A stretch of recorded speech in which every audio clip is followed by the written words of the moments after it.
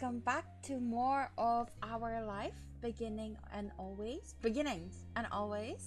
It's been a while. It's been like almost a week after we've continued this, and I don't really remember where I left it. Ah, I left it in step two. Okay, yeah. And we're gonna be doing the dinner and road trip. Okay. I remember now. It's cool. Sunlight shone through the windows as you sat in your living room, your home phone pressed to your ear. Cove was at the other end. I had been shaping up to to be an ordinary day, like any other, until Cove had called unexpectedly. He sounded unusually nervous greeting you. You listened silently as he kept talking, his words stilted. So I was just wondering, do you want to come over to my house for dinner tonight? The question came out strangely, almost as like he had rehearsed it a few times beforehand. Baby! Your eyes widened a little. You hadn't expected this to be the reason behind the call. Yeah, I'll go. Oh wait, I'll keep listening. I want to see what else he says. Cove continued. His next words sounded rehearsed too, and tinged with nervousness. My mom and dad, they really want you to be there. If your parents don't have a problem with it, they asked me to ask you. You took a moment to think. Dinner at home would be quiet and uneventful today. If you really wanted to, you could go to Cove's instead. Cove spoke up again, breaking your thought train. His voice was softer than before. Also, I want you to be there too. Aw, baby! Stop. Can you? Come over, I mean. I'm gonna bully him a little bit, sorry. And yeah, I'm gonna bully him a little bit and say, why am I the only one invited? Or did you mean the whole family? The decision wouldn't be up to you if he wanted your entire family to attend. You'd have to ask your moms if they could make time in that case. Mom and dad only mentioned you. This whole dinner thing is their idea. Okay, so he's not gonna blush about it. You purse your lips, contemplating your answer. I don't care if he's not gonna blush. Yeah, I can come. Thanks, Vere. I'll let them know when I can. He sounded noticeably relieved by your response. Was you coming over for your dinner today that serious?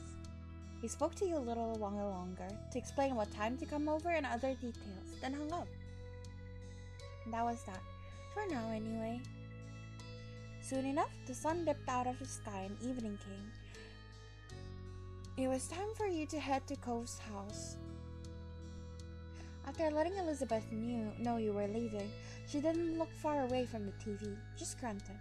You made the small journey across the street. You knocked a couple times on the heavy door to their condo. As you waited for an answer, you found yourself contemplating being a guest while both of Cove's parents were there. The idea made you curious, I think. You wondered why they decided to invite you out of the blue. Maybe you'd find out later tonight? You didn't get too much time with your thoughts, though. The door opened soon enough. Cove's mom, Kira, stood in the frame, smiling warmly at you. Come on. Hey Vera, welcome. Please, come on in. She opened the door wider and moved to make room. You stepped aside, allowing her to shut it behind you. Thanks so much for coming over. I know it was kind of last second. Thank you for having me. Of course. Just make yourself at home. It's not my home, but I've been given permission to say that. Hi Vera, welcome to our humble abode. His hair is so pretty. I'm dead. You jerked your head towards the sound of Mr. Holden's voice. He waved at you briefly from the kitchen, with his back turned and a large spoon in hand. Hope you're hungry, because I'm whipping up a lot of tasty stuff. True to his word, you heard something sizzling in the stove. You closed your eyes and inhaled. It smelled spicy and savory. That sounds good. With Mr. Holden busy and Cove nowhere to be seen, it was just you and Kira. She gave you a wry smile. He sure is. Well, I've been barred from cooking the entire time I'm staying here. Can you believe that? She nudged you with an elbow. Mr. Holden scoffed good-naturedly, then spoke from over his shoulder. It's Mommy, yes it is! You're on vacation, Kira. You need to accept that already. She yelled back, amusement obvious on her face and in her tone. People still cook while they're on vacation. Everyone's gotta eat. I want to date mommy so bad. I don't think it would be okay if we date the mom of the guy we're supposed to date. It's not good. It's not like I'm some celebrity who can go out for every meal or hire a private chef. Sorry. Well, in this house, you're a VIP. Kira smiled and shook her head quietly. Then she turned to face you once more. Well, Sorry about that, Vere. Here I was, trying to strike up a conversation with you, and Cliff just had to butt in. I don't butt in! She eyed him, chuckling in disbelief.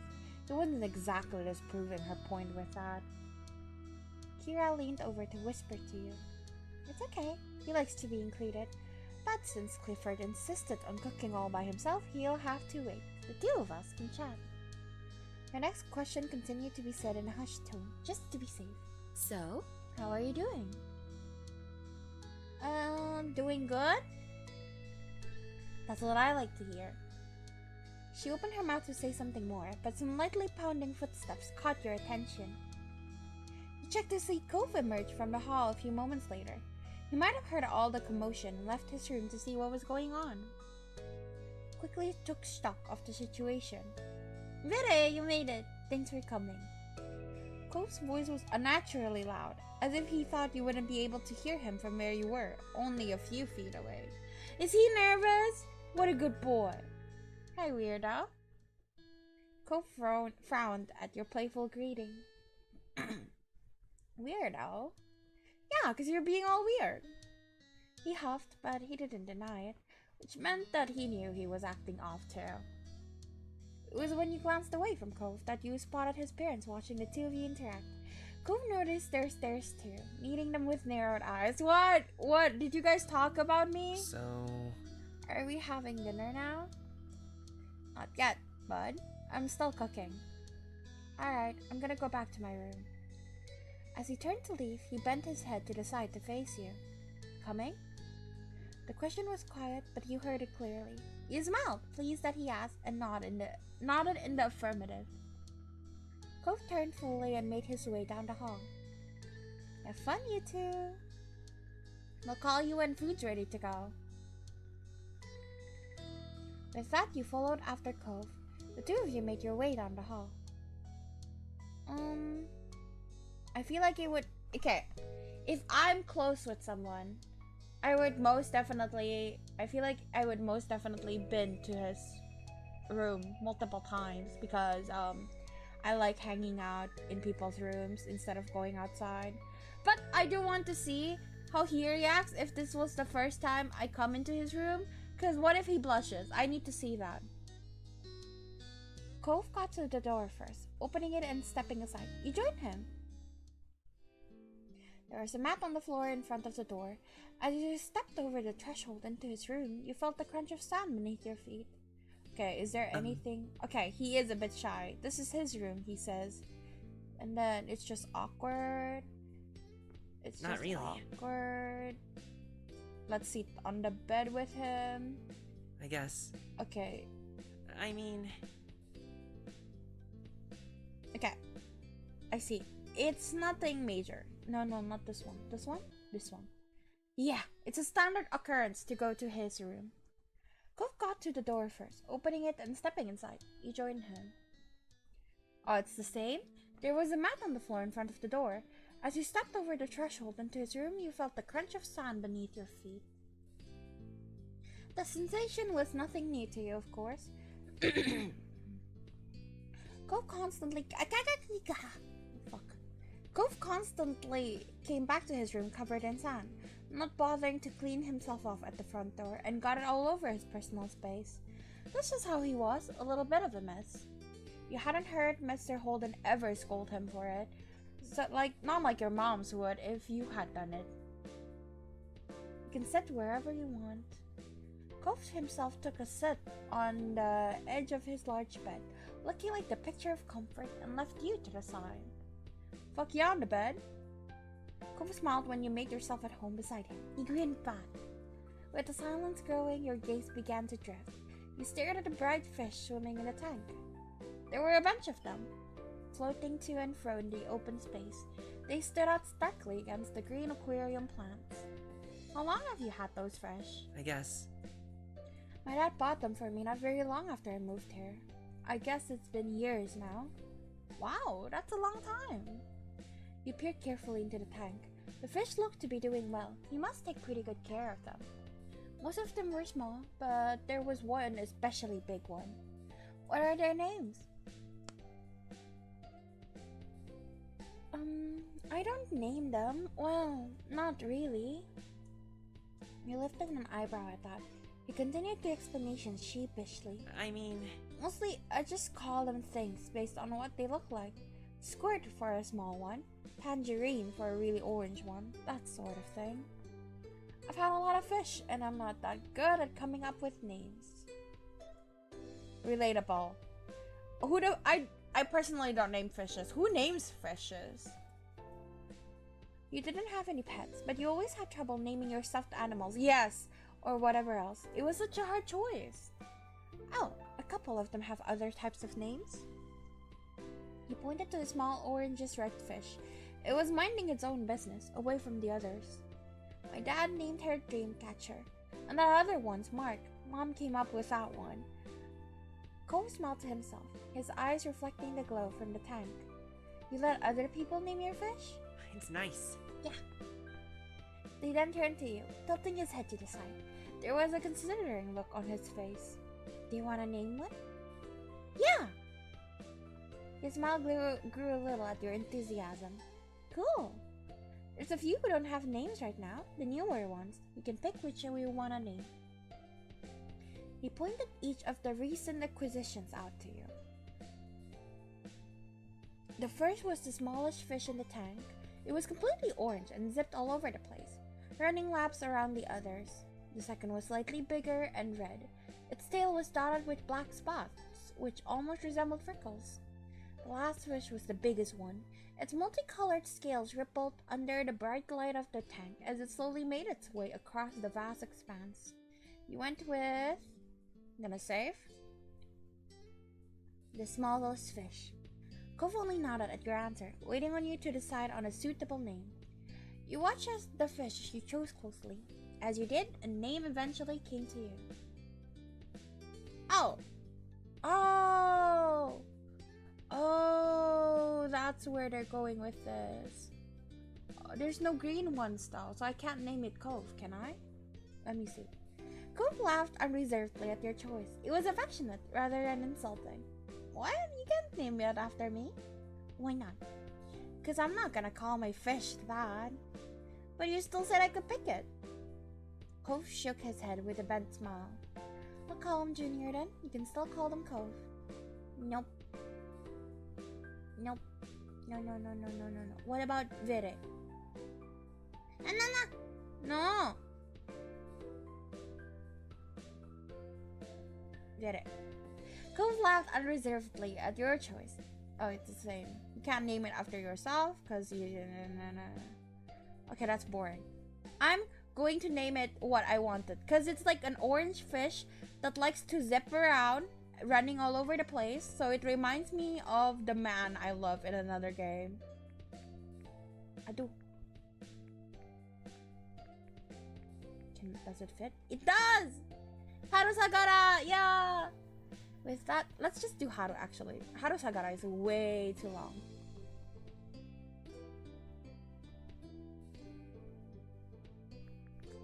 Haru. Yeah! Haru! With that, his attention moved from you to the tank. He peered fondly at it and its inhabitants. He smiled proudly at Haru as it swam through the tendrils of the plants, disappearing then reappearing soon after. You know, I'm not allowed to have pets in my house, not even fish. The corners of Cove's lips turned down at that. That doesn't sound fair. It's not like fish would make a mess of your house or anything. You just gotta take care of their tank and feed them and they'll be okay. Right? My moms can be strict over the weirdest things sometimes. They trust Elizabeth and me to go around the neighborhood alone, but they wouldn't let us have a pet? It doesn't make sense. Maybe when you're older, they'll let you? I don't know, they seem pretty against it. Current conversation brought to mind a memory from years ago. You launched into it without any warning, earning you a brief, confused look from Cove. One time, Elizabeth, came back from playing at the beach and just shut herself in her room. She only came down for food, and then she ran back upstairs straight after. It was kind of weird. My mom didn't think much of it at first, though. But then, that night, Ma went to her room to say goodnight and started screaming. Mom and I ran over to see what happened. Lizzie had this huge lizard in her arms.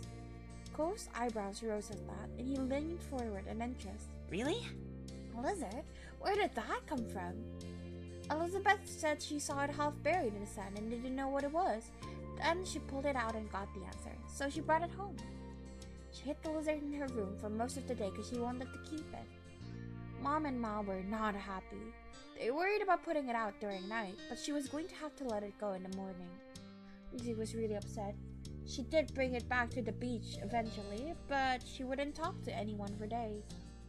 When she did get over it, it was almost like it never happened. I laughed thinking back to that time. Elizabeth had always been stubborn, but when she was younger, she forgot her grudges quickly. Now it wasn't so easy. Cole had been quiet for most of the story, apart from the reveal of the lizard. He had a thoughtful look on his face. I can't even imagine what it'd be like having a sibling. It sucks. I don't like having siblings. Gave a serious thought to his statement before he told him, okay, that's unfair, cause Elizabeth is pretty chill. Okay, that's unfair. Elizabeth is alright.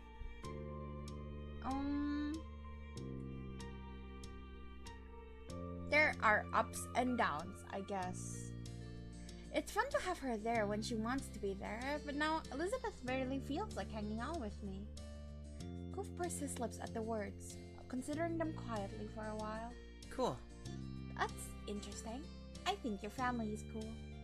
He didn't have much else to say, though, while on the topic of your family, you considered your relationships with your moms too. Got along with them? Had disagreements with them, but at the end of the day, you loved them and they loved you. That's what really mattered. Well, say what you want about them, but at least your mom's never tried to pay someone to be your friend. She's gonna keep that grudge forever. The thought prompted you to look over at Cove. You probably still didn't know that happened. You doubted that Mr. Holden mentioned it, and you never had. You wondered if you should tell him. It was a long time ago, but you were keeping a secret from Cove. That is not good, yes.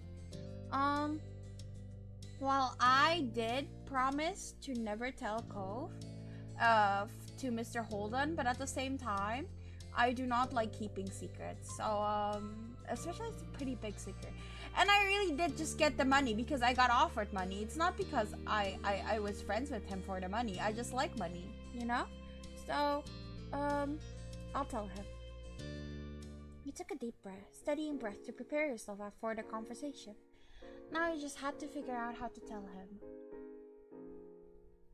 You wanna know something crazy? Cove raised an inquisitive eyebrow with your casual tone. He turned to give you his full attention. Maybe? Like what? You stared into his bright ocean eyes. You told him the truth. Basically, back when you moved here, the first time I met your dad, he offered me money to be friends with you. $20. It was pretty ridiculous. He laughed like, oh fuck, no, he's not laughing! Bro, I just want to tell you one of these days. Like, he laughed lightly at the memory of it, though it trailed off oddly when you realized Cove wasn't laughing with you. Cove sat still. Uncharacteristically, there was an unreadable expression on his face. His eyes seemed to look through you, and you didn't know what to do next. Oh, fuck. Come on, man. I just want to tell him. When can I tell him? Then, without saying a word, Cove stood up from his bed, and in a single motion, he just bolted right out of the room. For a moment, you didn't move a muscle. You were in shock. This was... Oh no. Your senses quickly came back. You shot out into the hall after him. Cove! There was no response to your call. You could see Cove down the way. He had already sprinted back to the living room. His arms were stuck at his sides with hands tightly balled into fists. He might not have been facing you. Ah, yikes. But you didn't need to see his face to know how he felt. Cove was furious.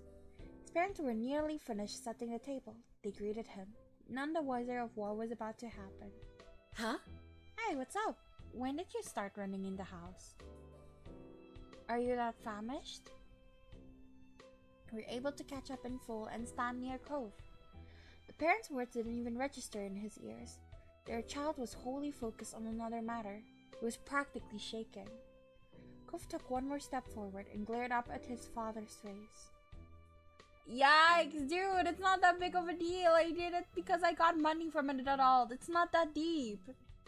You paid Vera to be friends with me? Mr. Holden froze. He looked like a helpless deer caught in the headlights. Seriously? Oh my god. Is it that bad? Is it really that bad? Clifford, are you serious? Yes, Madness, your fake news emote is wonderful. He whipped his head towards Kira, his eyes wide and blinking rapidly. It was only one time! The admonition elicited an aghast expression from his ex-wife. Mr. Holden raised his hands up to gesture defensively. It seemed like a good idea when it happened. She covered her eyes with one hand. It was clear that her patience was frayed, but she was not so shocked anymore. Wait, how can you make it big like that? Wait, that's so cool. I didn't know that's a thing. Mr. Holden bowed his head, rubbing the back of his neck guiltily. The fact that she accepted this as something he would do so easily seemed to be the most crushing part. The Cove just stood there, fuming silently during their little aside. Their little aside? His eyebrows furrowed painfully and his eyes trembled.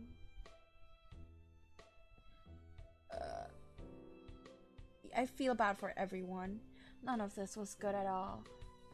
It was terrible.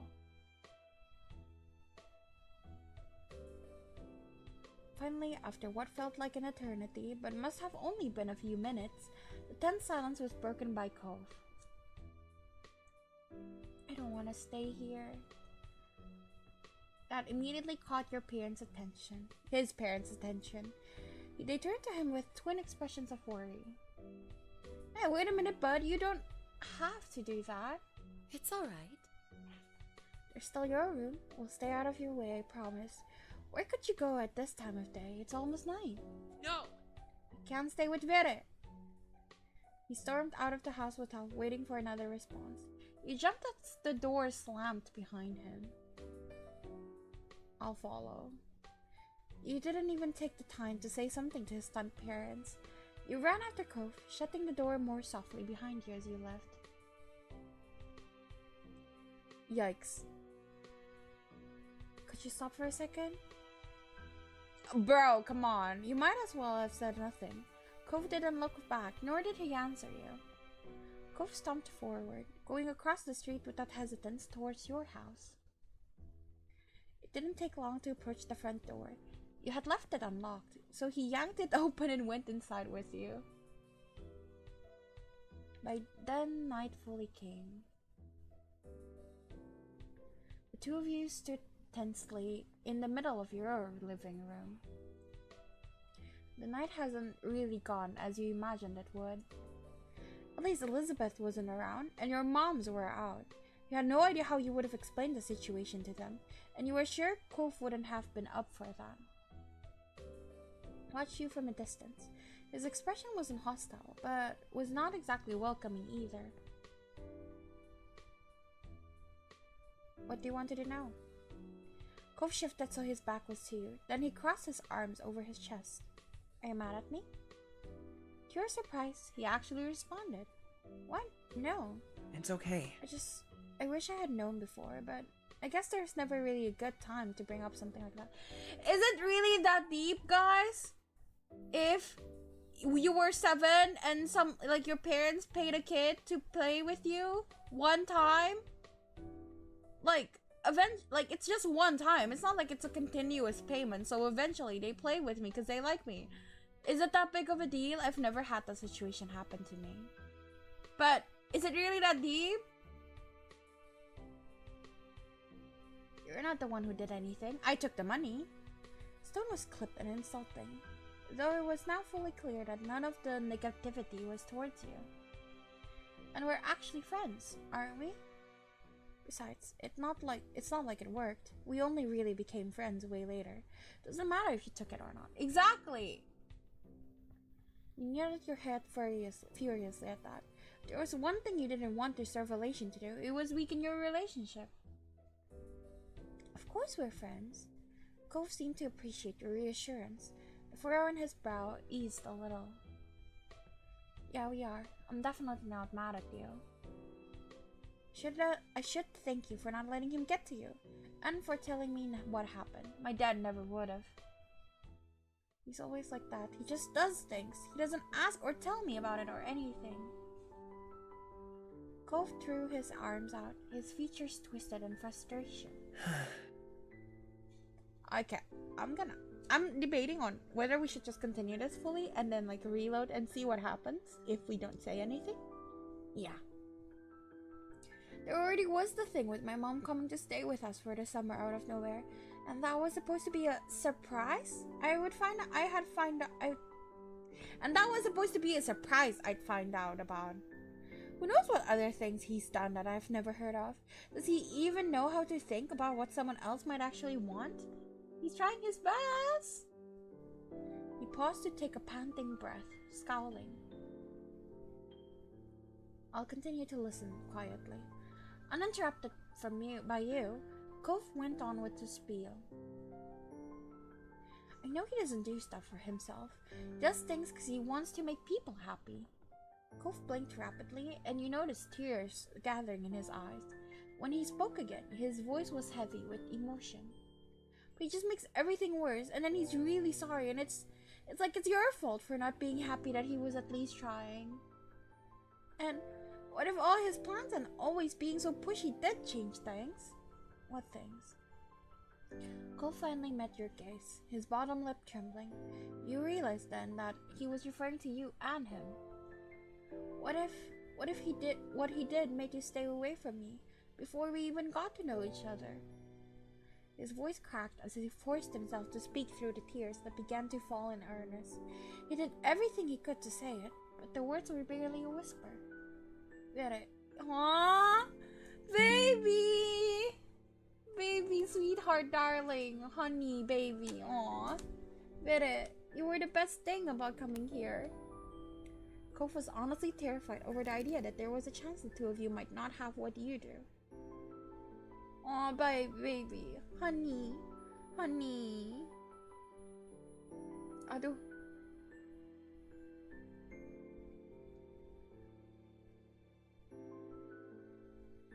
I'm gonna hug him.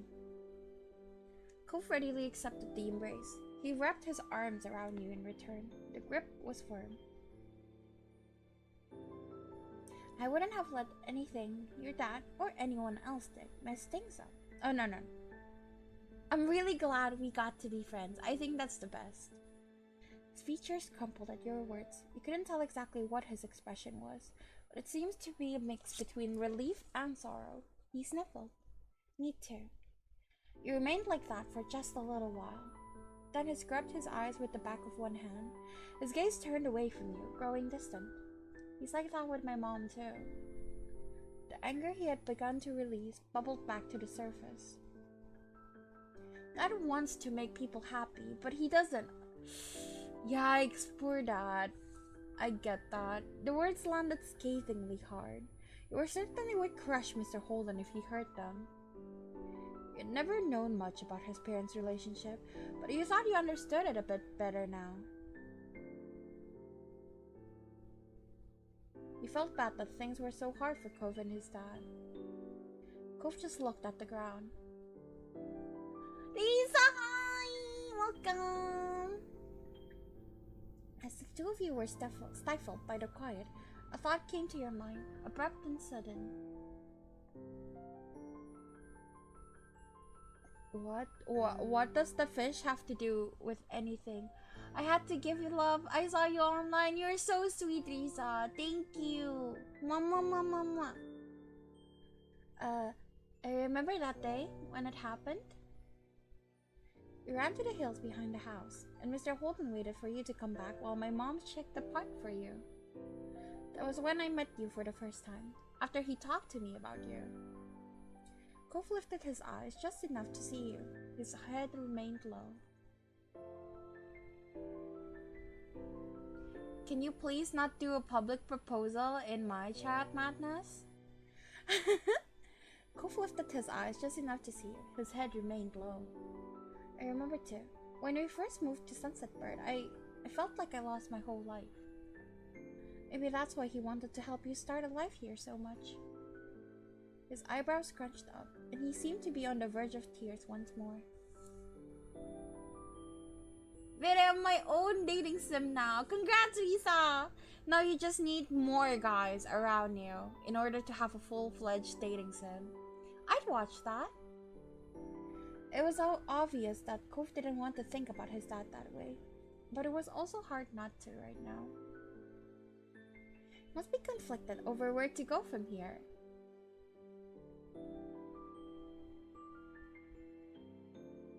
Honestly, you guys really need to learn how to communicate. Oh, Sky, Madness, and the Shy One.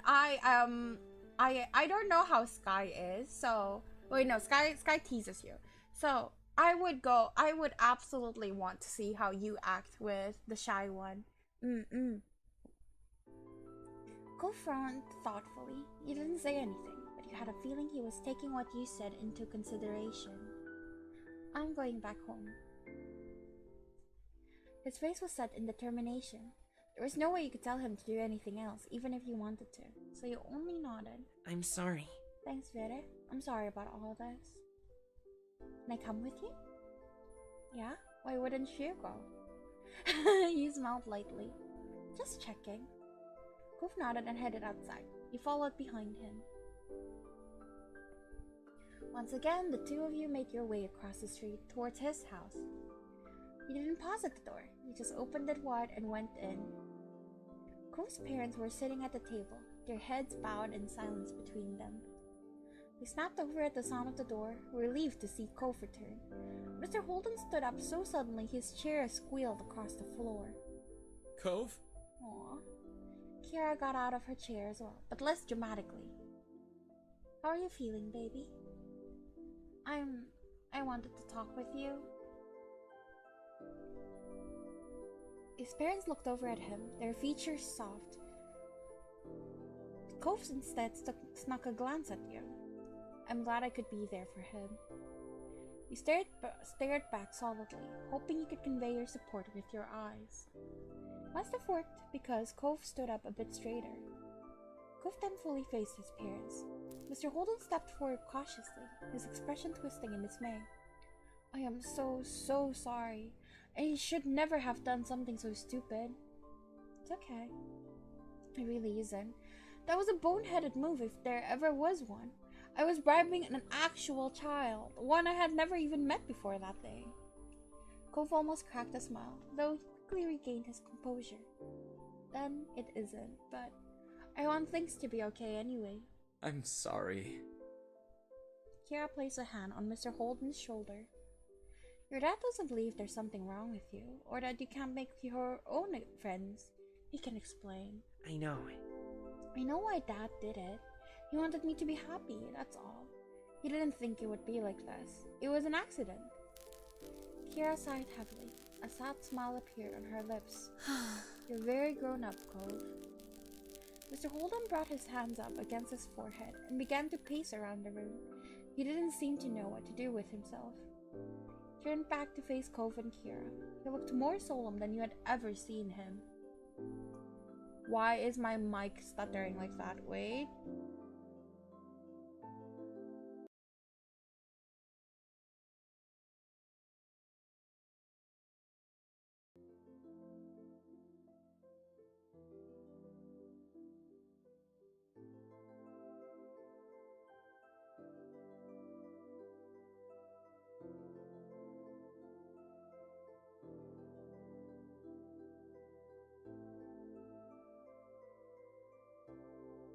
Hopefully it's okay now, please. Please behave, my mic. I'm not going to do it again. I haven't done it again. Haven't tried bribing more people, or haven't continued to step over a line without registering it. Yikes! Both! He let out a heavy breath before shrinking down a little. It was impressive because he's pretty tall. I'm trying. I don't know, but I don't think so. Cove's throat bobbed as he swallowed thickly. My ROG fell. It looked like he was trying to gather all his courage. When he spoke up, his voice was small but firm. You invited Mom here. His dad's eyes widened. Cove was ready to have a talk he had put off before. Good boy, I'm so proud of you! You didn't ask me if I wanted things to be like this, with both of you together again for just a little while. Mr. Holden's hand slowly returned to his forehead. He was stunned, as if someone had just hit him. I did it again, and I didn't even notice.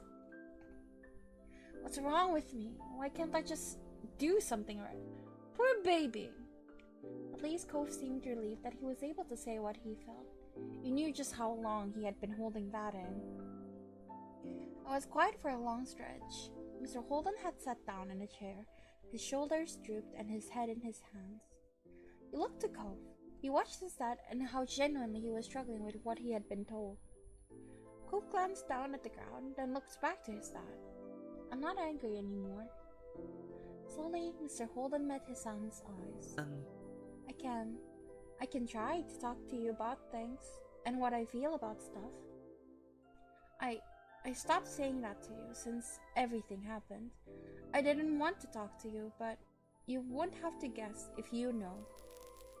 Mr. Holden broke eye contact at that, shaking his head. God. My child shouldn't have to take care of me.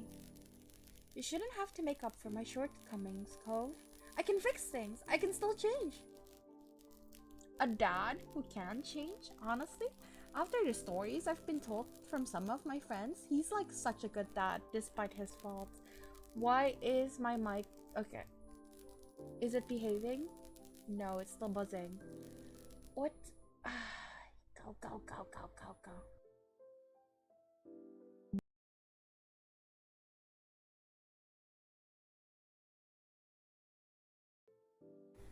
Hopefully it's good now.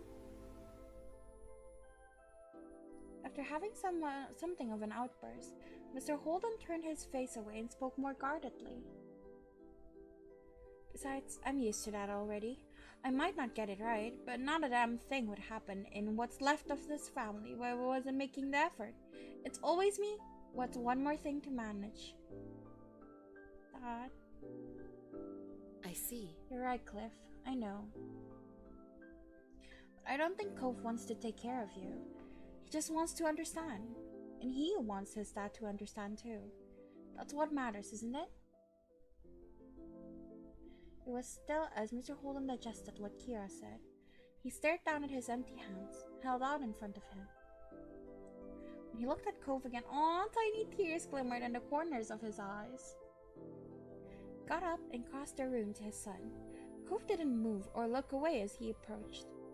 Mr. Holden set his hands on Cove's shoulders, the touch firm, furrowed his brows. Oh, I just realized Cove has like that wound thing from when he broke his arm. That's pretty cool. Bud, you and I are going to talk about every single thought that ever popped into our heads. For the rest of your life. He shook Cove forward and back a bit. Tears slipped down Cove's cheeks, but he was smiling. What? No, I don't want that. Aw, that's so cute. I love how they wrote that. Aw. Mr. Holden began to smile too. It trembled at the corners, but it was genuine. I'm afraid it's the only way. Kira chuckled, even as she blinked away her own tears. Mr. Holden turned towards her.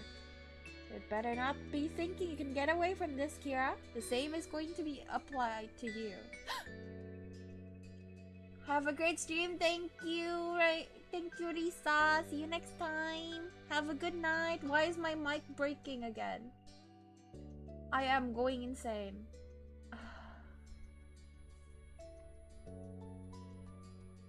Wait, let me try fixing it again. Unless it's okay? No, it's okay. It's okay. Okay. You can't! You let. Nope, it's not okay. Fuck me.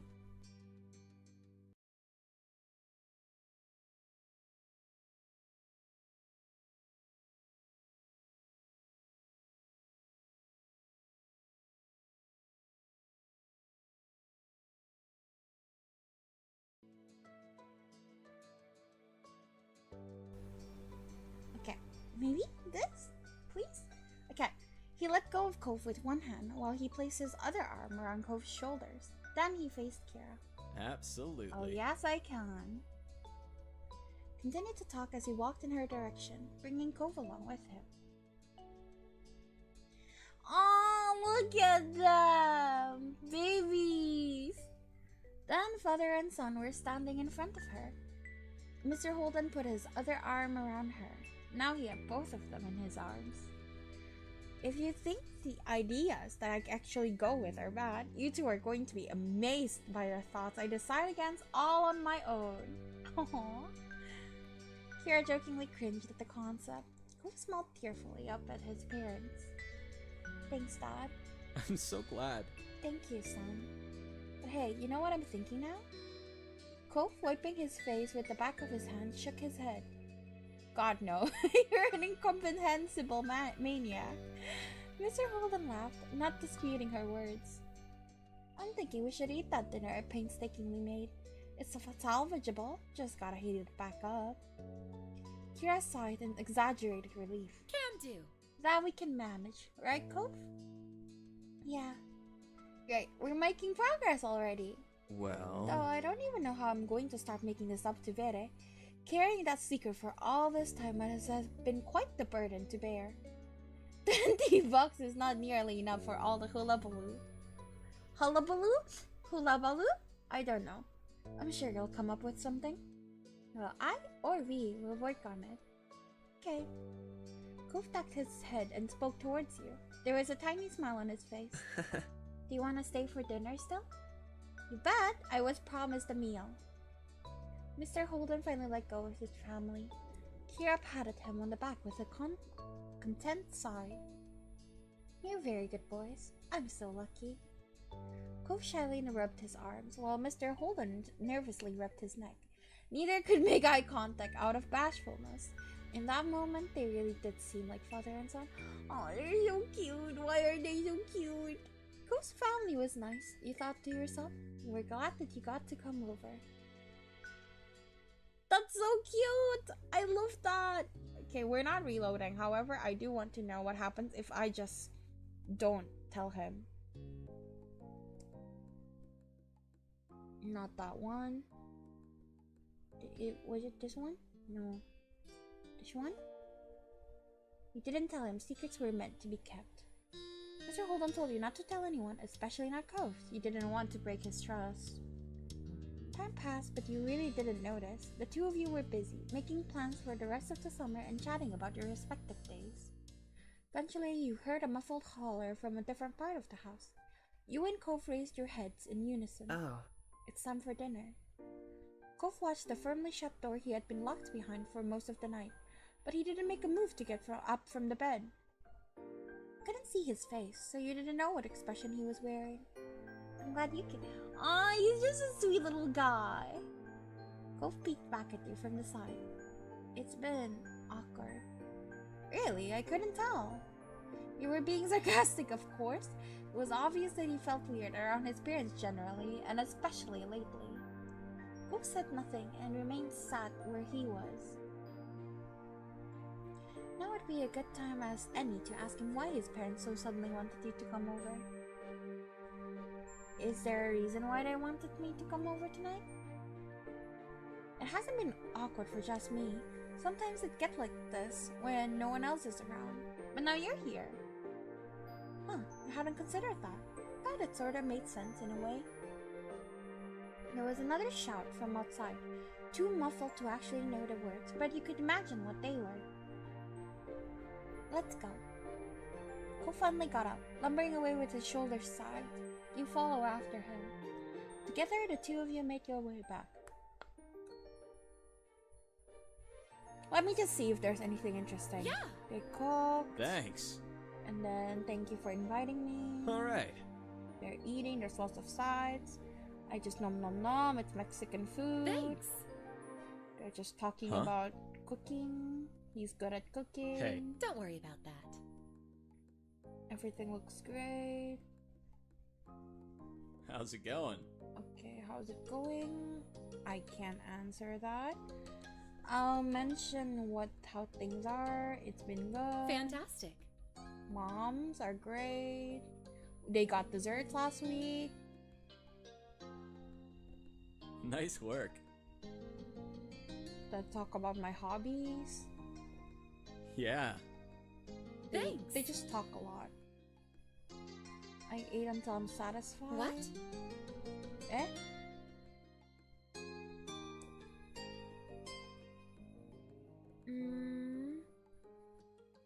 Okay, so yeah. This is our first time having dinner at their place. I mean... Oh my god. Would it be alright for Vera to stay over, like, for the night? He shot you a shy glance then, smiling a little. If you're cool with that. Mr. Holden's shoulders stiffened. He sat up straighter, eyes darting back and forth between you and Cove. His mouth opened, but not a peep came out. You had never seen Cove's dad say no to him before, but this was different than the usual request. It wasn't so simple, and Mr. Holden was lost. Then Cove's mom reached out and took a hold of his shirt collar. She pulled him closer. She glanced at you before leaning in and bringing a hand up in front of their faces. The two adults whispered seriously to each other. Cove's eyes opened wider. He leaned forward as if that would help him overhear his parents' conversations. Mr. Holden kept gesturing with his hand, while Kira made sure he didn't get too far away with all his movements. Every now and then, both of them would watch you and Cove out of the corner of their eyes. It didn't seem like they were fighting to you. They looked more kind of like a tiny sport team having a private huddle. After a bit, they broke the group up. They moved back to sit properly in their chairs. You snuck a look at Cove. He stared at them expectantly. You were eager to hear their verdict too. We, Kira and I, think that should be fine, but... He lifted a finger dramatically, his brows raising as he met Cove's gaze and then your own. We'll have to talk with Vera's parents to make sure they'd be comfortable with it. If they are, we can arrange for a sleepover to happen on a different night when everyone is more prepared.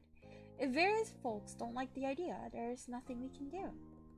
He finished the mini speech with a wide shrug, using his full arms. He also checked out Kira from the corner of his eye and gave her a crooked smile. She nodded approvingly and grinned back. He thought you saw her give him a thumbs up, but her hand was partially blocked by the table. They looked so pleased with themselves over the answer, but they just passed the actual decision on whether it was alright or not to someone else, namely your parents. If this was a sports game, they would have punted the ball away. Cove hung his head, deflated. He had been hoping you could stay over today, not some hypothetical time in the future. I'm going to be funny, and I will be saying that you can sneak over to my room again. Cove's eyes sparkled at the suggestion. You wouldn't be surprised. Ga ga ga ga ga. You wouldn't be surprised to have him knocking on your window sometime, though he likely still would without the invite. With that, dinner finally came to an end. Mr. Holden stood up from the table and began collecting the plates, and Cove helped out. And Kira is not good at cooking, apparently. I'm just waiting on the couch. And then we're playing cards. Great. Excited. Let's just be nice. And then... Cove doesn't keep his wallet in with him. Betting? Eh? No. What? You guys use real money? Even when you're only playing card games with each other? Yeah. $5 per round per person, winner takes all? Family of gamblers! Go big or go home. Wow. Wow. No worries. That's crazy. That's Good crazy. kid. Oh, and Cove offered to pay Do you for mind? us. I'm gonna take all the money. I've never gambled. I'm always like a goody two shoes. Like, what? We're spending $1 just for fun to play poker? No, that's not good. We shouldn't gamble. I have a stick up my ass when I was a kid. I won.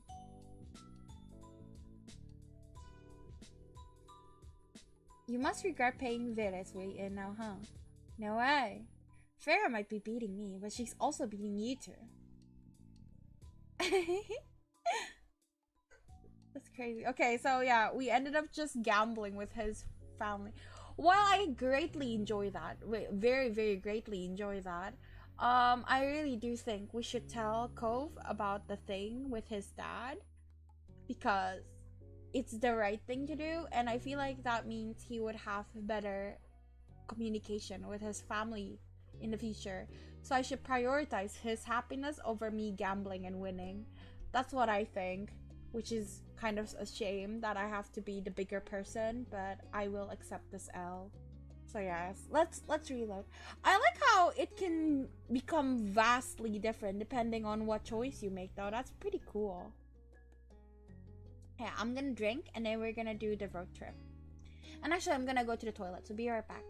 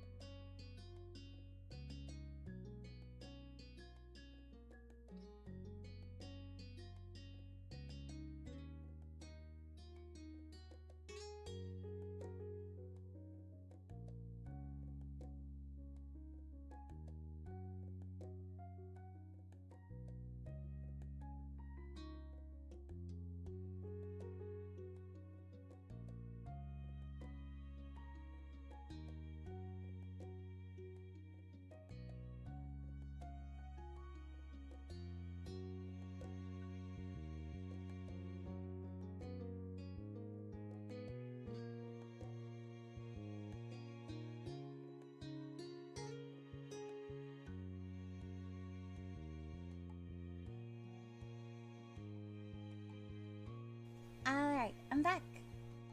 Road trip. Even though you were awake, the sun had barely peeked its head above the horizon, and the sky above was still dark, though lightening by the minute. Usually you wouldn't be up so early, especially during summer vacation, but today was different. Today, instead of the lazy days you were used to, everything around you was a flurry of activity as both your family and Cove prepared for what lay ahead.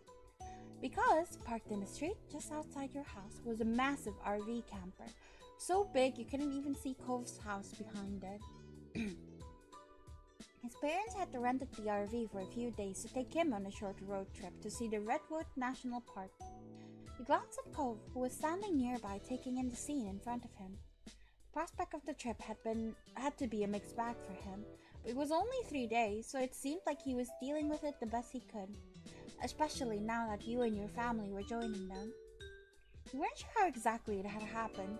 You knew your parents and Cove spoke to each other often, and somewhere along the way plans were made after Cliff offered to share the space. parents all thought it was a fantastic idea. I'd already gotten a good look inside while helping to load everything in. I had to admit that while it was a really big car, fitting that many people inside was going to be snug. Let's go. Move it or lose it, kiddo. Mom bustled past with a cooler in one hand and a large bottle of water under the other. She was upbeat for this early in the morning. Ma, however, seemed to be on the other side of the wavelength. She followed behind her wife, dragging her feet on every step. This is me. I'm gonna need a whole jug of coffee once we hit the road. Could relate to Ma. It was way too early. You yawned and rubbed at your eyes, still sleepy from the early morning wake-up call. The air outside was still damp from dew, and that helped make you a bit more alert. And then, at the end of the chain, came your sister. She had a bone to pick before the trip officially started. The rattling of critiques added some level of normalcy to everything new going on. I don't get why I can't sleep in the bed tonight. Where is the youngest? And I'll never fall asleep in that loft. We're trying to make things fair for everyone. If you want to play the older card, you should be offering to take the loft both nights. It's important for big siblings to make sacrifices for their younger ones. Elizabeth huffed, not happy with that answer in the slightest, and folded her arms, leaning back against the side of the RV. The trip plans had been nailed down prior. The sleeping arrangements included. Elizabeth still held on to her objections with them. There was a main area of the RV with a couch, loft, and some floor space. At the end of the car was a room with a large bed. Your moms were sharing the bed, Kira was on the couch, and father and son intended to sleep on the floor. I would have just slept on the floor. Floor is nice. The adults determined you and Elizabeth would switch between a small loft above the driver's seat and sharing the bed with the moms. I feel that was the first thing I thought. Like, I thought it was unfair that Cove and his dad had to sleep on the floor when they're the ones paying for the RV, you know? I thought it was unfair that Cove has to sleep on the floor. After all, it was supposed to be a trip for him and his family before yours ended up coming along too. No, he had been kicked out of every bed-like space and put on the floor. That was what I was thinking. There had to be another way to organize his things so it was better for him. I doubt they'd let me share the sleeping space, though I want to see their reaction. I was thinking like sleep somewhere else, but I want to see their reaction if I say, hey, what if we sleep together? Cove and I could share the loft when I'm up there. I don't mind making room for him. You took a glance over at Cove. It would be fun to have a little sleepover, just the two of you. No. That loft is too tiny for two people, even if those people are teens. The last thing we need is one of you rolling off and crushing poor Cliff beneath you, who will take over his driving shifts. The three other parents all laughed at your mom's joke. Cove simply shrugged with a relaxed smile, and you sighed as you were forced to admit defeat. Okay, what if I say I'll sleep somewhere else? I could sleep on the floor or wherever for one night, so Cove could have a turn on the loft instead. You announced your idea to the group, and everyone paused from what they were doing to consider it. Cove was clearly taken aback. No. Thank you. Cove was taken aback by the consideration, like he hadn't thought about how he had clearly gotten the short end of the stick. There's no way you'd be sleeping in the back while I'm with moms. There's barely enough room for three. We can't add a fourth.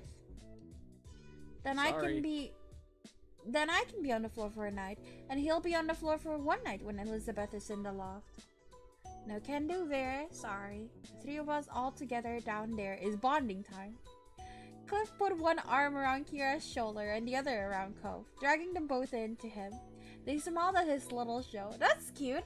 I wonder if that reaction would be different if I didn't help them talk things over with his family. That's interesting. Can I? Can I check? I can check. This is my game. It's up to me. Is it this one? No, it's not this one. It is this one. And then let's skip. Great. Skip. No worries. skip. Do you mind? Skip. Really good. And then skip. Could relate to mom. Skip. This one. No, no, no. Oh no, not that one. Oh no, I have to do it again. Fuck, very stupid. Again. This time, I'll make sure to think before I do things. No worries. Yeah. Do you mind? Join. Good. And then skip. Relate. Feel bad. Okay, let's save over this just in case. And then I'll suggest sharing it. No, no, no. It's not that one. Keep forgetting. Asleep somewhere else. Sorry. Okay, so it's the same. Oh, it is the same. Aw, that's a shame. I really thought my choices did something there. Cove and his mom both shook their heads at Mr. Holden, and you had to agree that it was a pretty weak excuse. As far as excuses go, they were just being hospitable to your family. Don't worry about Thanks, it. Vera. It's alright. I can take the floor for 2 nights. And that settled the matter for good. Alright, you lot. Does everyone have everything they need? We're heading out in 5 minutes. Now's the time to double check. You don't want to forget something important. At the word, Elizabeth yelped and dashed back into the house, her bedhead hair bouncing behind her as she went. Ma came over and gave you a smile, settling her hand on her hips. How about you, Vere? Do you have all your clothes packed? Toiletries, deodorant, floss, anything else you can think of? I always forget towels. It's annoying. I'll just say I'll have to run back inside for something just to make it so that it's like me in real life. Sprinting up the stairs to the bathroom, you grabbed your toothbrush from beside the sink before heading back down. You were glad you were reminded to grab it after having left it out to use this morning. It would have been embarrassing if you couldn't brush your teeth for the next few days. Your ma was still there, waiting with a knowing expression as you walked out again. Got everything now? Yeah. With a few minutes left to spare before leaving, you mentally went over what you had packed for the trip. Clothes, a pillow and a blanket, usual day-to-day gear for most people. You also had more personal things, such as... gaming... Okay. Gaming consoles, stuffed animals, or headphones? Headphones. I do not want to leave the house without headphones. With so much time going to be spent driving in a car, you wanted to make sure you'd be able to have some music to put on. Gaming console? The drive to the Redwood National Park would take an entire day one away, so you wanted to make sure you had a way to entertain yourself while traveling there and back. And then... let's bring the stuffed animal. Without fail, it always made you feel more comfortable whenever you went somewhere new.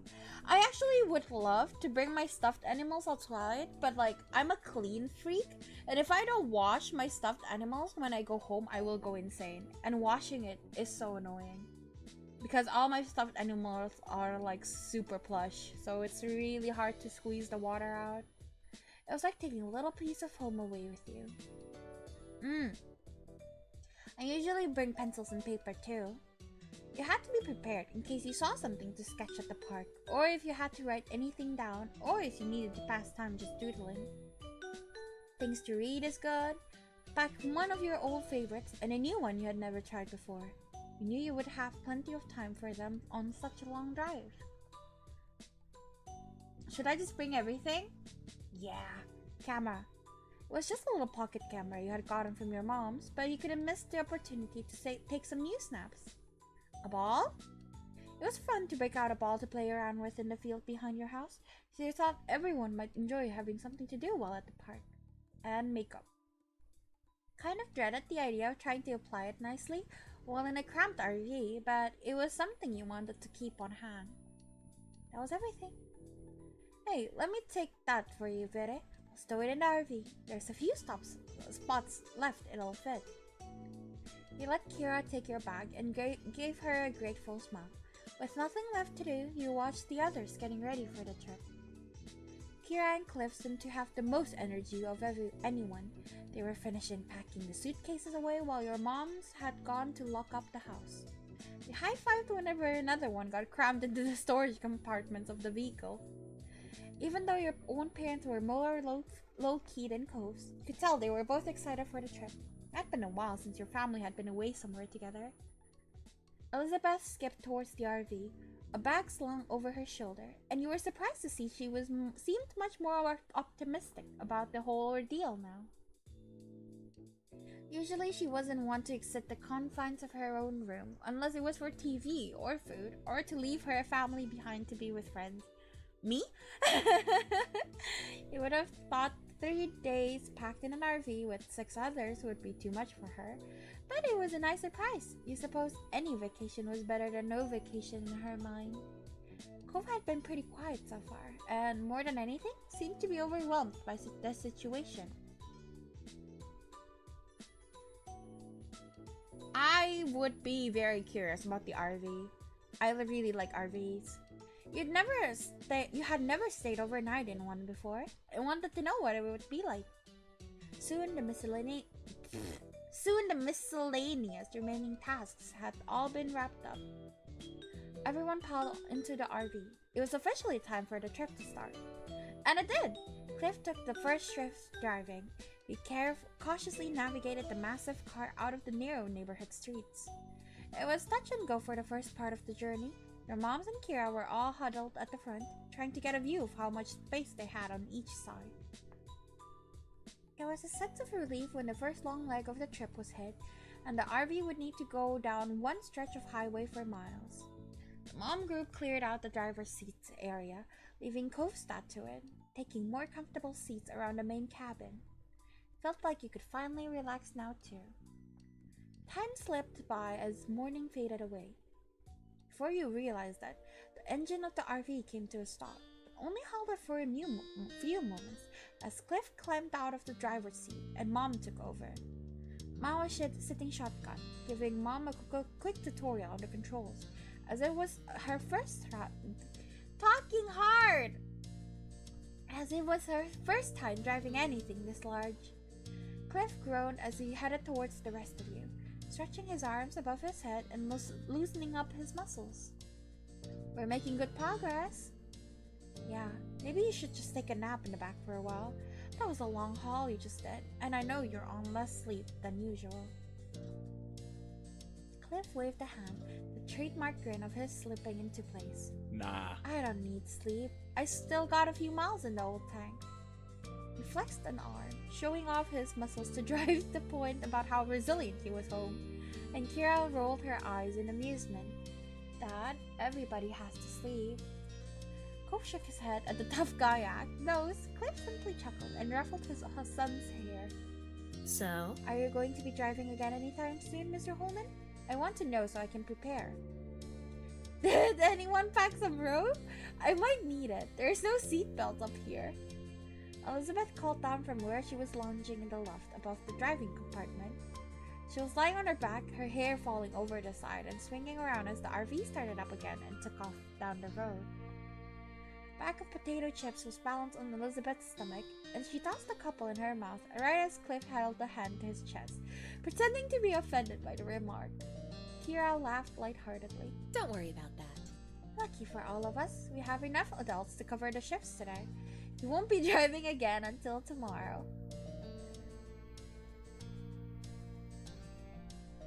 I wanna bully him. I'm sorry, but he's so bullyable. You can't just not bully him. Just enough time to write up my last will and testament. Not you too! The rest of the group laughed while Cliff pouted, and you gave him an apologetic shrug. Mom then shouted back in her seat to join in the conversation, a playful smile tilting her lips. What I'm more worried about is this old monster getting us there and back again before falling apart. It looked as though it was built in the early 90s. It must be older than some of the occupants. That's just the aesthetics of the decor. It's not that old, I think. Did you ask what year the model was before you rented it? Kira wrinkled her nose in thought. Hey! Yes, I did! I just can't remember what the answer was. Cliff chuckled at her, while the rest of you let out a collective sigh. The RV lurched a little as it picked up speed, and you held onto the ladder to the loft to keep your balance. You felt something graze the top of your head before a weight settled on your black hair. When you tilted your chin up carefully to look, you heard the rustling of the bag of chips and realized Elizabeth had rested the end of it on your head. What? She gestured to the opening, silently offering to share her snack. How kind. I'll take some. Reaching up, you scooped up some chips. After that, the weight of the packet left your skull. Happily munched away as the conversation continued on, and you got closer and closer to your destination. The day flew by, with the group of you chatting, playing games, and passing the time together, before finally arriving at the park and setting up for the night. Mel was closing the windows while everyone got ready for bed, saying goodnight to the others as she made her way to the back room. You had all had dinner together while still driving, and some hours after had arrived at your destination and found a spot to park in for the rest of your stay. Giving a look across the front of the RV, you noticed almost everyone there was already dozing off where they were, with Cove have completely fallen asleep curled in the passenger seat. He must have done so while Kira was driving in the last leg. They had decided not to disturb him. Kira herself was the only one up there who was still awake, flipping through a magazine next to a portable light from her spot on the couch. It seemed Mr. Holden needed to sleep despite his claims. You followed your moms into the back room and closed the door behind you before crawling onto the bed between them. It was a queen-size bed, so there was enough space for the three of you together without too much squishing. Good night. Get a good rest, Vere. We have a big day ahead of us tomorrow. That's fantastic. I'm looking forward to the bushwalking in the morning. It's been a long time since I was out in nature like this. There will be plenty for us to see. Stayed awake for a little while longer while your moms whispered about the parks and forests in general. With the sound of their voices in the background, eventually, you nodded off to sleep. Next morning, you were up bright and early, preparing for the day ahead. Usually on the first day of trips, I always just sleep. It was nothing compared to your bed at home, but at least you didn't have to sleep on the floor, so you couldn't complain too much. Ma whined a bit about the firmness of the mattress, but Mom had only encouraged her to enjoy the trip while she could. While looking for a spot to get ready, you had some trouble finding a space of your own as the others were doing the same thing. Cook was perched on top of the counter, brushing his hair and tucking up his legs every time someone wanted to move past. His parents were checking, double-checking, and triple-checking that you had everything, to the point where you had stopped listening to them all together. You knew you wouldn't be returning to the RV at all that day. By the look of the backpack that was packed up and ready to go, you doubted anything was missing from them. Didn't take much longer until you all exited the RV in a bustle and headed into the Redwood National Park.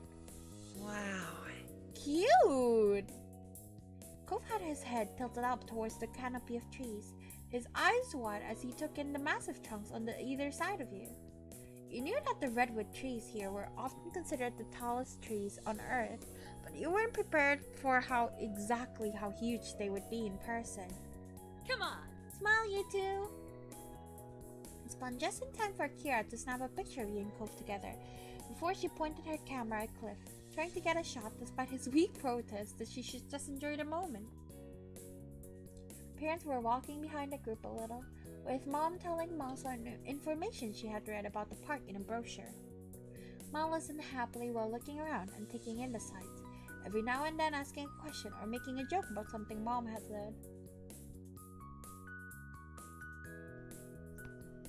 You smiled at them, thinking your mom must have read a lot of pamphlets to know so much about the park. Maybe you should come and work here as a tour guide if you know so much about the place. Elizabeth teased, earning a squeeze on the nose from your mom. She seemed to be enjoying herself, but you thought that it might just be because she was amused by everyone else's reactions.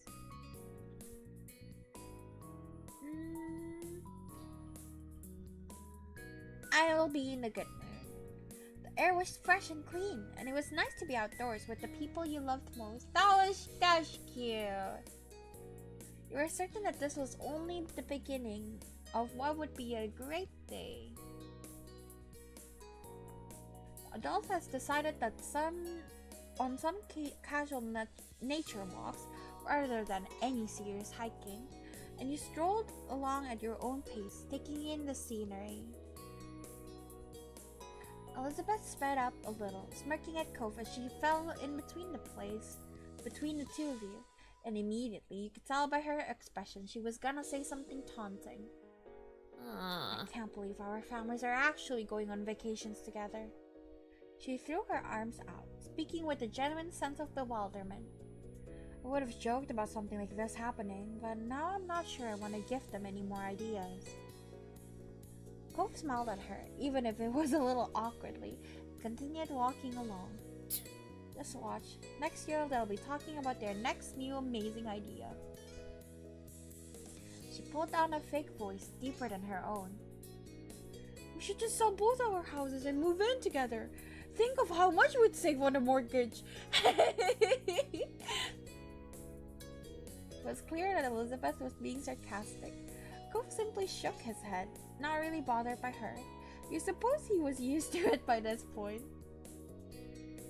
But seriously, they really do act like we're one single family, just because we live across the street from each other. Elizabeth both gave you and Cove a look, her eyes glinting with mischief as she leered at you. Yeah. Maybe one day we will be related, legally anyway. Ah, so cute! I would love that, yes. I feel like after this, in step 3, in adulthood, young adulthood, I would definitely have a crush on Cove. I think it's about time we have a crush on him. She said it as though she was some gossipy old lady. Maybe I guess you and me could get married, Elizabeth. Oh man. Good job, Cove. What? Me? Yeah, that way Vera would be my sister-in-law. That would be fun. Elizabeth stuck her tongue out at Cove, as if the very idea were ridiculous.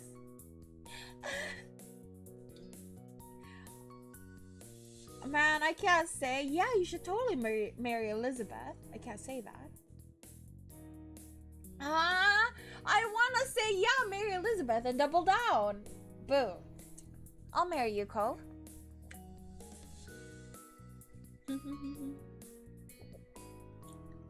We must unite our family ties to increase our pull in the community. I thought this was gonna be like a simp answer, but no, it's not. It's just funny.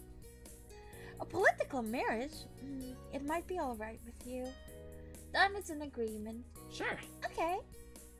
Elizabeth poked out her tongue at the both of you, giving you a sour look. She walked ahead, obviously not getting the responses she was looking for, and you and Cove swapped amused looks. They continued on with plenty to see and experience. You passed a few different activities that you would have liked to try out if you had the time, such as kayaking and rock climbing, but Ma had said that would have to wait for another trip. There was a little stream during the walk that you sat beside and set out a picnic for lunch, nibbling on a selection of fruits, sandwiches, and chips. Various birds flew by overhead, and you made a game out of guessing the species that were hanging out in the trees nearby. You even managed to get a couple of them right, including the kingfisher that grabbed half of Cliff's sandwich. Poor Cliff. I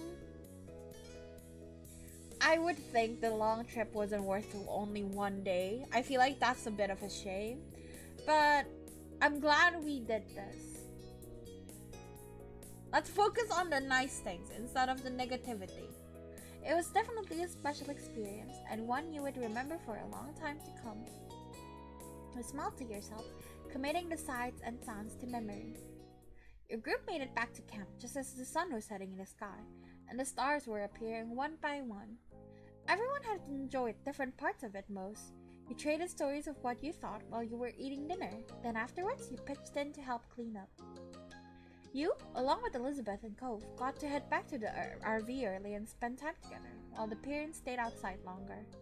It was nice to have the space to yourselves after the cramped journey there, and while Elizabeth had locked herself in the back room with her headphones, you and Cove were left in the main lounge area. Of course I want to hang out with Cove, he's my buddy! Well, let's take a load up, we've got some time. Took a seat on the sofa while Cove sat down on the other end, tapping his fingers against his knees. You know, I hardly ever see you wearing a jacket, especially in summer. I was thinking about that, like, is it not hot? Yeah. Oh yeah, I like wearing as few layers as possible. It's easier that way.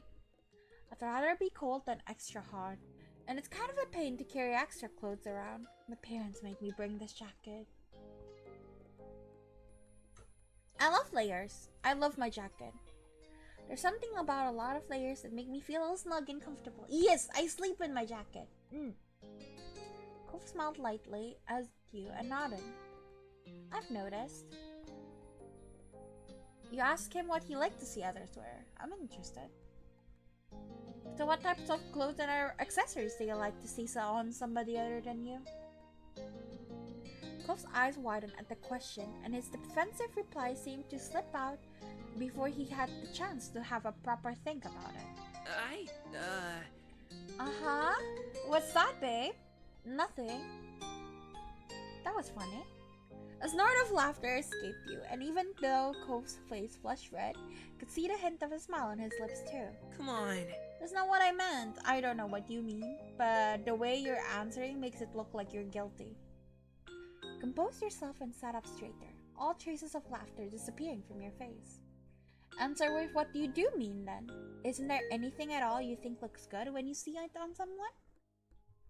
Cove mumbled under his breath, and you couldn't quite catch the words. He was having a difficult time with the subject.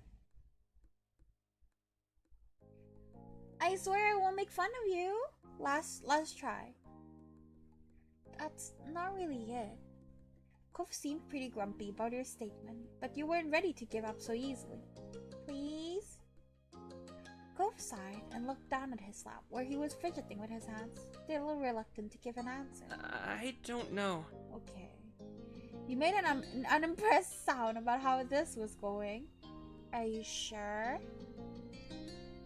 Oh, I like those too, but I don't have one, which is such a shame, but I love those.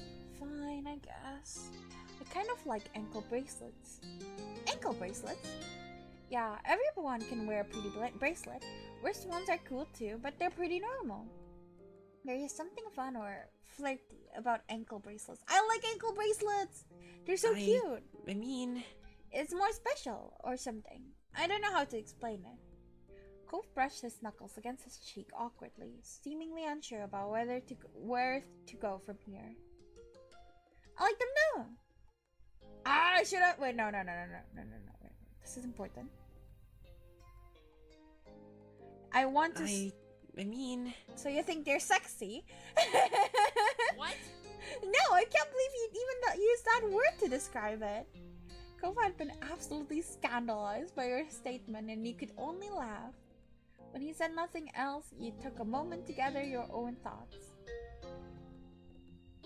Okay. Load. I swear I won't make fun of you. And then... I mean... I like them too.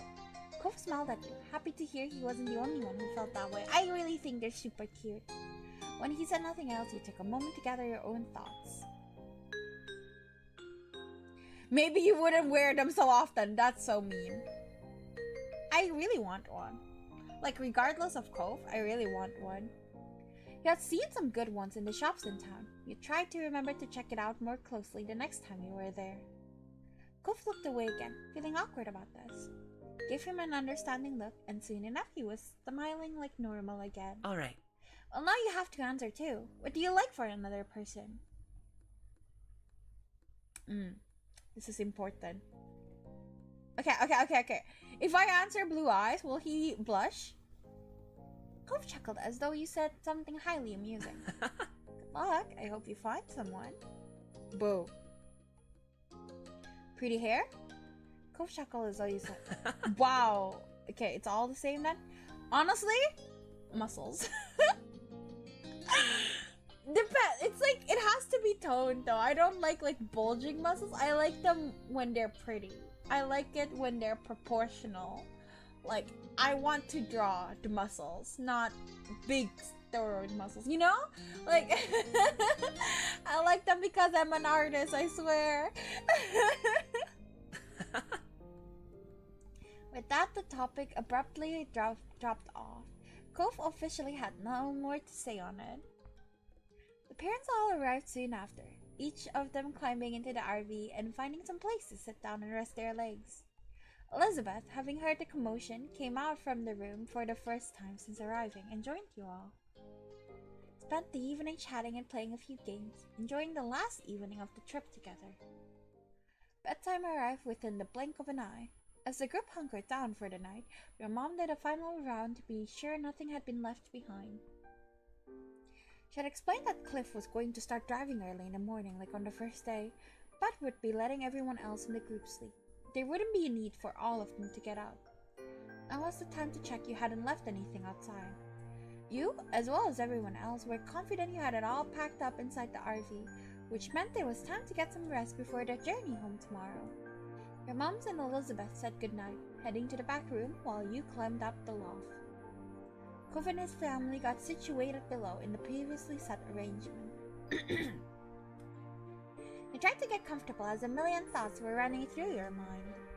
It was hard to believe that the trip was practically over, and before you knew it, you'd be back in your own bed at home. Yeah, I enjoyed it. It was short, that was for sure, but you got to see and do so much during your trip here. All in all, it was a nice break away from home. The minutes ticked by silently. It didn't take long for the soft snores of Cliff and Kira to drift up to you. They were asleep now. You wondered if Cove was still awake and decided to poke your head out from the loft to find out. You blinked through the dark. Looking down the hall, you noticed Cove laying on his back, his eyes staring straight up to the ceiling. Seafoam hair was spread out on his sleeping bag. It must have felt you watching him because suddenly his eyes locked on yours. It was difficult to see much in the dim light, but you could make out the crooked smile on his face well enough. That's cute! You grinned back at him. Cove shrugged under his bed while still smiling, or at least you thought he did. Come over, ooh!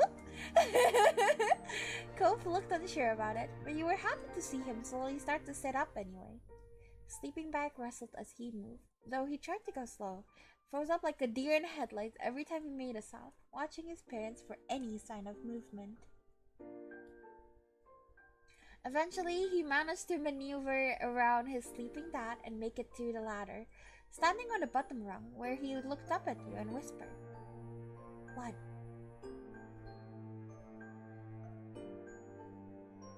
"Come over." "You want to come up?" His eyes widened just so. You could only tell because he had come to where you were. Cove glanced behind him quickly at his sleeping parents before turning back to you. "Okay."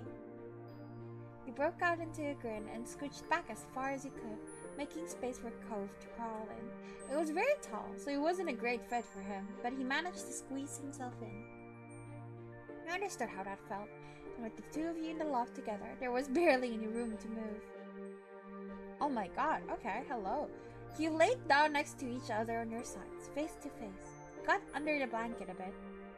One of his arms was nestled under his head for comfort. The other had nowhere to go and was rested alongside his chest on the floor of the loft. Cove spoke to you quietly.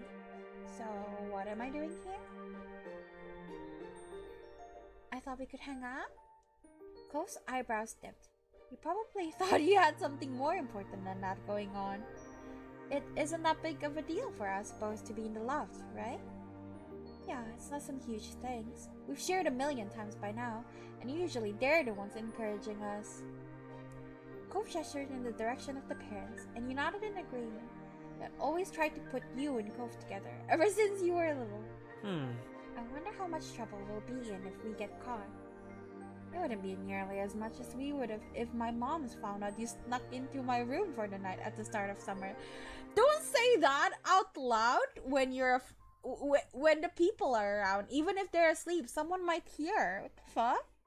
He winced just imagining it. I still can't believe I did that and didn't get caught. It was a very dramatic morning. You could easily picture his frantic escape in your mind's eye. You're kind of a troublemaker, aren't you, Cove? I mean, No, I don't think so. Cove trailed off, and he seemed to be lost in his own thoughts. Well, maybe sometimes? Cove smiled fondly at you, and you grinned triumphantly. Spent the rest of the night smooshed up in the little loft together, whispering about your past memories and trying not to giggle too loud at the silly things you had gotten up to together over the years.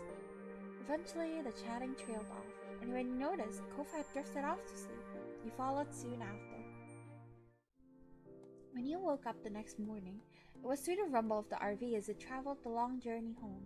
You noticed quickly that you weren't as warm as you had been during the night, and when you checked next to you, Cove was gone. Was it a one-night stand, Cove? You immediately leave in the morning. How could you? We're buddies. Blinking sleepily, you peeked over the edge of the loft to find out where he had gone. Maybe he had snuck back to his spot on the floor during the night? Ah, I see. However, you soon noticed him sitting on the couch talking quietly with his mom, his head hung in embarrassment. Her movement gave you away, and Kira suddenly looked up and caught your eye. She simply smiled amusedly at you, and it was obvious what happened. Cove hadn't gotten away with it. They found him there in the loft, and then you woke up while he was trying to explain. You knew it was going to be a long, long time before you lived this one down. If you ever did. Soon your moms and Elizabeth emerged from their room, dressed and ready for the day of travel. They spent most of the day hanging out together in their RV, savoring the last few hours of vacation. Kira suggested a few different travel games she used to play with Cove when he was younger, and you all had a great time competing against each other. A little later in the day, you tried to talk to Cove about what happened in the loft, but he simply apologized and changed the subject. It was a bit too much for him to try speaking on, especially right now. You understood. When the RV finally pulled onto your street, it was well into the night, and you were looking forward to crawling into your own bed after the last few days away. Everyone else must have been feeling the same, because it was mutually agreed that unpacking and cleaning the RV would wait until morning. Once home again, you went straight up to your room and dropped onto your bed, shoes and all. No! I would never! I'm Asian! No! Immersion shattered instantly. I would never do that. Even though I go out to another city or something, the moment I come home, I will always take a shower, brush my teeth, and change into clean clothes. I refuse. I would rather sleep on the floor than sleep on the bed with dirty clothes. This is disgusting. I would never do this. Immersion shattered. How dare that not be an option? Disgusting. There's no option to say I'm disgusted with myself. How dare they? It felt weird to be alone. I'd gotten so used to having all the others around you all the time, as well as the rumble of the RV, that it felt oddly quiet being by yourself. With those last few thoughts drifting through your mind, it wasn't long before you dozed off to sleep. Tomorrow, life would go on like normal. Yay, we did it! And then summer ended. Yes. Alright. I am going to go to the toilet a little bit, drink water, and then we'll continue with step 3. Okay? Okay, wait a minute. Actually, do they not let us pick the affection meter? No?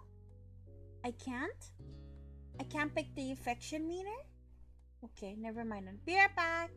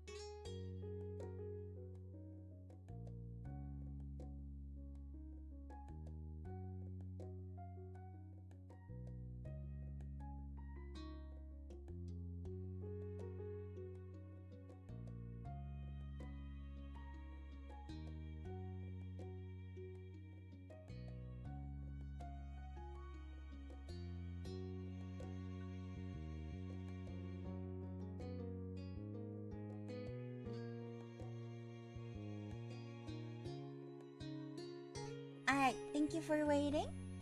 I am back. Summer ended? Yes.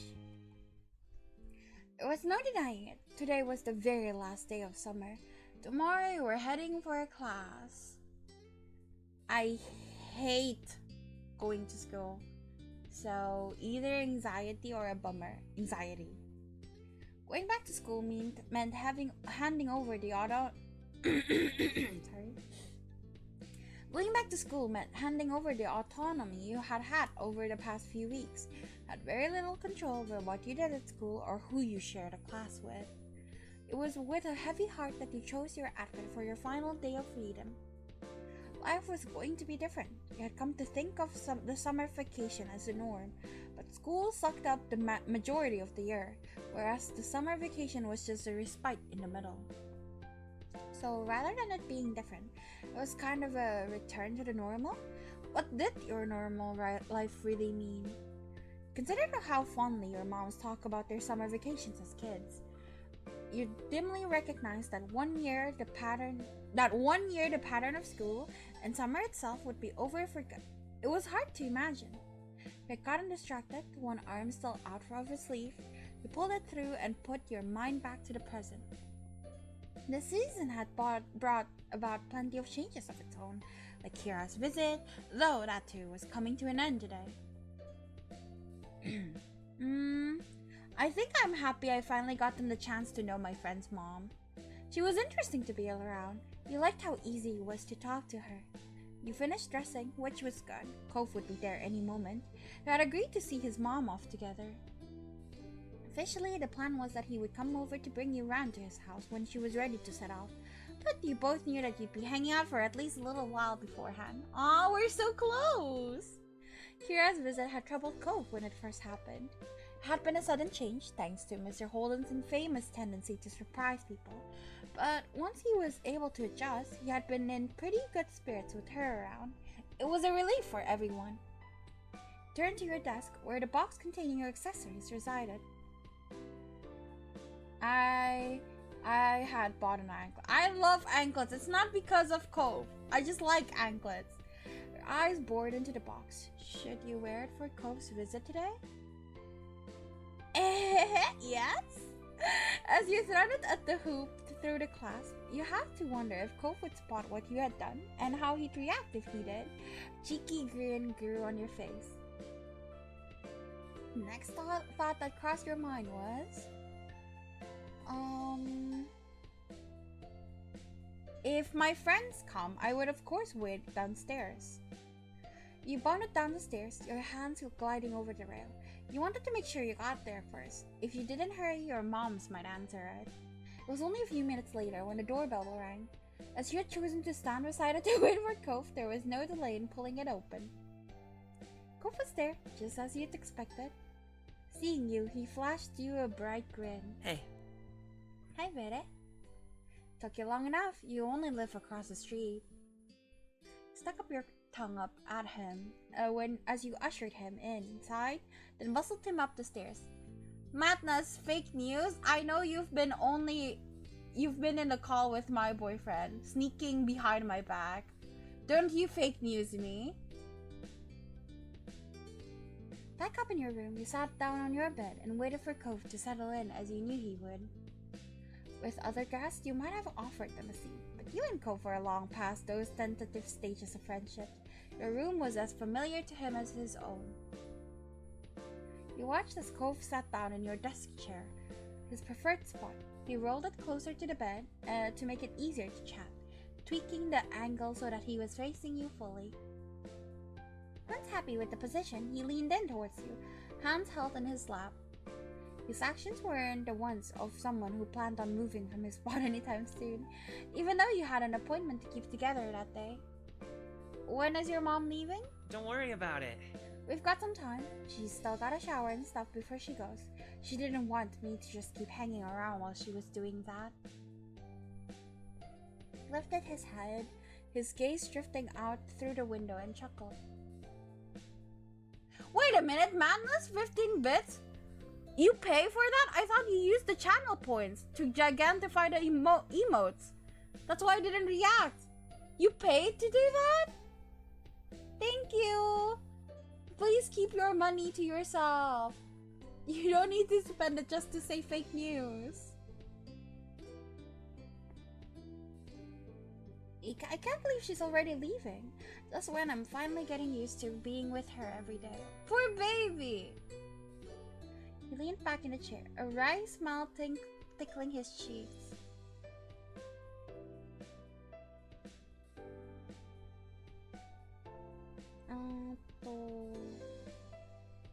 She'll be back. He cocked his head thoughtfully before shrugging. He ran a hand through his hair before shaking his head, as if shaking off the topic, like a dog whipping off water following a dip in the sea. Cove looked back to you, lips parted as if he was about to speak, but instead his eyes widened and his mouth closed into a tiny frown. Something had caught his attention. Something wrapped around where the end of your leg meet your foot. He cast his eyes back to your face, and down to your ankle, then back to your face. He repeated the process once, twice, more, as if struggling to hold the two items in tandem. Maybe he was weighing up whether this could be a coincidence or not. Or maybe he was just too shy to verbalize his thoughts, or still trying to find the words, and this was the most he could manage. And the attention made you feel... yeah. I would be actually really shy in real life, but I would be amused as well. It was hard not to laugh at Cove's scrambled response. You stifled your laughter with a hand that clasped firmly around your mouth. Even so, you could feel the way the smile had lifted your face.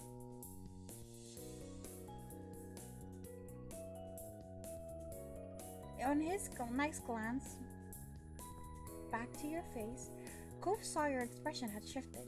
He watched as his bewilderment eroded into mortification as he realized that he had been caught staring. He quickly spun in the chair to face the wall instead, allowing you to glimpse the flush that had spread all the way to his ears. What a cute baby! I love him. Let's definitely have a crush on him this time. His embarrassment finally wore off enough for him to pipe up again. I hope you're not doing that to make fun of me. It's not about you, Cove. I just like wearing anklets. Okay. He sighed, rubbing the side of his face with one hand and smiled sheepishly. Sorry for being weird. How does it look? He lifted your leg up and pointed it towards his chair so he could get the best view. It's nice. I think it looks good. You beamed at him. And you already knew that because I told you.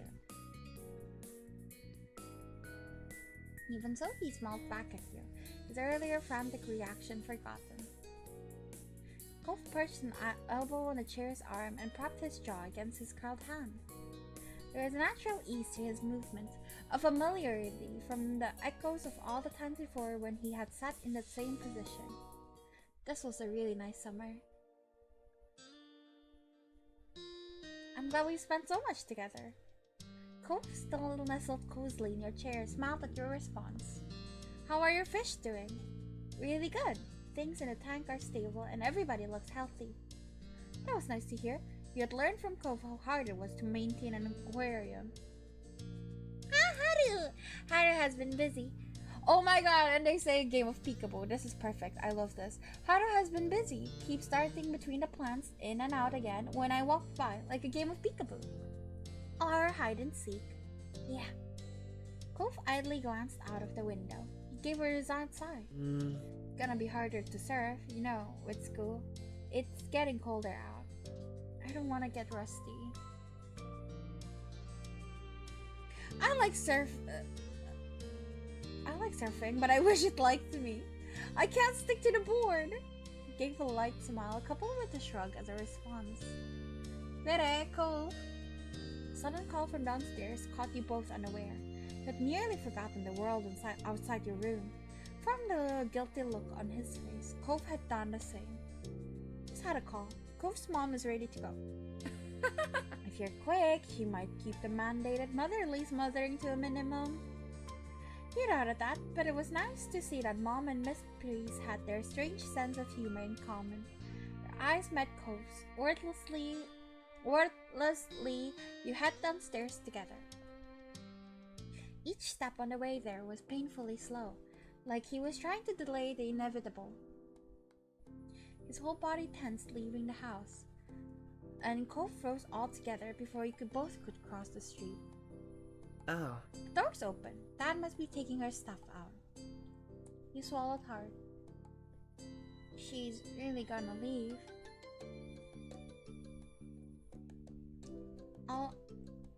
I'll do this. You can do this. It'll be okay. You can do this. He looked at you uncertainly, and you gently squeezed his arm for support. At that, some of the conflict warring on his face eased a bit.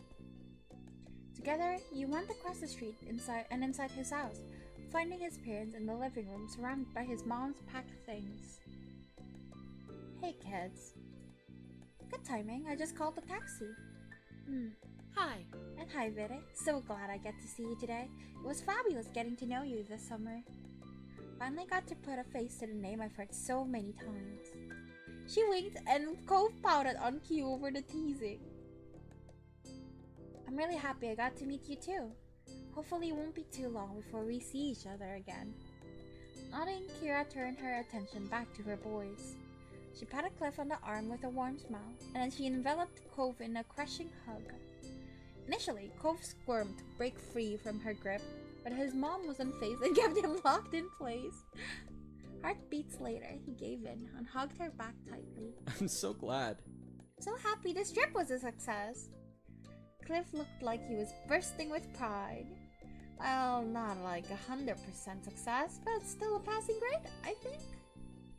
Thinking back on everything that happened this summer, he started to look sheepish. Cliff scratched the side of his head, and an awkward chuckle escaped Cove. There were ways it could have gone smoother. I'm still keeping that in mind for the future. Yeah, he's learning! Alright. Good for you, Cliff, and I'll be trying harder to stay more in the loop. He watched as Cove smiled softly at both his parents, felt relieved seeing how much the whole family had come together since you first met them. Despite any underlying troubles, love was still there. After that, it wasn't long before the taxi arrived, rolling up in front of the house and in clear view of the open door. Kira stood up, smiling sadly. Well. That's my ride. Yeah. A matching reply got a chuckle out of Kira as you all filed out of the house. Father and son went, with Kira's bags in hand. Once outside, you spotted your family waiting by the street, and to your surprise, Derek was also with them. He stood uncomfortably, and he waved as soon as you noticed him. What's up? Hey Vere. Hey Cove. When did you get here? My dad dropped me off just a little bit ago. Thought I could visit one more time before school started. Sorry. You picked a busy time. Sorry. Derek couldn't even look at Cove. He nervously kept rolling a pebble with the bottom of his shoe. Sorry. I wasn't even thinking that your mom would be leaving today. I'm sorry, dude. What? You're not interrupting anything. You're always welcome here. It would have been sad if I didn't get to say goodbye before leaving.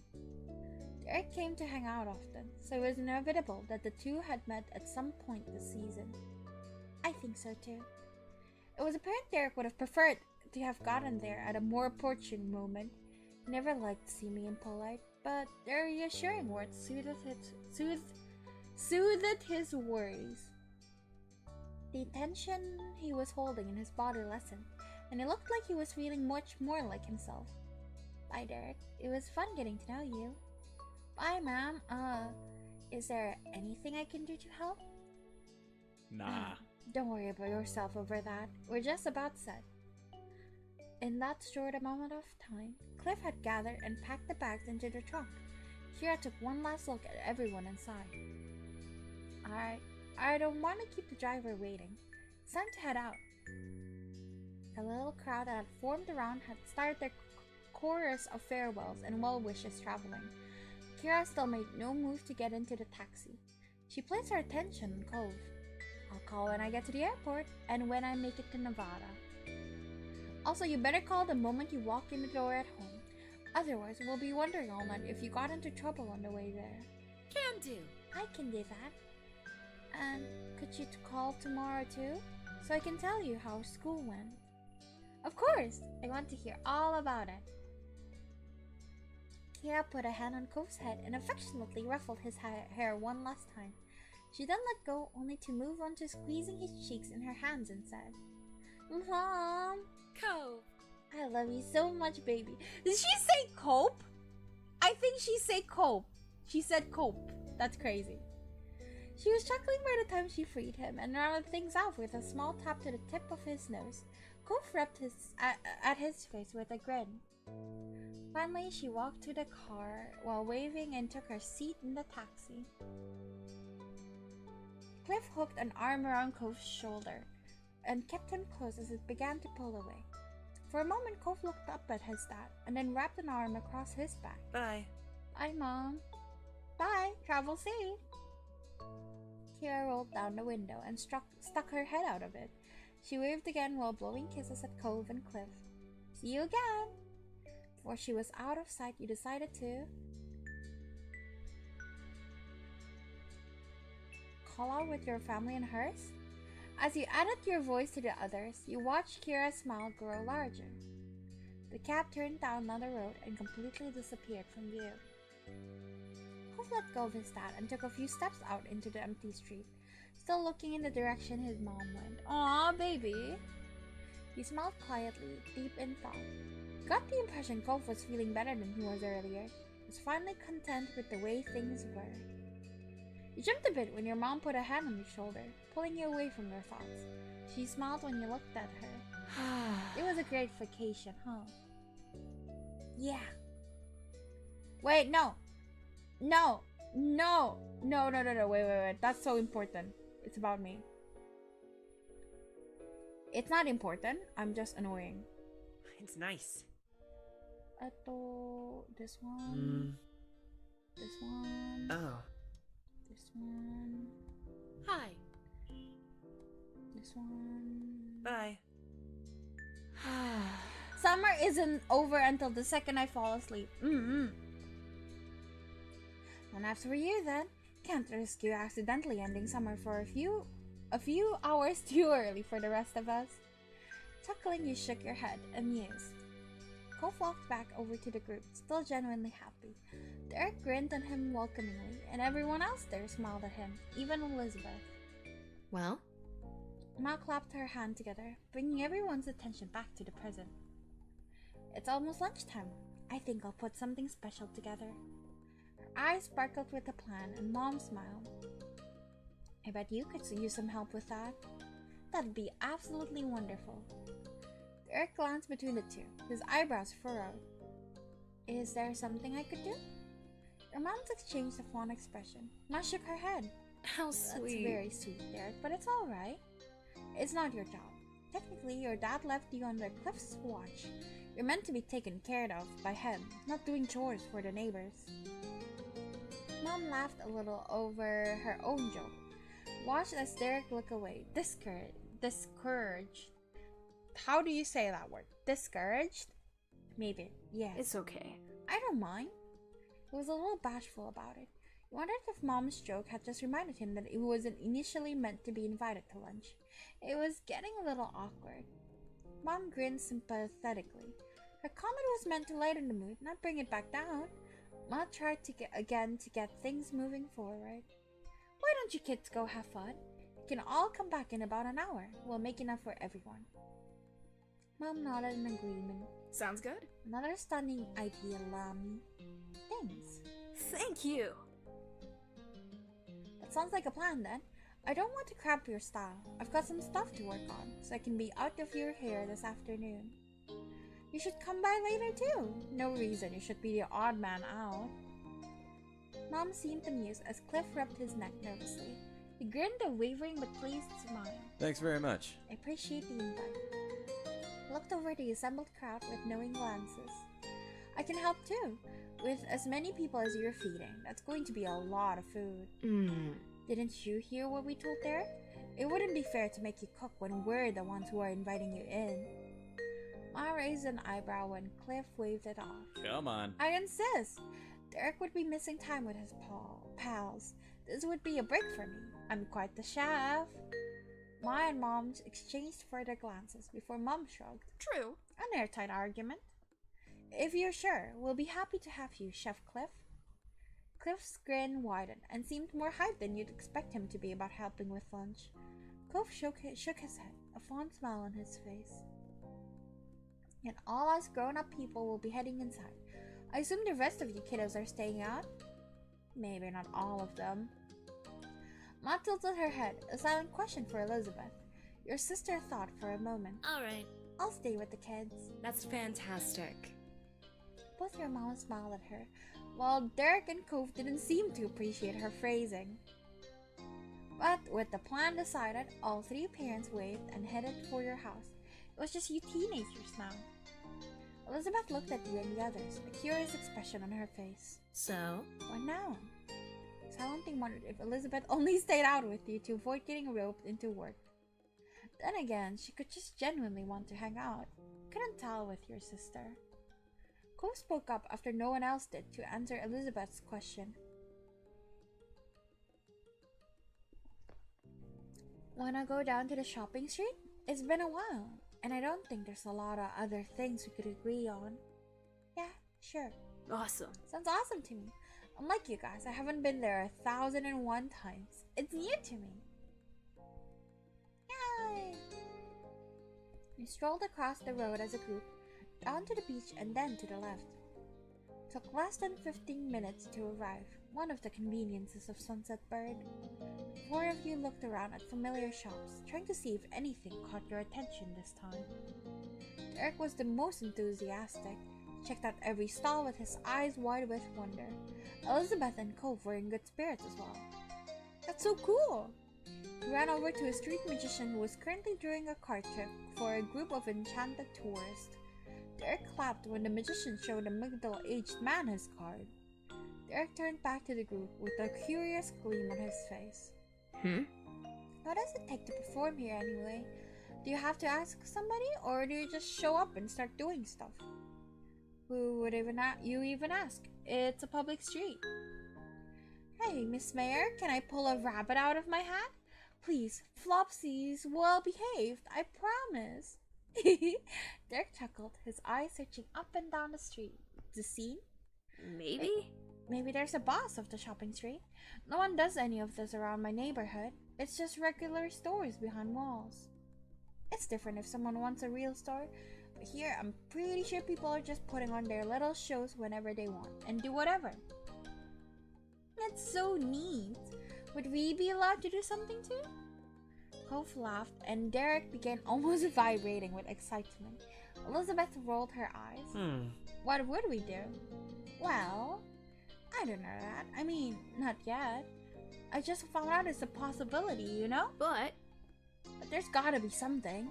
We know cool stuff. I'm sure if we think about it, we could plan a show that would really get the crowd pumped.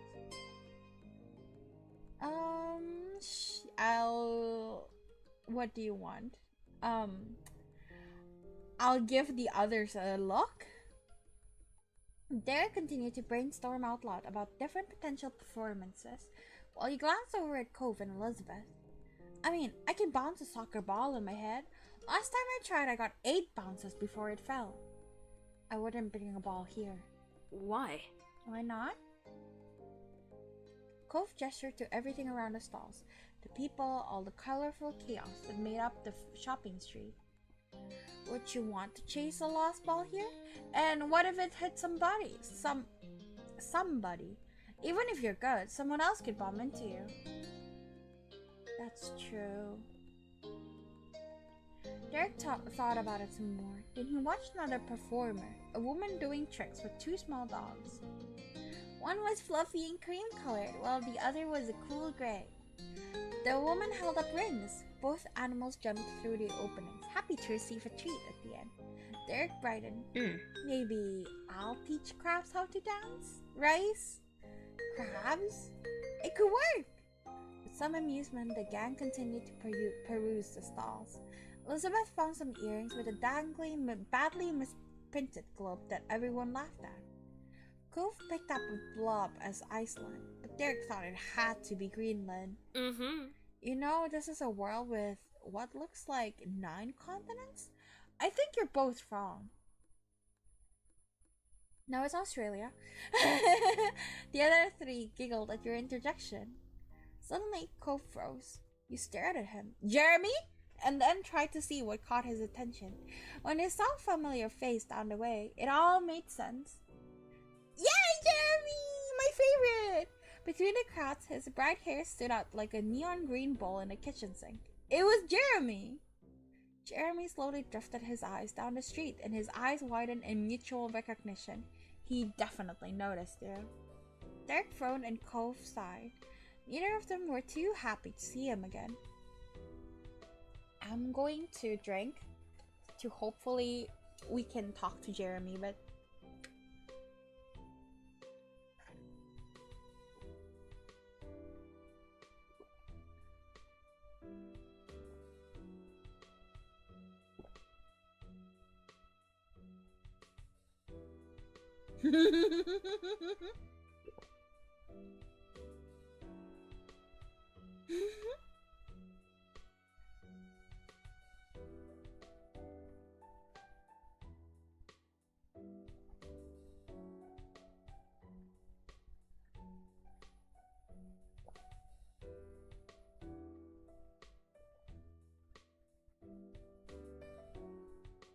what should we do?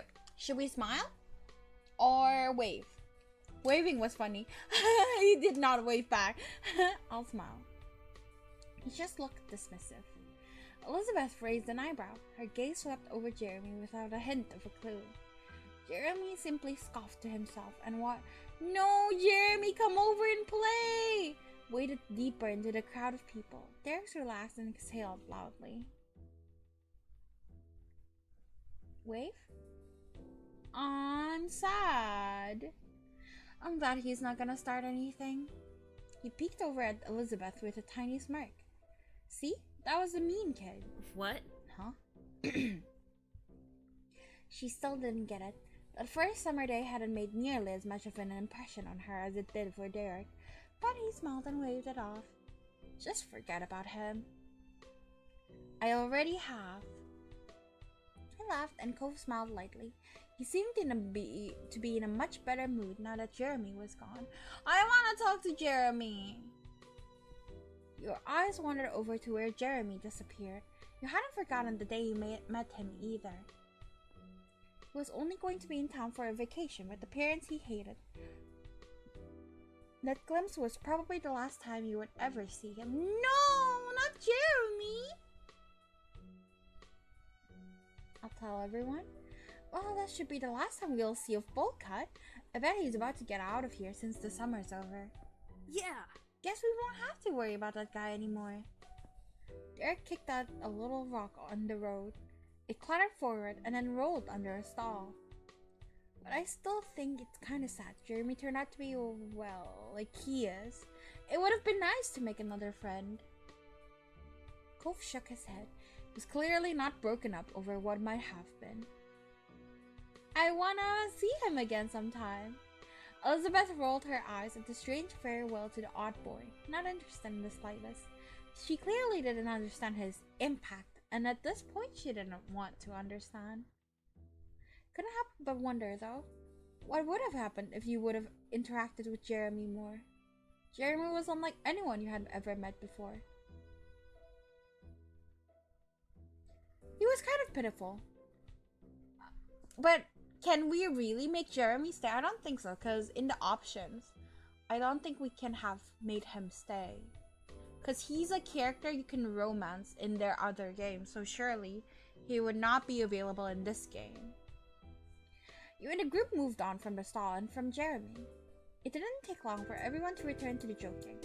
You all enjoyed what little time you had left, as Elizabeth mentioned the hour was almost up. The little trip had flown by, and lunch must have been waiting for you now. Eric bounced on the balls of his feet. Okay.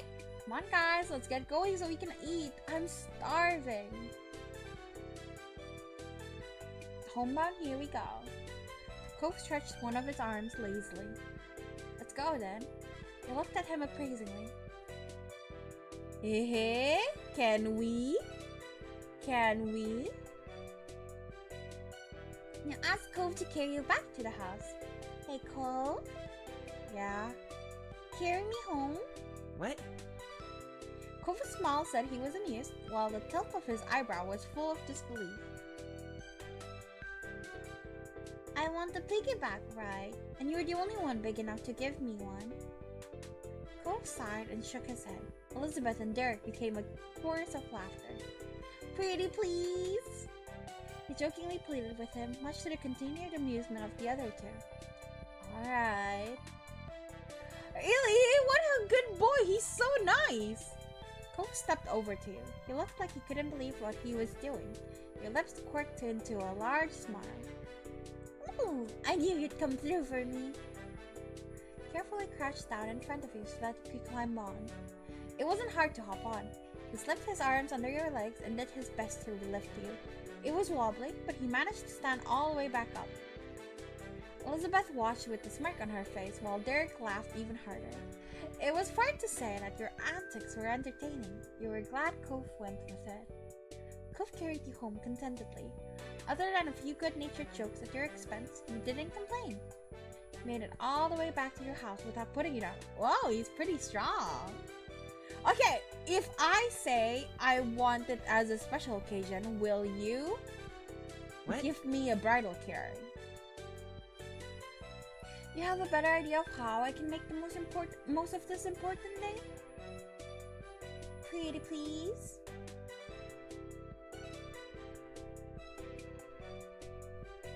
Okay, it's just a piggyback. So no bridal carry for Vere, got it. Okay. It was a pleasant walk back home, and in no time you had made it back. Derek got to the front door and held it open for everyone as you each moseyed inside. The three parents were still in the kitchen. They looked up and waved. Welcome back, everyone. You made it just in time. Hey. I hope you're hungry. When Cove had brought you inside, the parents couldn't help but notice the odd convenience. Their moms weren't sure, and Mr. Holden raised an eyebrow. Everything okay? Did you pull something already? I'm okay. Oh, Cove, you have gotten so strong. Good kid. And reliable too. What a guy. Cove rolled his eyes at the commentary, then started walking to your couch. You bent down and you let yourself flop back on the couch. Thanks, Cove. I'd give it a 10 out of 10. Cove exhaled loudly and shook out his arms. He just seemed relieved that he made it. So, did everyone have a nice time out? She gestured for people to take a seat at the table. Plates and silverware had already been placed out. Took your normal seat. Elizabeth sat across from you, and Derek took the seat to your left. Cove sat on your right. Yeah. Oh yeah, we had a great time. It was fine. I had fun. I really liked it. Oh, the bank heist went off without a hitch. The joke got some chuckles going around the table. That's good in my book. Casually, Mr. Holden sat in the empty seat across from Cove. Smiled at you and all the other kids. Mom set down a platter full of water glasses on the table. She looked down at the gathering. It's a good thing we have 8 chairs. I can't remember the last time we've had a group this big for a meal. Can you pass the drinks down from the other side? Make sure you all get one. Sure. Those close to the cups obliged and started offering waters around. As everything got set up, Ma chided Elizabeth to take her elbows off the table. Now. And you shouldn't slouch. She pointed to Mr. Holden, who was leaning forward with both arms on the table. Oops. Mr. Holden seemed unsure about all the sudden attention and carefully rearranged his position to something suitable for a fancy dinner. He smiled sheepishly at Ma. Elizabeth rolled her eyes and Ma gave a level look at her. I shouldn't be impolite to a guest in the house either. Elizabeth groaned, long and long suffering. Ma giggled and Mr. Holden chuckled. Not bad. A lot of you here could learn a thing or two from Derek. He has the best manners here. Derek blushed, but it was true. His posture was upright and formal.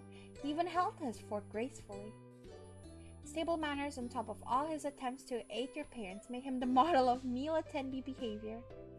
Aw. It's nothing. It's true though. You have been a lovely guest. I've noticed that too. It's always nice when you stay over, Derek. Derek smiled and sat a little taller in his chair. And do you have anything good to say about our other guests? She looked deliberately at Cove with a teasing smirk. Or is there just nothing to say? Well, Cove is my number one, but he does still clean his hands by wiping them on his pants. Cove frowned at that and absentmindedly brushed his hands on his pant legs. Her mom laughed lightly. There. Elizabeth, you should know. After all these years, Cove is hardly a guest anymore. Cove smiled awkwardly. Thanks. Manners. I don't like manners. Fuck manners. I will have all my elbows on the table.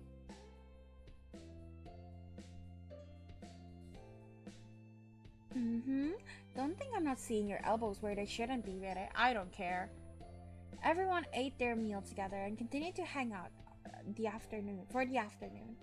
After the food, you and the others played a couple games and talked about plans for the upcoming year.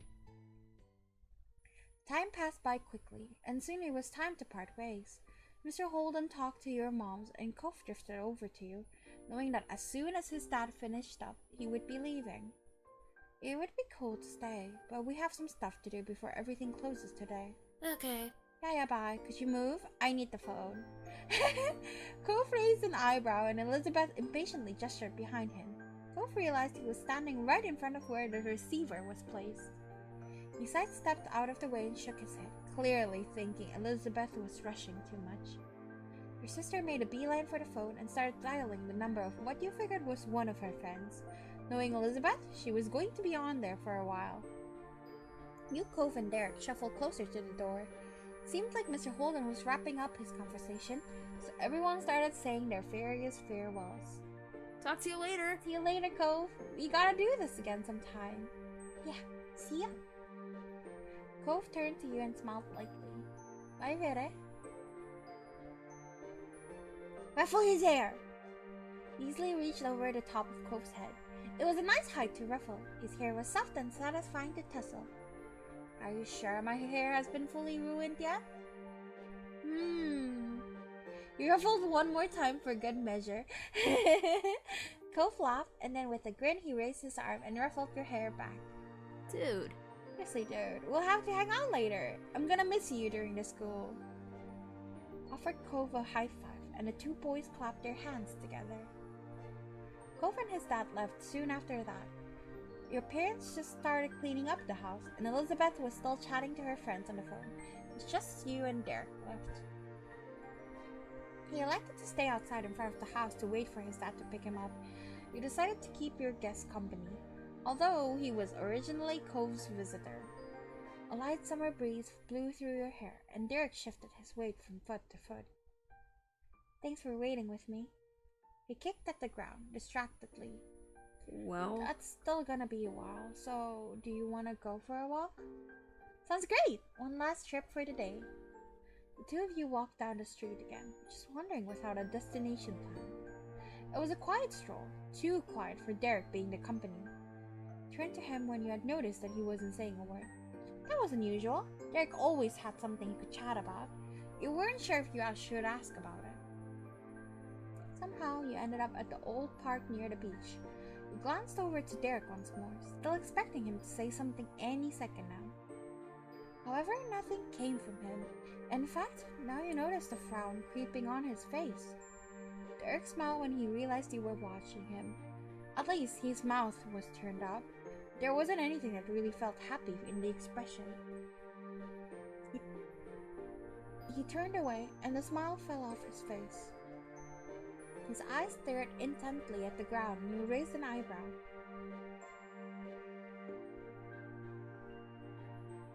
Is everything okay? I'm a little sad. It's just, with school starting back again, it's gonna be harder to visit. I'm gonna have homework, and clubs, and practices, and everything else. this sucks. It really sucks we go to different schools. His face screwed up, and his fists were closed tightly together. This was really concerning him. What if we don't have time? Channel some optimism. We'll make time. We can talk over the phone and have plans for weekends. It'll be okay. Derek looked up to the sky. It was orange and purple with little wisps of cloud scattered around.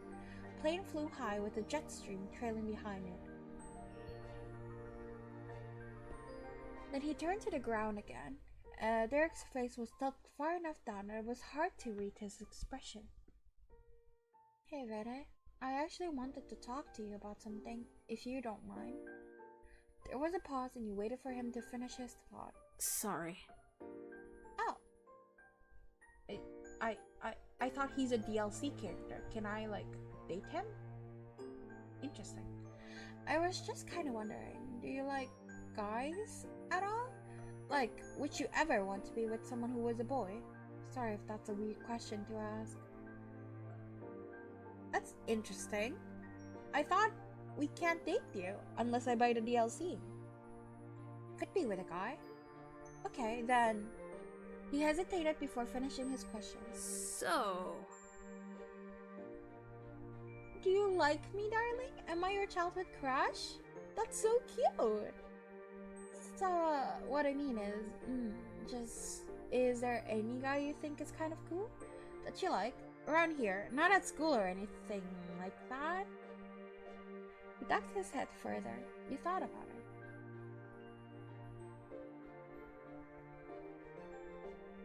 Let's see. There are a lot of guys that I think are cool. Oh. Derek shrugged, then started to mumble and wonder. Maybe you don't get what I'm trying to say. So... Derek pulled himself up together, somewhat meekly. He looked at you while he tried to project confidence. His posture was too tight for you to believe it. He was nervous. Alright. You know, thinking ahead and everything is important. You've got to get yourself a game plan and all that. It's good to make plans, especially backup plans. He babbled, all full of energy and forced gusto. Anyway, oh my god, Derek. Oh my god. I might have to buy his DLC. That's so cute. Oh, anyways, I heard about this thing where people make pacts with their good friends that if they don't find anyone else, then they get together. Together. Like, they get married and stuff. I'm gonna have to buy his DLC. That's so cute. So I was thinking, since it's good to have plans, it might be cool if we did something like that. His eyes widened and he started to make frantic hand gestures. He's so cute. Just, you know, then we'd never have to worry about the future or finding someone. We can set it like a whole decade in the future. Forever from now. 10 years after you're 18 is like, what, 28? That's not forever. I mean, we'd probably have our own places, and maybe our own pets, and student loans, and cars, and... Derek babbled on for a while more. It was as if all the words he held in silence during your walk had burst out now, all at once. So, yeah. What do you think? Oh my god. Do you like me? Of course I like you, but it's not... He had to pause, desperate to find a way to explain himself. It's... Well, you don't have to think about that kind of thing right now. It's better to worry about all that later, when we're grown up. That's why I think it's a good idea to have a plan, you know? And well, honestly, I think you and me would work out the best for that. So... I like Derek. I wouldn't mind ending up with you. Really? Oh, same here! Derek brightened significantly and started to bounce excitedly on the balls of his feet. What a good boy! Okay. Okay then, let's do it! He held out his hand, offering a shake. Officially, he repeated the terms of the deal. If, in 10 years, I, Derek Suarez, am still single, and if, in 10 years, you, Vera Laz, are still single, we both agree that the two of us will get together. Took his hand and shook it firmly as Derek beamed. I am a sucker for childhood friends making like these kinds of deals. It's so cute. It's a deal. Thanks. I feel better about the future already. I guess it's working out. He laughed and scratched the back of his head. You could tell he was giddy about this, and you felt happy too. I'm gonna reload here. Like you. Derek's eyes widened. For a moment he wondered if his heart had stopped because he stood there, completely frozen. Then, quietly, almost breathlessly, he asked the question. Really? Maybe you don't really get what I'm asking. Is that the same? Alright. Yep. Okay, what if I say I like Cove? Well, I like Cove. Derek raised an eyebrow. He didn't look at all convinced. Really? Interesting. I can't tell whether you're kidding around or being serious. I really didn't think you with Cove. Really? I've been flirting like crazy with him. What do you mean? Derek started to mumble it to himself, sounding very confused. Maybe she didn't really get my question? I guess because he thinks we're not with Cove, that's why he's even saying this idea in the first hand. Like, otherwise he wouldn't, if we're already close with Cove. That's good. I'm glad he's nice. Okay. You didn't spend much longer at the park after that. Derek didn't want to miss his dad, so you both made your way to your street. Derek's steps forward seemed lighter than before. After Derek went back home, you decided to settle in for the night. Stretching your arms over your head, you noticed that the living room and the phone were free. I'll call Lee. Lee has been there for me. She deserves a call. Picked up the receiver and quickly punched in the familiar number while going to take a seat on the couch. Soon enough, after explaining the situation to the housekeeper, Lee answered. Hey! Hey Lee, can we talk? Definitely, we practically have to. My gosh, can you believe it's almost time for school to start? What happened to our summer?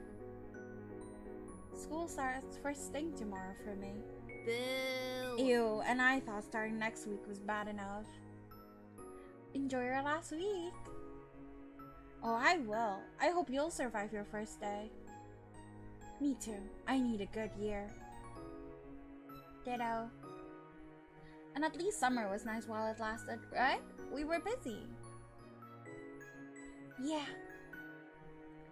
Fondly, you thought about all the best memories you made during the summer. Lee was there for some, but there were still many you hadn't filled her in on yet. I don't know.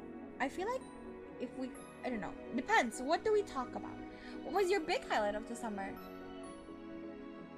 Talking to you is always the best part of my summer. I'm glad I called her. She's such a sweetheart. Even though it was a phone call, you just knew Lee was winking at you. Good. I'm glad you picked the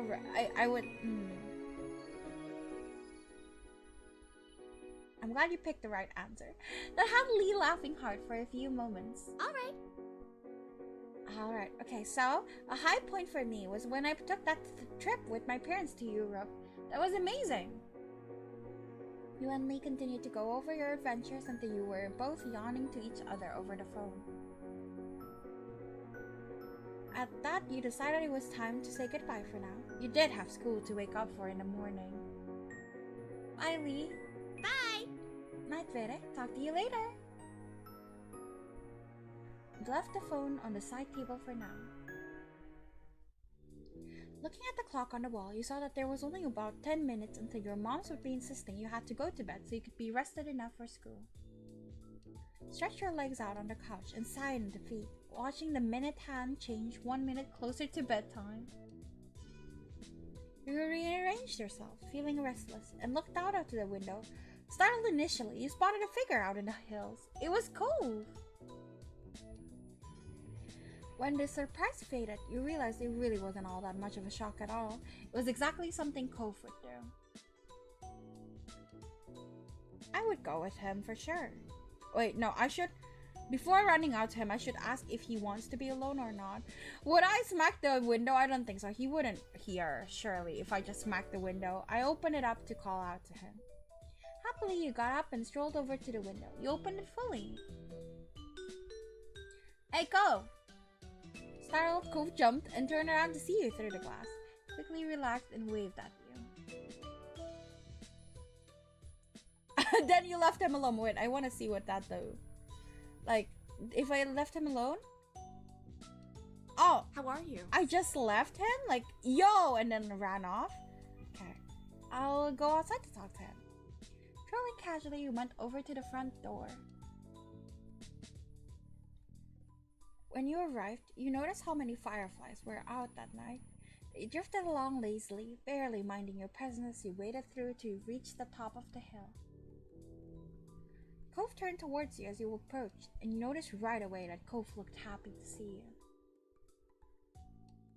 Hey. Had a bounce in your step. You weren't sure how long you'd get before your mom drove you back inside for bed. Hey, you're starting strong. Out late on the very first school night of the year? Chuckling, Cove crossed his arms. Seriously, what are you doing here? Nothing. Not really. He shrugged, seemingly unhappy with his own answer. You stared at him, waiting for him to continue. Well, I guess I was feeling kind of weird about stuff. I'm getting some fresh air before bed.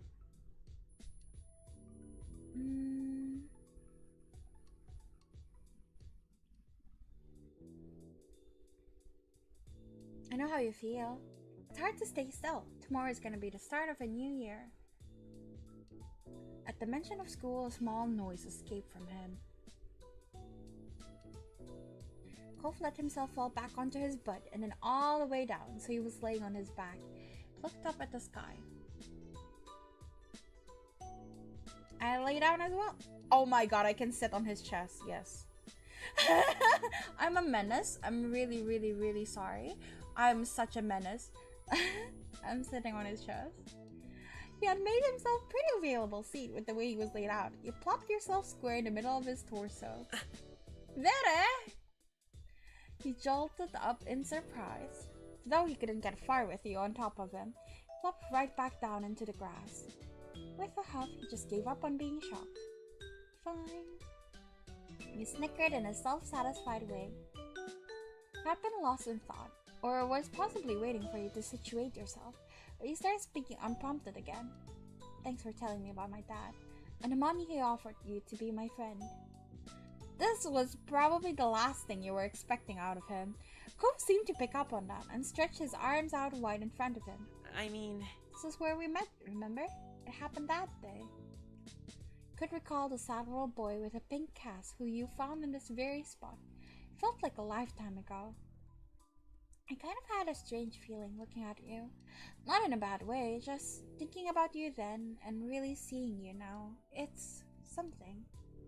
It was almost unbelievable how much of an impact he made on your life just by moving in next door. Couldn't even have imagined what your days might have looked like in a world where you haven't met him. Cove glanced back at you, waiting for a response, and you had no idea what to say. And still without a word from you, Cove gave an exaggerated shrug. What? It's you. Huh? He snickered before answering. He looked thoroughly amused by your reaction. That's what you do all the time, so I'm being you. What? What?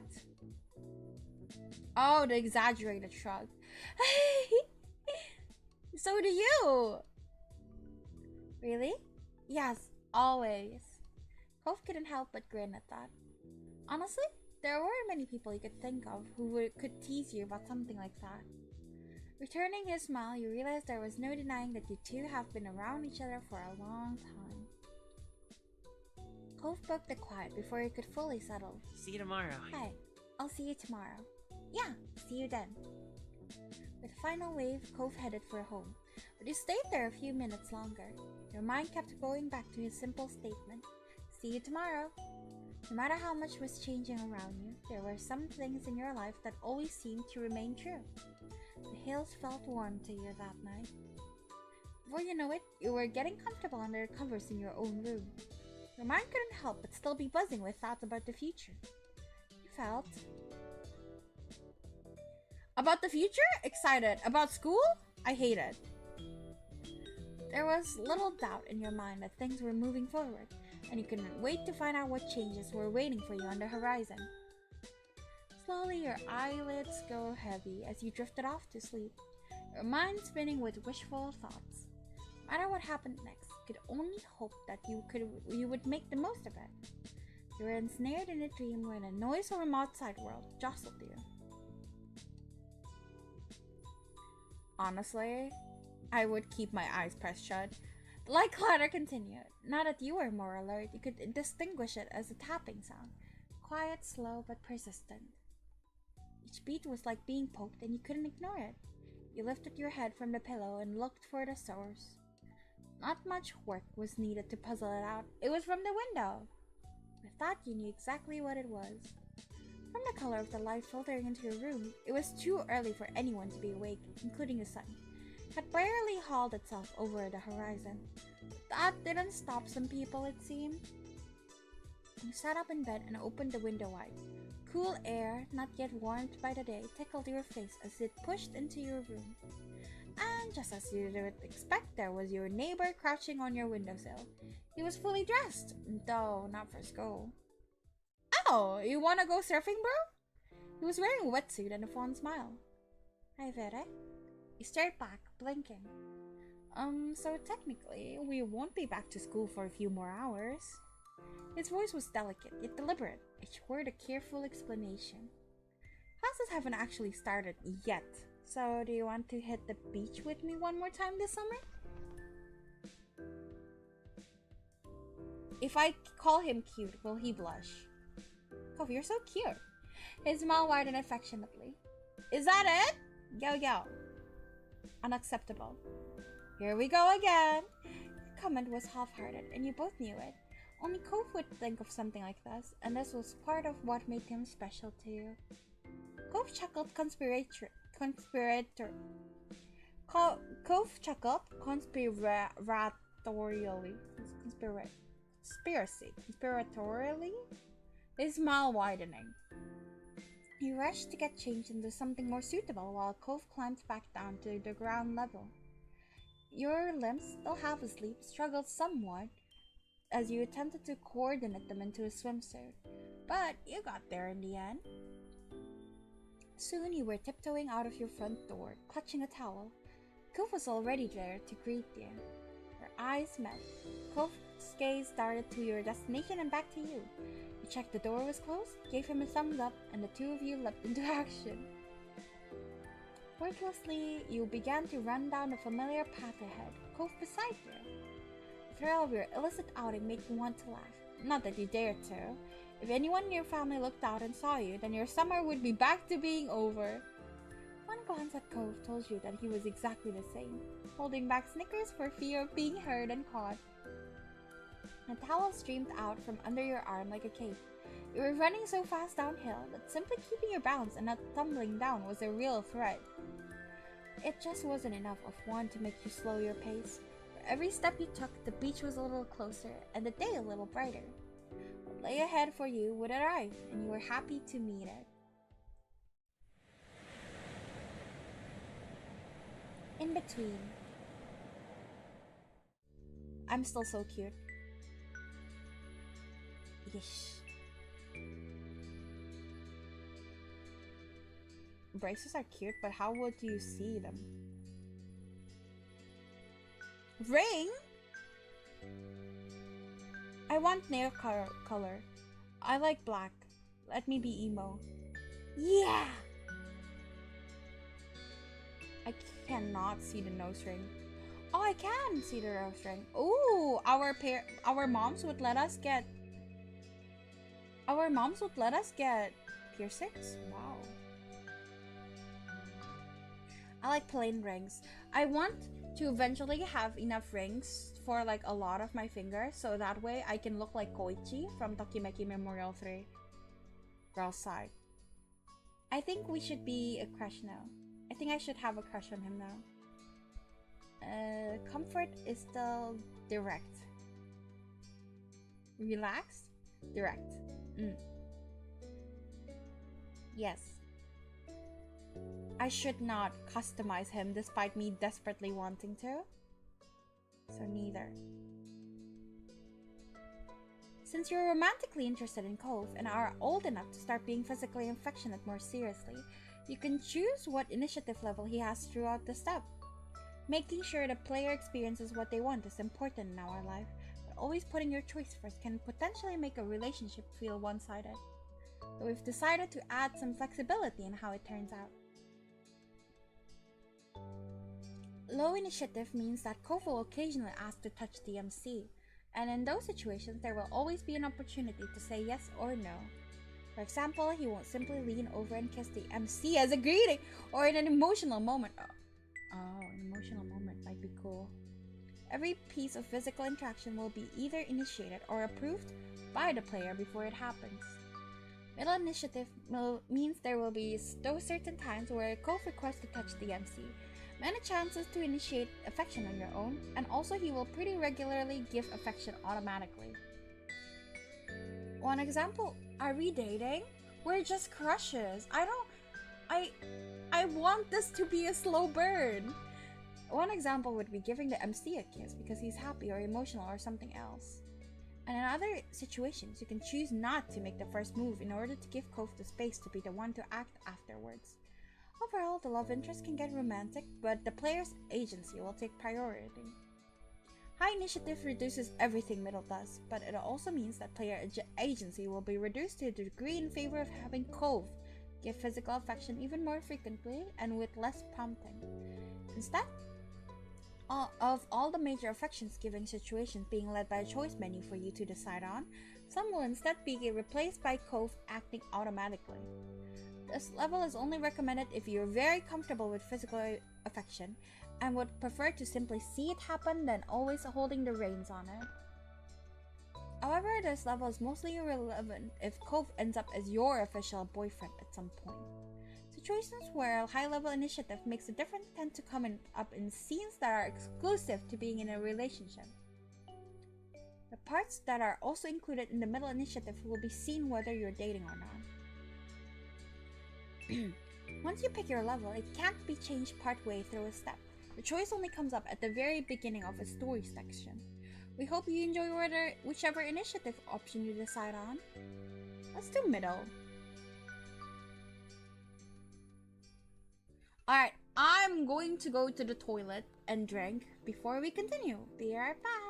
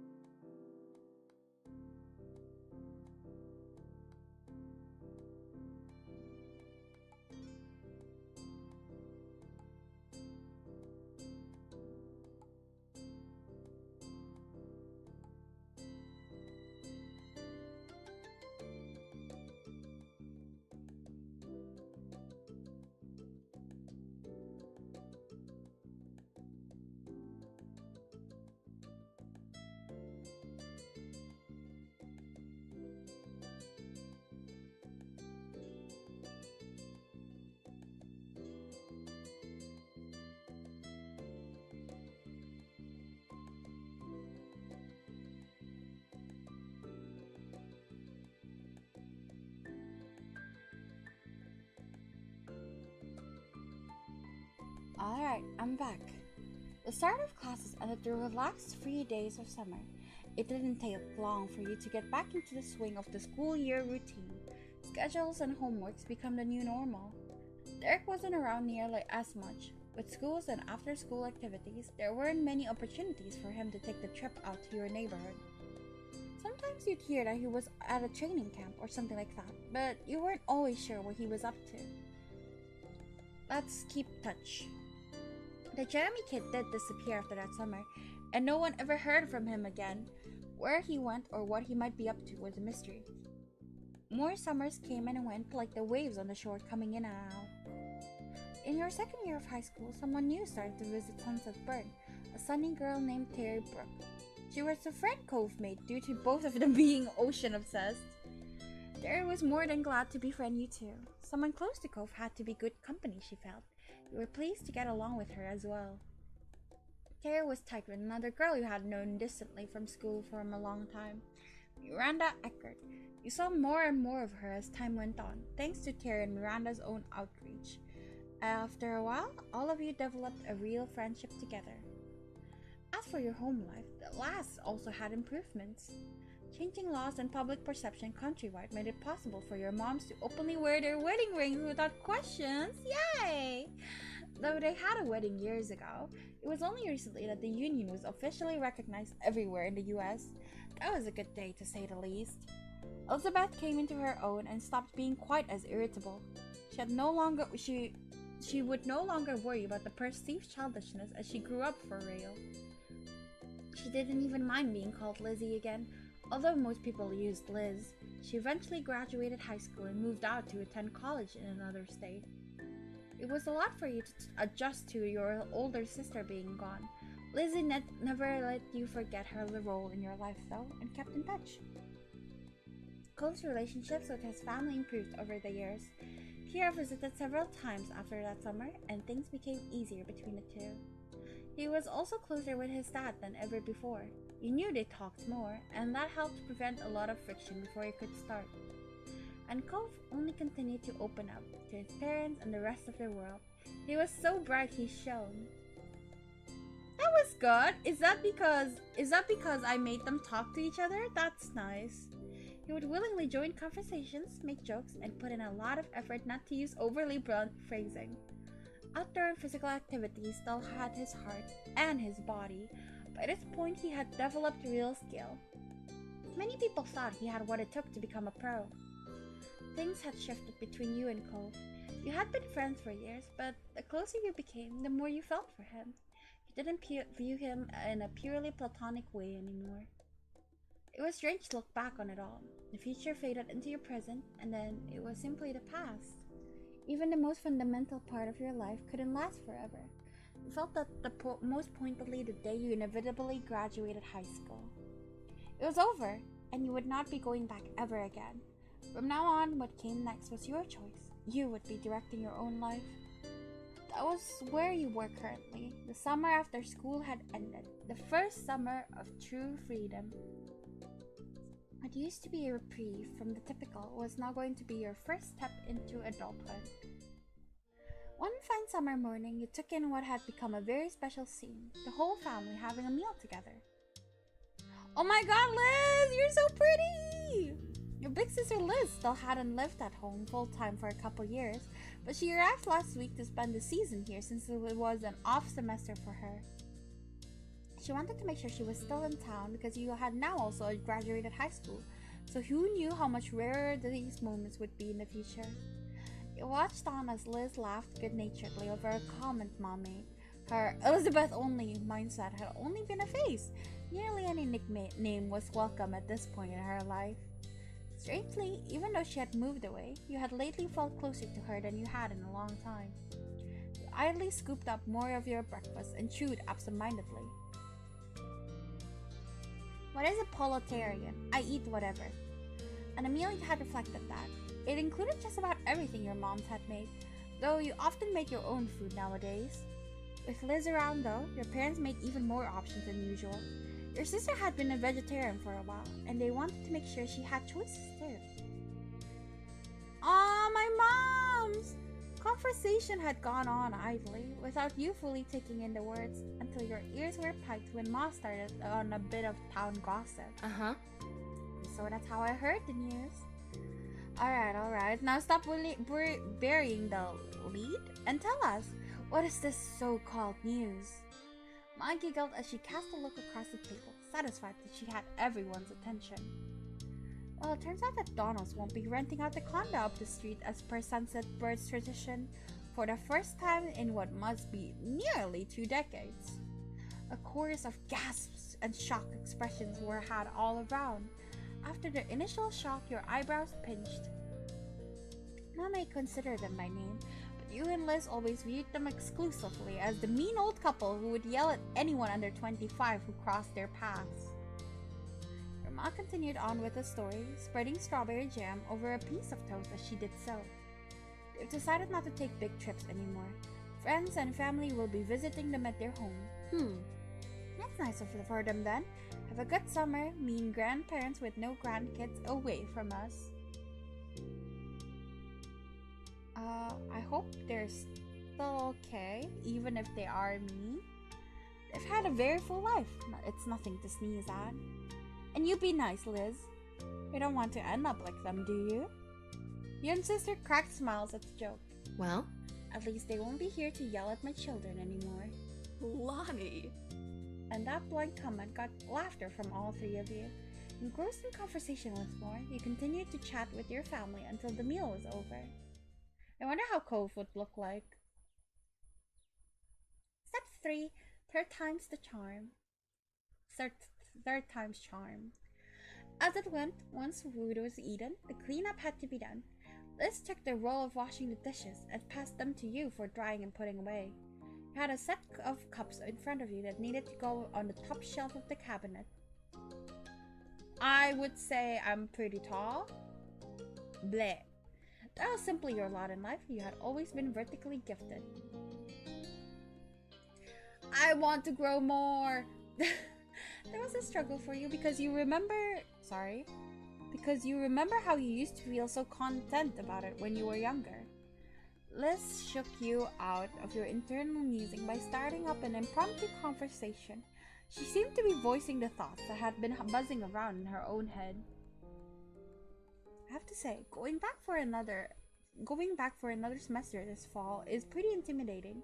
You'd think that after the first year or 2 I'd have a handle on things, but no. You stole a glance at her, still placing cups in the proper place. I guess it's only fair. My first round was pretty general classes, and year 1 of my architecture major was the basics. Now it feels serious. I have to actually know some things.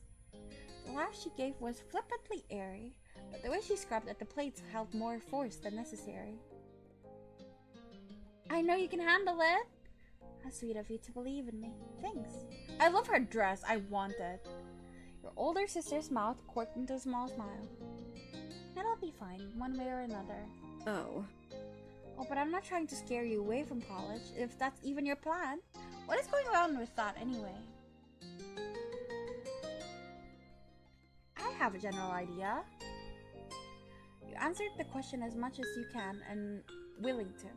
Liz's smile grew more reassuringly as you do. You made it through 12 years of full-time education already. You've got plenty going for you. Sometimes it felt hard to believe your public schooling experience was over in the end.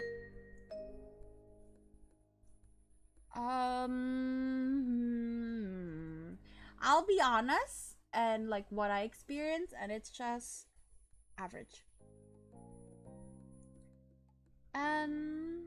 I'm just glad it was truly behind me. You passed, it was fine, and now you could do what you wanted with your time. Liz picked up on the silence her question ended up creating. She decided it was time to make a closing statement on the topic. You're a good girl. Ah, thank you, sister. Do what's best for you, and we'll be here to back it up. Thanks, you're a good big sister. As that, Liz happily passed the final dish away. She waved a soapy, soaked hand as a farewell and moved on to her next task for the cleanup job. You were refocused on getting the last pieces put back to where they belonged. You eventually moved on to a new chore, but that was interrupted by the sound of your cell phone.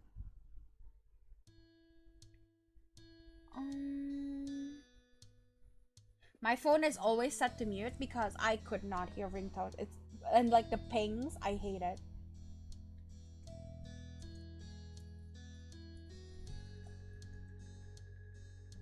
I just got info that I will not be streaming It Takes Two, so we'll be streaming this the whole day.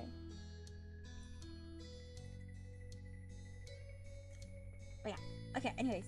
You casually picked it up from the table where you had placed it earlier. The phone was a couple years old at this point, having been the 16th birthday gift from your parents. You decided which model to get, but you get to pick the color. It was... At that age, when I graduated high school, I loved black already. However, my first ever phone was purple. So let's do purple.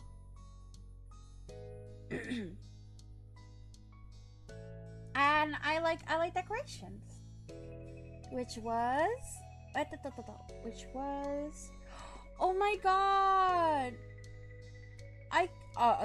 A cat face is so cute, but a dolphin keychain Cove bought me when we were kids. You were pleased when you finally had a prominent place to use the gift. That's cute.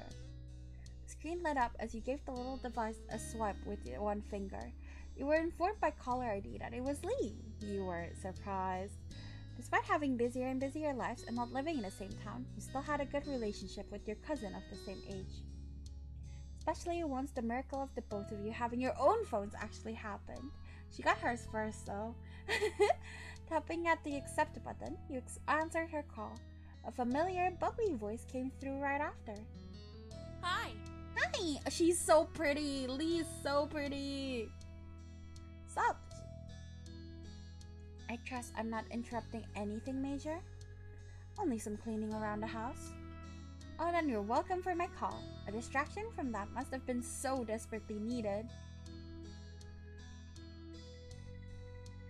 Yes, thank you, my dear cousin. My pleasure. She giggled and you could hear the jangling of the jewelry she must be wearing. Nothing amazing is happening for me either. I'm bored and felt like chatting. My morning shift ended, so I'm free for the rest of the day. Woo! That's good.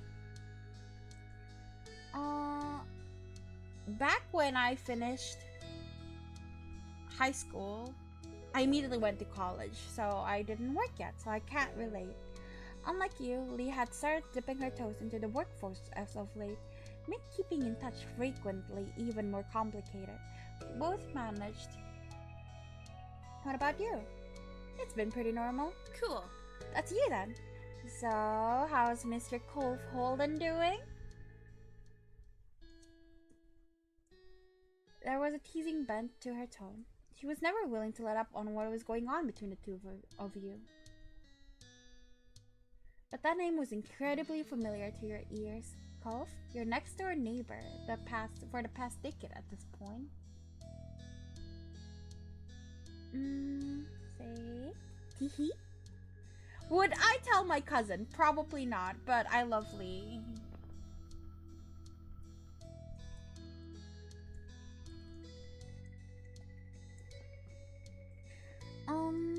He was your best friend. At least you hadn't admitted you felt more than that just yet. I kinda want to say this, right? Right? Oh, we can immediately have him as our boyfriend. Oh, fascinating. How old is Lee? Are you fingering over a child? Fingerling over a child? What do you mean? No, right now we have graduated high school. So, 18? Yeah. I'm thinking. But I want to have like the, yeah, we're boyfriend girlfriends now. I think the best part of romance is always the will they, won't they. So I think we haven't dated yet. I don't really wanna. I wanna have the will they, won't they part. So I don't admit it. I'll be in denial. Someday, you thought. Someday he'd know exactly how much he really meant to you. Are you even surviving without the boy being 10 feet away at all times? Or is everything right with the world again and he's back? Sorry. Sorry.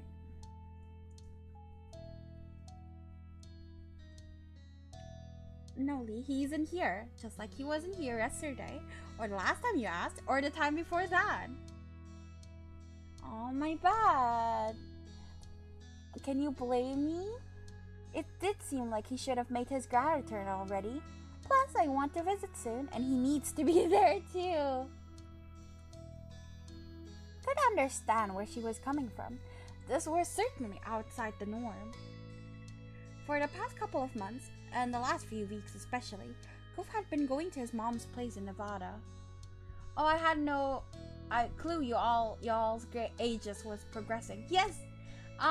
It's like we're growing up with our childhood friend and we can totally romance him. That's the entire idea of the game. The two of you still regularly stayed in contact over texts and calls, but still. Your mind began to drift back in time to all the prior trips he had taken to visit her. Almost every year he would have to go away for a while, and then he'd be back. If I like a guy...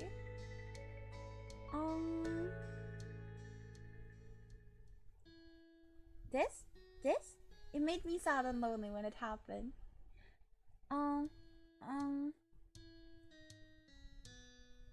Why can't we text him while he was gone? Letters? I guess I haven't made letters at all. Maybe once in elementary school. But that was to like another kid in my block, so it doesn't count. Okay, let's give him like special trinkets. Some were just to borrow, and others were for him to keep forever. He sent you letters while they're in return. That's how it was in the past. But lately he had been trying to see her as much as he could before taking long trips to another state became too impractical to do.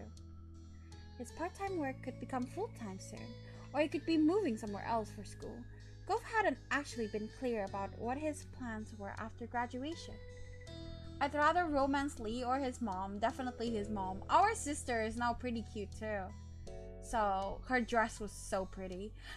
I want it. Cove was hesitant to speak on that, even with you. Couldn't be avoided forever though. You both knew that. Well, maybe we should switch this up to a non-Cove related topic? That works. The rest of the conversation rolled on. Not much longer though. Lee had to go, and you need to finish your responsibilities around the house. The both of you exchanged goodbyes, then you went back to what you had been working on before the call came in. As you wrapped up the last of your chores, you were approached by Liz wearing a cheeky smile. I've got Mom's keys. Want to get out of this tiny town to do some shopping in a real city?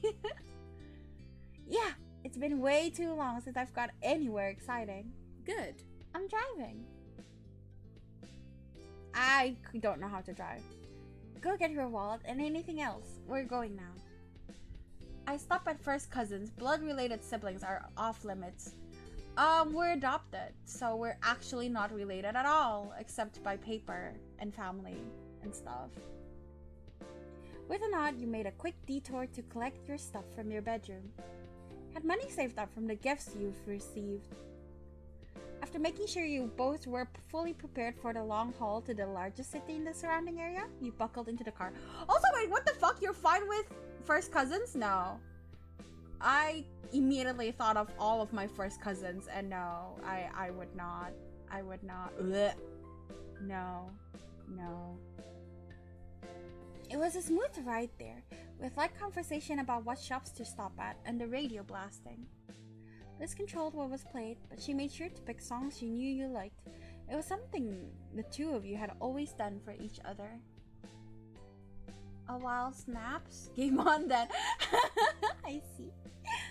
The trip there breezed by, and in what felt like no time, you had gone from cruising down the road to cruising through the mall. Lit had interest to check out, and you yours.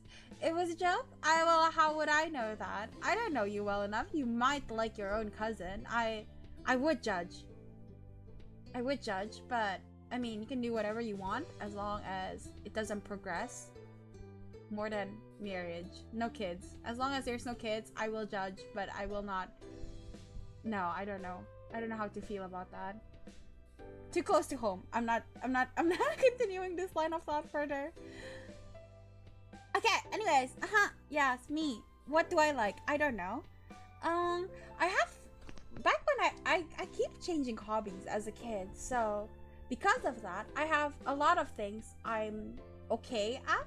Like, I'm better than the average person on a lot of things, but I'm not good at any of them. So, maybe this? I like to play games. Video games. Oh, it's just this one. Okay, so I'll just say that it's the one I developed when I was younger because I remember picking absolutely everything. When turning a corner down a new length of the mall, your eyes caught on a little gift store. Your friends and family had recently given you many presents for graduating high school.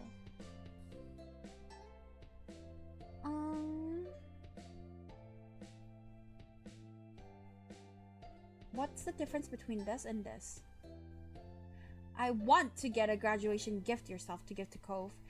No, I have it prepared. Yes, make me sound like I'm cool and already prepared something. It was something you had known you wanted to do, and you were looking forward to seeing his reaction. Graduation may have already come and gone, but Cove wasn't really around, so you had to wait. Eventually, the mall was explored in full, with every shop of note being checked over. Rather than going home, you decided to walk over to some smaller stores nearby. Liz had many thoughts on that topic.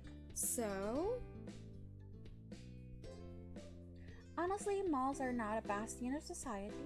Even if smaller stores requires extra distance, the brands are so much more. Then your sister abruptly stopped speaking and walking, right in the middle of the path. It was a good thing no one was behind her. She seemed to entirely shut off for a moment. Liz? The attempt to catch her attention was unsuccessful. Something else had all of her focus. Before you could puzzle out what might be happening, she began to mumble out of the corner of her mouth. Vere, don't draw attention, but look. What?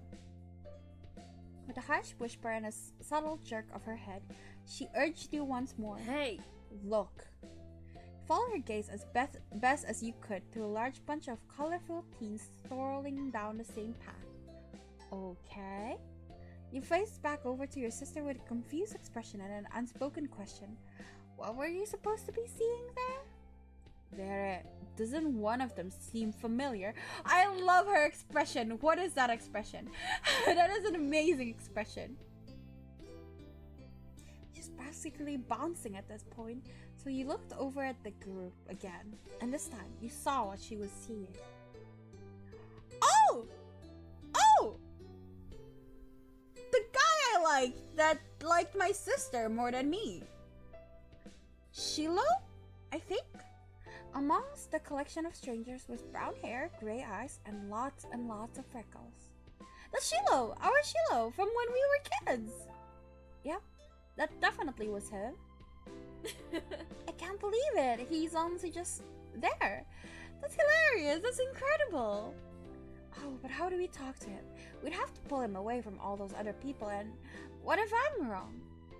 Your mouth opened to reply, but she cut it off with her own answer to the question. I've got it. I'll shout the name Shiloh, and then we can act like it wasn't us. If he responds to that, we'll know without a doubt it's him. Vere, keep an eye out to see if he looks. Can't you just try talking to him normally? Likely without even hearing what you had to say, Liz put her plan into action. Shiloh! She loudly projected the words across the way and then put on an act of casualness, turning her head away from the scene while brushing at the skirt of her dress. In a supremely awkward moment, you could only stand there as attention in the area shifted, to the two of you, thanks to your sister's shout. But of the many startled bystanders who became altered to your presence, one of them was the boy. From a distance, his large eyes met yours. He looked. A wide grin took over Liz's face. She pushed the rim of her sun hat up and away from her face, while swishing back around to greet her old friend directly. Chilo! Waving, she stepped a bit closer to express her intention to meet, without really closing the gap. She wanted him to come to her. Who you presumed to be Shiloh looked surprised at the call-out. He stole a quick glance at the crowd he was with and hesitantly glanced back at your way. He was trying to double-check something. Liz remained steadfast with her gaze trained on him, and ultimately he broke away from the rest of them. After a light-footed jog across the brick path, the young man pleasantly presented himself in front of Liz and you. Hi. I like your hat. Just that simple greeting had Liz giggling. Hey. Hello, I'm not sure if you remember this, but I'm Lizzie and that's Vere. We were all friends when we were little kids. His already wide eyes grew even larger, their gaze darting between you and Liz. His previously chipper demeanor faded into something delicate. I'm really sorry, but I think you have the wrong person. You could tell that being instantly recognized was going to make this exchange more of a challenge. Still, Liz was undeterred. It was a long time ago. You were really young. I get why you feel like that. However, I'm positive I'm right. You're exactly the same. That face, the freckles, how genuinely you tried to phrase things. You're still wearing a hat. Instinctively, he looked up at his headwear with creased eyebrows, not making the connection on why the hat meant something to her. Okay. We knew each other, okay? An uneasy smile settled on him as a silence followed Liz's speech. He was picking his next words carefully. Then the quiet was obliterated by a new voice bursting into the conversation. Shiloh, what are you doing? The rest of the group already left. A field trip is not a vacation. We are on a schedule.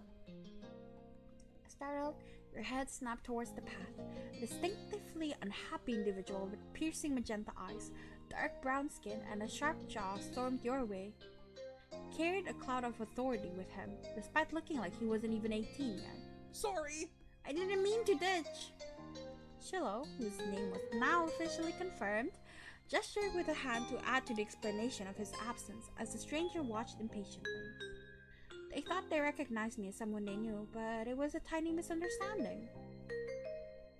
Liz theoretically as well as literally put her foot down at that, stomping in frustration and getting more childish the longer she was around her childhood companion. Come on. We do know you!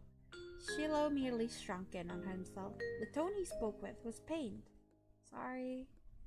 You honestly couldn't tell if he was apologizing for the upset feelings of your sister or the palpable dissatisfaction of his new acquaintance.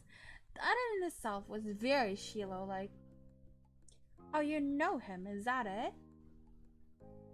The stranger spoke in a dismissively scoffing tone, as if the words sounded so absurd to him it was almost amusing. Almost. But the sternness of his demeanor quickly reinstated himself. Do you know me? I'll tell you. I'm someone who has been forced against his will to be aware of what was going on in Shiloh's ridiculous personal life for a year. If the two of you had any Yikes. If the two of you had any importance in his general day-to-day existence, it would have come up by now. That is so rude! Don't bother trying to exaggerate any trivial connection you might have. It's not good enough. He's with us and you'll survive without him. Now stop loitering in the road. It's rude. Excuse me? We're the rude ones? The high-strung ranting got an audible gasp from Shiloh, who finally started to speak up again in defense. Nate, that's really mean. It's also true. We're leaving. With that declaration, the unofficially introduced Nate indignantly spun on his heels and walked speedily towards where the group went, completely confident that Shiloh would follow behind. Oh. People can sure to have bad attitudes, huh? Why can't they just try to get along? It's not hard. Don't worry though, I bet you won't have to deal with him again. In a I'm sorry I can't stay to talk to you, but I hope you have a really nice life. Bye! I liked Shiloh. No. And that was it. His final parting words given. Shiloh left the two of you behind to catch up with his own life that he had to go live. Let's watch his exit, stunned, only to frown when it hit her that he was really gone, as quickly as he appeared. It happened so fast you hadn't even been able to get a word in. She sighs, all the energy she built releasing with the breath. Could have told him his last name was Fields. His birthday is October 30th. That would have proved it, but no. Chilo grew up to be dumb. Whoever Nate is, he sucks. It was so unnecessarily unpleasant when all you wanted to was to talk to someone for a moment. Why aren't you running after him? Liz merely shook her head, pushing off childish thoughts. I mean, we can leave it here. Thanks. He's in the middle of a high school field trip. It was already enough being able to see him. There's something reassuring about witnessing firsthand that he's still out there, enjoying his part of the world. Though if given the chance, I could definitely have a few words with him about the company he's got. She laughed, but you could tell there wasn't much humor to it. She was mad at that guy, even if she was happy to let Shiloh go. Maybe they're only with each other because of the trip, and it's not usually how things are? Right? True, we can only hope the same for him as he did for us. Have a nice life, Shiloh. We'll miss you. Have a good life. Liz smiled at you. It had the self-confidence you knew so well from her. Come on, little baby sister, let's finish our own trip. Yeah. No matter how either of you really felt about the occurrence, it was something you simply had to accept. People you know just disappear and reappear in the most unexpected ways. The two of you enjoyed what remained of your outing until it was time to return home. By the time you arrived back, the sun was already beginning to set. You arched your back as you stretched your arms towards the ceiling. While it had been a good day, it had enough activity to cover an entire week. Liz tried to hide a yawn behind her hands. You weren't the only one feeling worn out. I'll be heading up to your room. The guest room, since mine stopped being available as soon as I was out the door. Her tone was light. She had quite a lot to say on the subject when you had first taken over her bigger room after she left for college, but there has been many trips back home for her since then. The room hasn't been hers for years. It was more of a running joke now that she continued to bring the topic up to this day. Thanks for being so... Oh, no, this is funny. Just wanted to follow in my big sister's shoes. Flattery as a compliment can only go so far, better. A small laugh was shared between the two, you and your older sister. You better believe you'll be back in the guest room when you've got your own place and we're both in town for a visit. We can take turns. You'll have Thanksgiving, I'll get Christmas. What a reasonable and mature suggestion. I'll think about accepting it. She flashes her familiar grin and couldn't help but feel glad she was back around, even if it was temporary. With that, she plodded off to the spare room. You were ready to do the same. Moving into a new space was your first opportunity to decorate from scratch. Ooh! Okay! I feel fancy. Ooh. Oh, that's cute!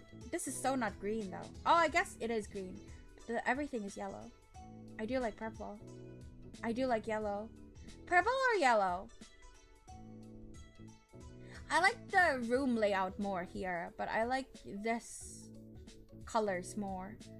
I really don't like the blue shelf. It looks so jarring. But I like the placement of things a lot more. Purple. What is this? Oh, cute. Yes. I like clutter. Yes! Ooh, lights are cute. Why can't I have both? I want both, damn it. I want clutter. No fairy lights for Veriden. But then again, I don't really care for ocean. But I really like that because if it's just like this, it's bare, you know? Like this? Yeah. We're really satisfied with the feel of your tiny part of the world. The purple bedroom is cooler. I think so too. As your thoughts drifted, you tried to bite down another yawn. It was no good. Your bed was now lodged in your mind. All you could think about was collapsing on it. You trudged up the stairs to your room. Stepping inside, you closed the door behind you, blocking the rest of the house. When you turned back around, you realized you were not alone there. Comfortably perched on the windowsill was someone very familiar to you. Ooh. Why are you wearing glasses, babes? Cofolden! How are you here? Surprise?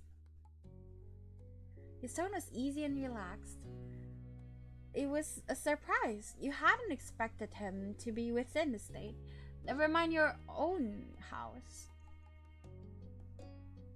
Hadn't answered how he had suddenly just appeared back in Sunset Bird. Though, to be fair, you had been so astounded, there hadn't been much of an opportunity for him to chat with you. I wanna sleep? Go sleep, Madness. It's okay, abandon your job and go sleep. I'm kidding. Thankfully, Cove was only waiting for a good moment to start and began to explain. So... Got in about 15 minutes ago. No one was home, so I figured I'd come in the usual way. Honestly, his look is not my thing. Maybe I will edit him after all. Let's check if we can. I think I already saved over that though, so it might actually be a problem. Here, okay, yeah. That's one.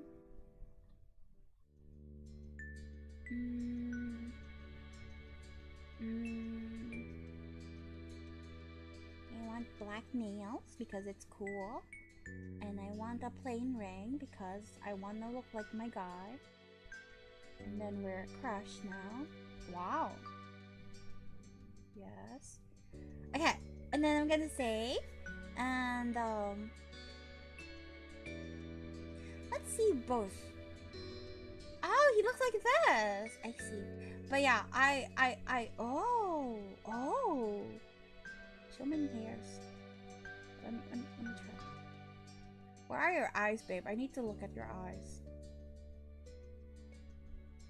Ooh, earrings. Hello. Okay. Yes, earrings, definitely.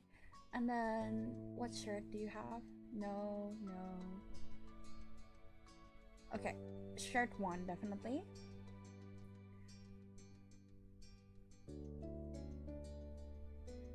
Black? I like black.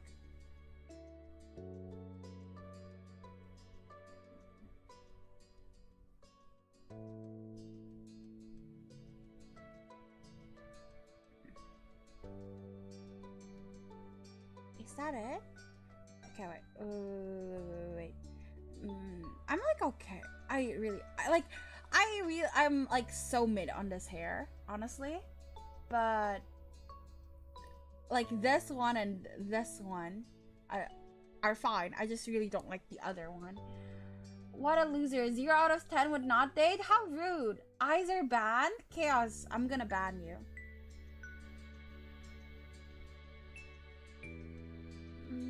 Why are his eyes not open? I'm so confused. I like necklaces. Koichi wears necklace, so I would let him wear a necklace. Wait, where's the earring? Why can't I see the earring? Yeah. And then, what the fuck is this? Oh. Oh. Babe, horrible PJs, honestly.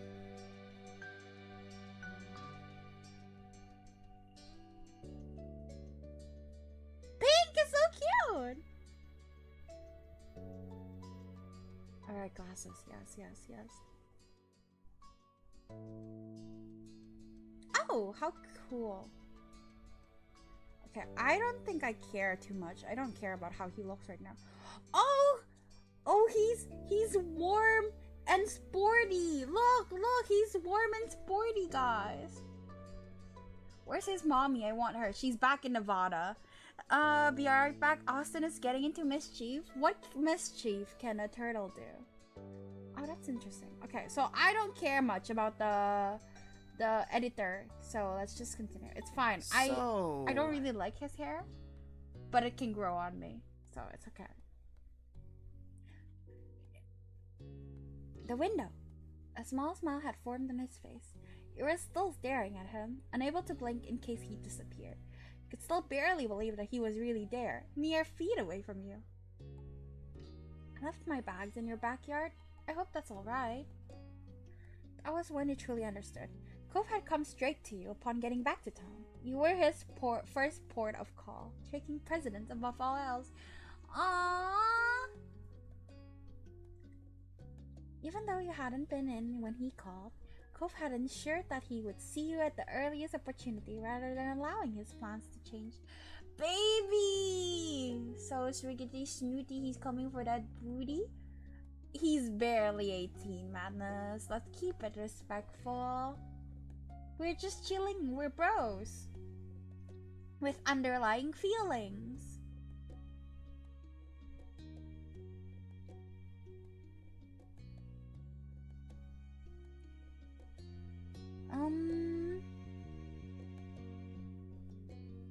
I laughed.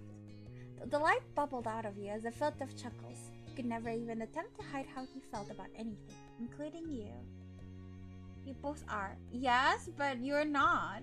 So you have to be careful with what you say.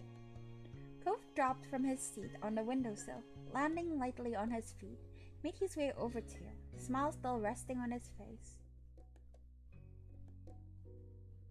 Trouble's back in town. Jumping into his arms? Will he catch me? You reached out towards him, in motion, your intentions clear. Cove opened up his stance in preparation, his face already getting red. Once close enough, you leapt up into his chest and wrapped your arms around his neck. With a small stumble back, he caught you and held on by tucking his arms over your lower back. Taking your shoulder for a pillow, he laid his cheek against you.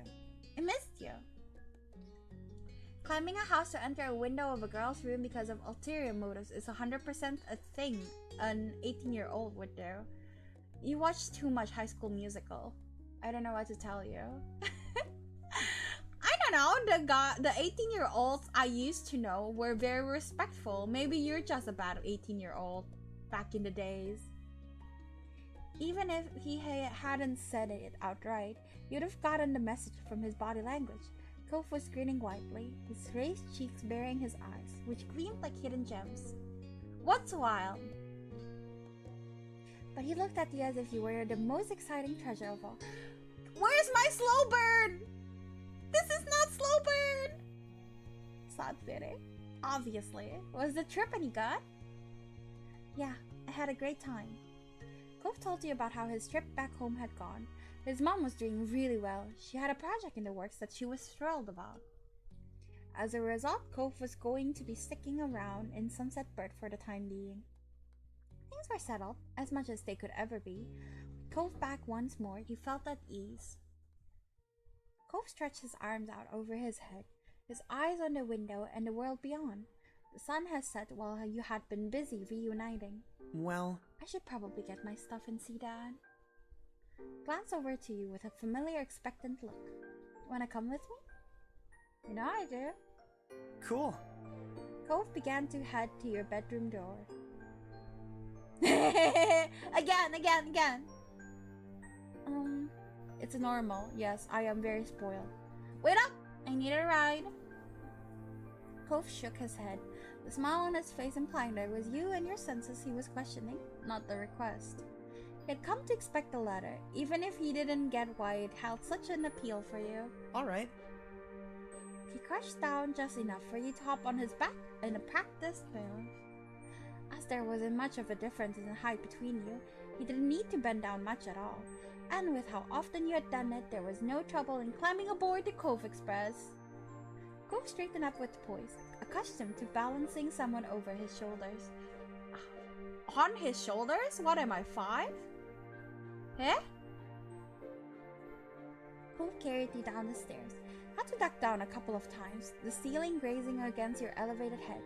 Still, you safely reached the ground floor of your house. The Cove Express, that's freaking wild. The door's gonna be in the way. Get off here so I can open it up. He bent down to let you slide safely off his back. Seeing things from your usual height was disorientating after getting accustomed to looking down at everything. In all the excitement of Cove's return, you hadn't even remembered the gift you had prepared for when he got back. It would be best to give it to him now, before he left your house. Can you wait here for a little while? I got something for you.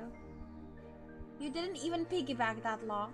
Well, there's only so much of the house we can traverse from like my room to the living room. Cove's eyes widened as he tried to conceal a smile. He toyed with the collar of his top. Really? I mean, you didn't have to do that.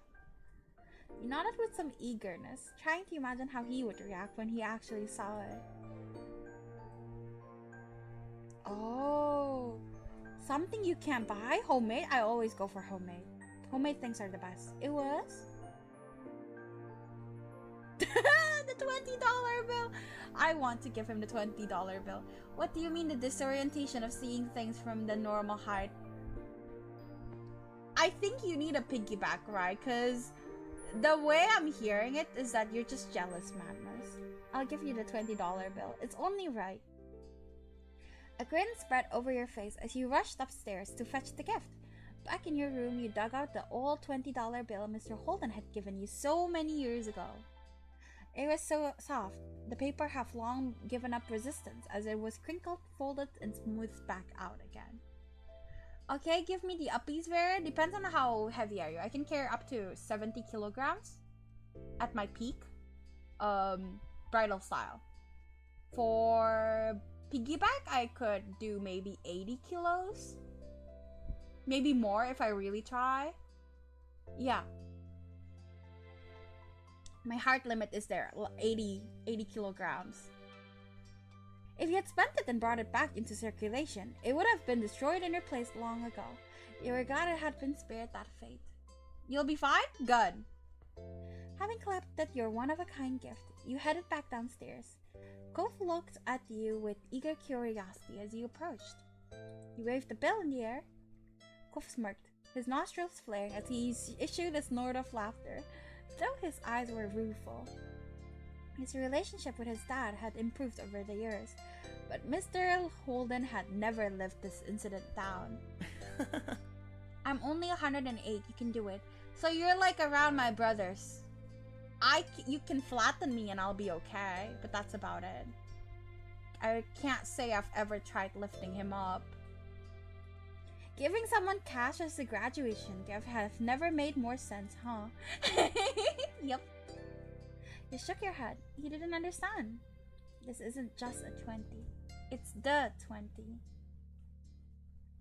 Maybe the? The 20? The 20 sounds wrong. He raised an eyebrow as he echoed your words. Still not understanding. He gasped. He knew then that he had realized what it was you were holding. That's... The one that... from the deal? My dad? Despite the broken sentences, you knew what he was asking. I knew you'd get it. You never spent it. His mouth hung open. No further words came out. He stared, stumped at the note in your hand. I was just a kid, and I didn't really get it, so I took the money your dad wanted to give me. Even then, I couldn't find anything that felt right to spend it on. It was too important. Believe in yourself? I sure do. That feeling never went away. There was never anything worth giving it up for, except for you. I don't know, man, a 20 could get me a lot, but I do agree that I would like to share. We could get 10-10, you know? I still want some of the money. Believe in your ability to carry me. We can try, Madness. Cove's eyes were shining. Just getting to know you was the only reward I needed, so I want you to have it. continued to hold the note out towards him. Cove finally collected his jaw, a delicate smile lighting up his face. Cautiously reached out and accepted the bill from your hand. Cove reverentially laid the gift safely on the counter, but he didn't turn back to face you once he had ensured it was secure. He likes it! Aww! Though his face was angled away from you, you caught his eyelashes fluttering as if batting away tears. His throat bobbed as he swallowed bubbling emotions. Baby, you're still such a crybaby! Honey! You knew that Cove could be sentimental. The gift and all the memories and feelings tied up in it seemed to have taken a toll on him. What a good boy! When he began to sniffle, you felt the need to reach out. Cove? I can't. You just... I don't know what to do. Forcefully scrubbed at his eyes, like he was trying to push the tears that threatened to spill back in. Oh, Cove, it's okay. Do you need to cry? It's okay. You can cry, babes. No? No, he says with that face. Baby, you're so cute. Okay, I like this, Cove. I'm very happy with the progress we have made on him. Look at him. My baby. I'm gonna faint and make you carry me up the mountain on peak. I'm just gonna leave you behind, Madness, if that's the case. Sorry. Nevertheless, tears had begun to spill down his cheeks.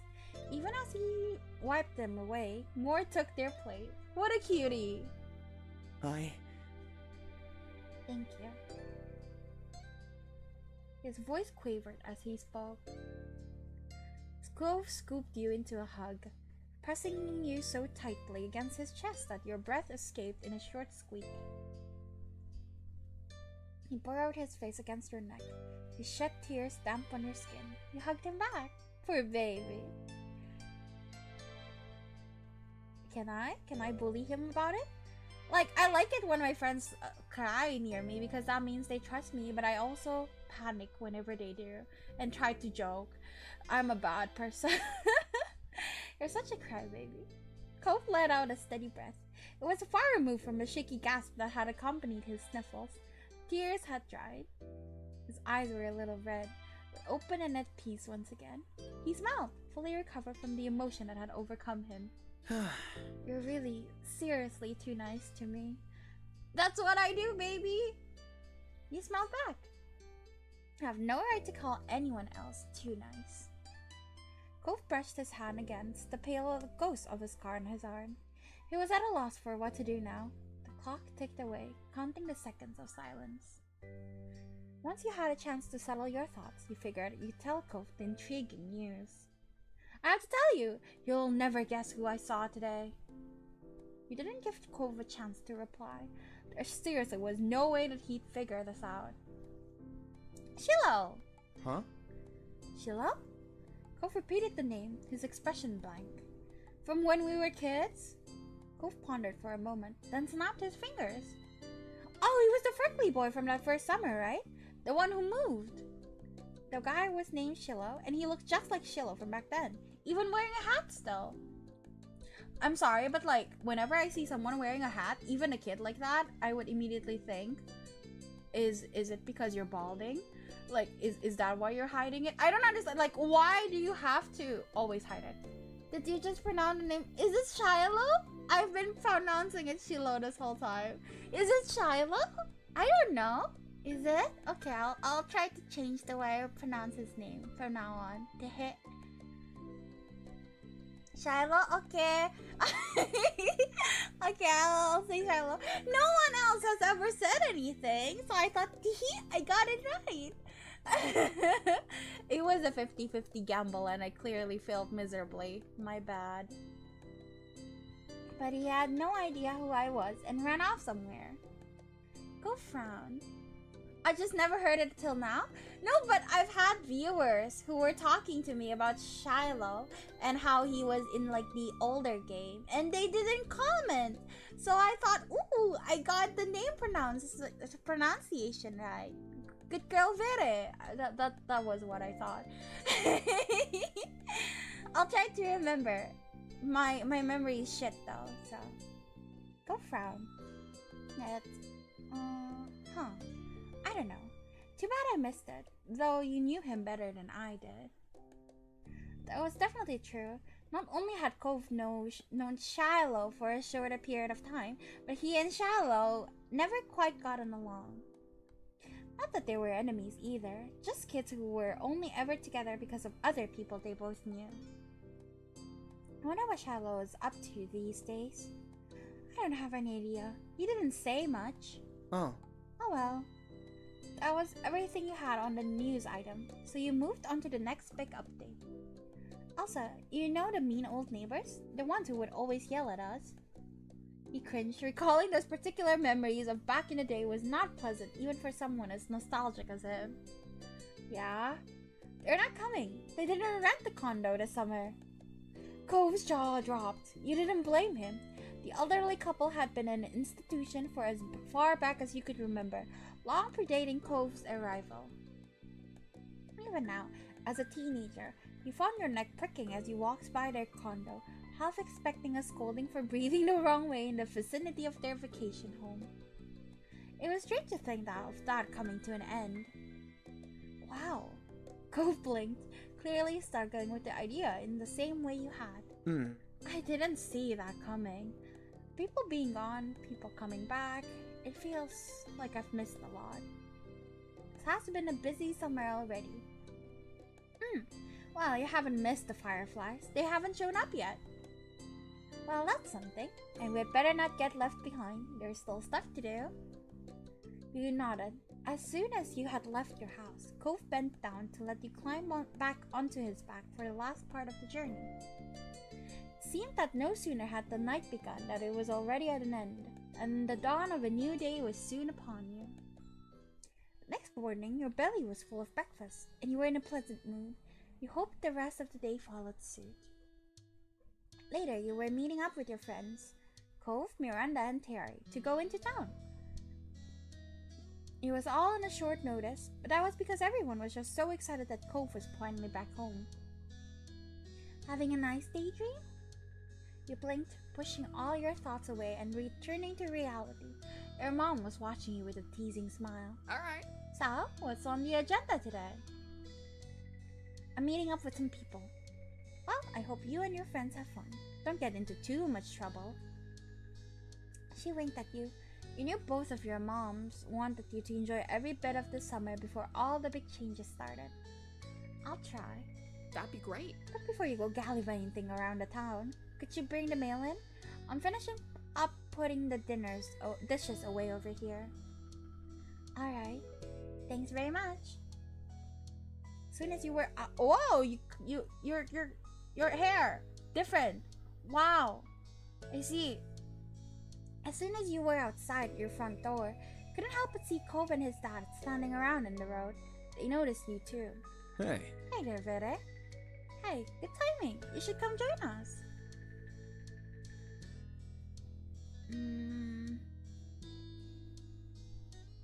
I just noogie. In a flash, you hooked your arm around his neck and pulled him down to receive your finest noogie. His ears stuck out in funny places when you released him. Cove wouldn't quite meet your eye while he pouted and attempted to fix his hair. Chuckling, you watched as he exhaled his embarrassment away. You noticed Mr. Holden was taking in the scene of you and Cove with a self-satisfied smile. Cove followed your line of sight and shot his dad an unimpressed look. For a moment, Mr. Holden seemed like he had a thought dancing on the tip of his tongue, but he decided to keep it to himself. So, What are you up to today? Me and Cove are meeting some friends later. We're gonna paint the town red. Exciting. They won't know what hit him. Cove shook his head disapprovingly, but you knew him well enough to tell that he was entertained by your notion.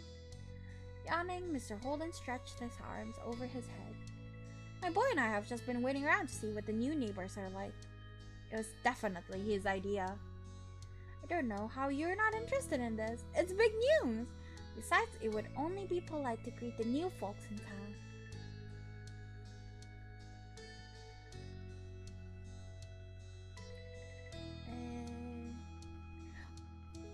Maybe it'll be a single dad and his son? Cove snorted some airy laughter at the suggestion. Oh? You think we'll have some competition? For several moments, Mr. Holden was unable to answer. He was still chuckling when he put his hands on his hips and tried to compose himself. Nah. Absolutely not. We're the #1 father-son duo in this town, and no one's changing that. Mr. Holden took one more glance at the currently vacant building and sighed dramatically.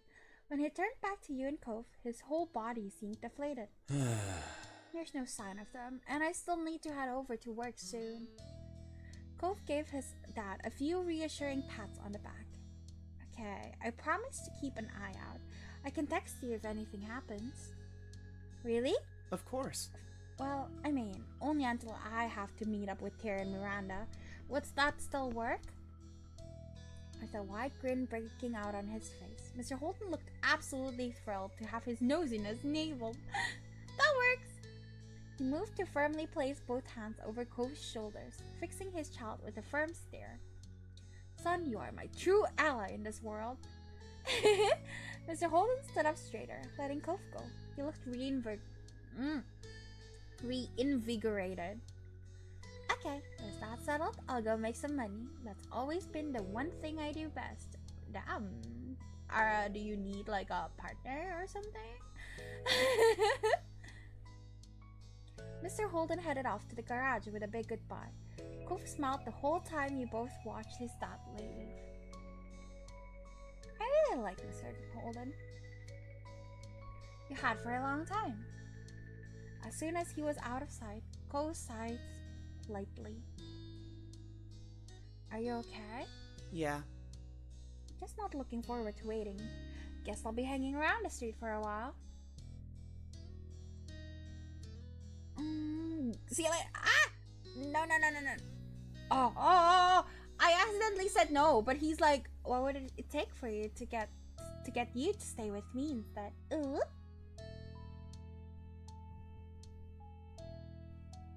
I was gonna reload, but never mind. Shook your head, fought back a smile, and took one last glance at your house. You sighed. Oh. You only have to ask. Really? I can't leave until I found out what they at least look like. Cove nodded at that. I noticed that you noticed that he seemed much happier about his task now that he wasn't going to be waiting alone. Cove put his hands on your shoulders, gripping you solidly, but not enough to hurt. His eyes fixated on you just as firmly. He was serious. Ere, you're my true ally in this world. I love this game. Like, there's so much personality in the writing. Like, you can clearly tell it's made with love. That's like the best. It's so cute. That got a fair amount of chuckles from you. He grinned, the stoicism fading into amusement. Thank you. You're always good to me. You're lucky to have me. Teasingly, Cove raised an eyebrow. You're the most lucky guy in all of Sunset Berg. Luckiest! For a moment, you weren't sure if Cove was laughing at your declaration or that you momentarily forgot the word luckiest. Either way, you didn't mind. The smile on his face reached his eyes, and it made you feel electric. And then he let go of you. Cove stepped over to his front porch steps, lazily taking a seat and leaning back on his arms. Our watch begins. Nodding in agreement, you joined Cove on the front porch steps. You both sat there in a comfortable familiarity as you settled in for the waiting game on the new tenants. The neighborhood was quiet, and you sighed contentedly, closing your eyes and feeling the light breeze. Eventually, you both perked up at the sound of a car. A taxi followed the noise, turning you onto your street. Cove's eyebrows raised at that sight, and he sat up straight on the stoop. What's a stoop? That has to be them, right? The only people who come out here live here. It has to be. Now that they were here, you couldn't help but feel just a little bit curious. Wonder what kind of person would be living in the neighborhood for the summer. Jeremy, please! I want Jeremy! The taxi pulled to a stop as you expected, in front of the now empty condo. It was on the same side of the street as your house, a few buildings further up. Without getting to his feet, Cove tried leaning and tilting his head to get a view of the passenger door as it opened. The single occupant exited the cab. Huh? Could feel what Cove was in that moment. After their last renters, this new visitor was definitely not exactly what you would expect. Porcupine? Okay. Porcupine. Okay, interesting. He was a young man, has to be close to your own age. He was dressed fully in an eclectic black, white, and gray outfit. Even his side-swooping hair matched the scheme. The only other pop of color was from something that couldn't easily be fashioned into submission, a pair of dark brown eyes, which you caught when he looked over at his audience. Hello, folks. Who might you be? We're the neighbors. The smile that was already prominent on his face curled further. It was cocky, but you didn't get the impression it meant something adverse. Hallelujah. You and Cove shared a familiar look with one another, bewildered even further. The color-coordinated man left it there, however, and with a firm click he shut the door of his ride. Then he turned his back to you to retrieve a large, unsurprisingly black suitcase out of the trunk. Continuing on with his own business, he strolled forward and lightly tapped on the driver's side window with his knuckles, asking for them to roll it down. When it opened, he leaned down and rested his arm on the edge. You assumed he was thanking the driver for getting him there, considering he slipped them a tip during the brief chat. They shook hands, and then he pushed himself up and away from the taxi with both arms, giving the driver room to leave. The taxi pulled away, rolling carefully down the road and out of sight around a corner. The new renter had officially arrived. He left his suitcase on the ground, out of the way of the street, and sauntered over your way with the confidence of someone who had been invited to join. Cove finally stood up to greet this person. You followed suit. Excellent. Oh my god, he sounds so annoying, but like in the best way possible. I love him already. I'm Baxter Ward. It's excellent to meet you neighbors. They were standing on the side he was approaching from. When Baxter got close enough, he offered his hand to you first. I'm pretty sure we can date him. If I like him, I will date him. Yeah. Baxter gripped your arm firmly to give it a satisfying shake. Welcome to Sunset Bird, Baxter. I'm Vere. Hi, Vere. I am quite keen on getting to know you better this summer. We could be good friends. From your other side, Cove made a sudden sputtering noise. And you are? He lifted his hand out to Cove next. Cove shook his hand, still eyeing Baxter carefully. I'm Cove. Baxter's whole demeanor lit up for unknown reasons. His eyes shone as he studied Cove a moment. Really? Now wait, is that a nickname or your real name? That's just my name. Cove spoke mightily, having given the explanation many times in the past, but it clearly charmed Baxter all the same. He tossed his head to one side with a laugh. Parents knew exactly what they were doing. I can't imagine a more fitting name for the face I'm seeing. Cove, that's gorgeous. I love him. What? It's really not. Hey, only I get to fluster him. Oh, I'm sorry. Did I do that? It wasn't my intention. He has a really nice smile. Baxter grinned welcomingly. The entire conversation brought a burning red blush to Cove's face. He couldn't make eye contact with either of you. Notice that Baxter looked apologetic over Cove's increased discomfort. I'm sorry. It wasn't intended to mean more than it did. I like your name, but you don't have to mind that. I'm patently against stepping on anyone's toes. He chuckled to himself. Seemed like there was some extra meaning hidden there in his words, and you noticed that Cove raised an eyebrow, picking up on that too. Baxter didn't even have to open his eyes to see your faces to know he had some filling to do.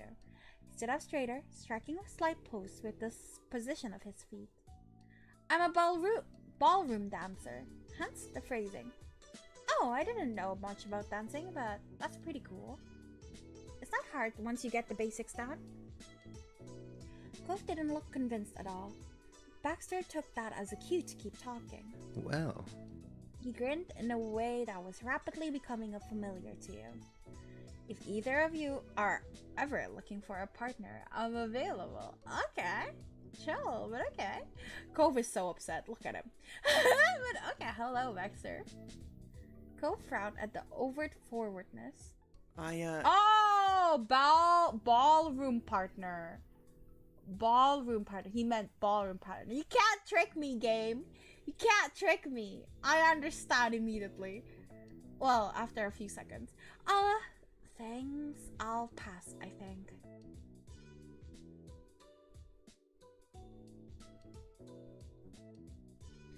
I'll take you up on that offer sometime. I just want to see how Kof reacts. I look forward to that then. Oh, he doesn't care.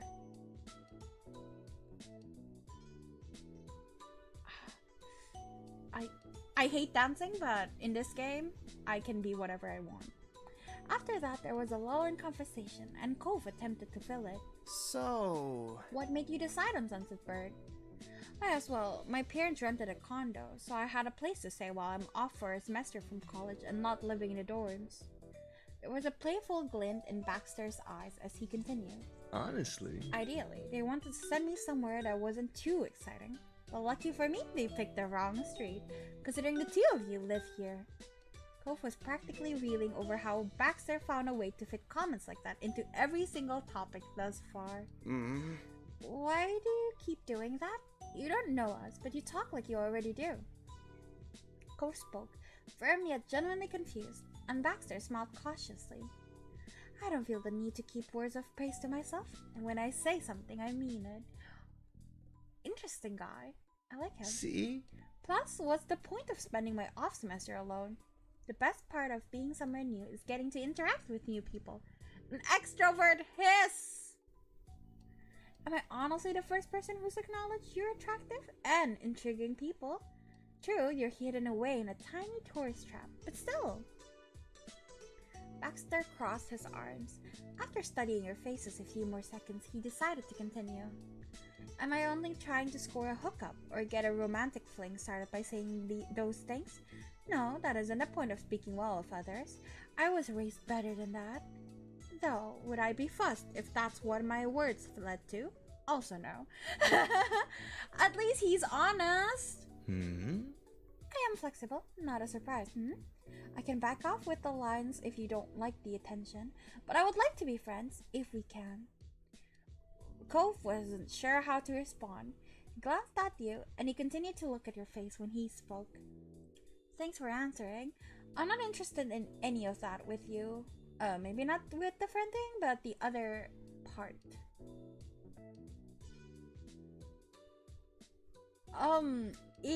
Real life Vera would be fucking creeped out, but I'm finding it pretty entertaining, because it's just game characters.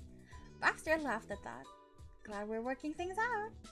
Shifting his weight to his other foot, Baxter tried to move forward. So? Since you both were already out here, did my arrival interrupt anything? Definitely not. Conspiratorial way. Baxter looked at you curiously. He didn't understand your response, but he chose not to question it and smiled politely instead.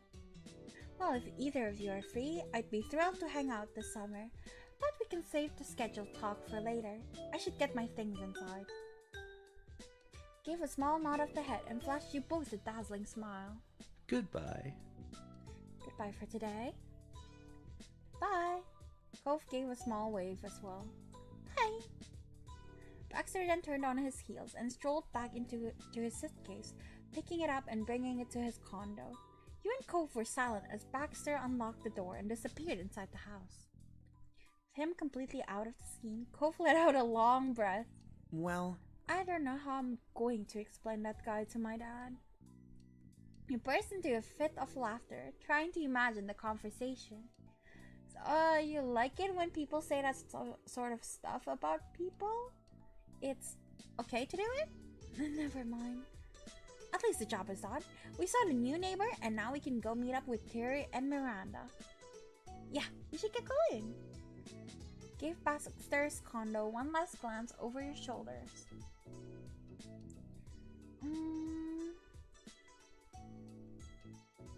I'm looking forward to seeing more of him. Baxter was different, but you liked him. Smiling, you hoped that he would become a good friend this summer. Turning your attention back to Kof, you pushed all thoughts of Baxter aside. You both started making your way towards town. A little while later, you and Kof reached a main street in town. All of a sudden, you stopped walking. What's wrong? I think I felt my phone vibrate. You dug your cell phone and looked at it with a satisfied grin. It was a new message. Before you could read it, you were distracted by a small, amused noise from Cove. His head was slightly tilted to the side as he carefully looked at your old keychain. I can't believe you still have that. See? Well, someone was crazy enough to get it for me, so I might as well use it. You grinned, looking at the keychain fondly. He laughed, remembering the day he bought it for you. It's nice. I'm actually glad you like it. Looked back at you with a playful grin. Especially since it's cost me a whole $6. That's like $30 in kids' money. His matter-of-fact tone had you laughing deep. It took several moments to compose yourself enough to speak. I didn't realize that was the going rate. It was then, probably more now. So you're trying to say that you were a big spender? In kid money, yes. I was definitely a high roller, remember? The hat you both bursting into fits. Smiling, you refocused on the task at hand. You opened to a new text from Miranda, and all you saw was, I can see you. Immediately from where you stood, you started swiveling your head around. Couldn't spot Miranda anywhere, but she did send you more messages. Haha, I see you looking. Oh, I can see my keychain. That's so cute. That's not the purple I like though. But okay. Really, Randy? Randy? Who the fuck's Randy?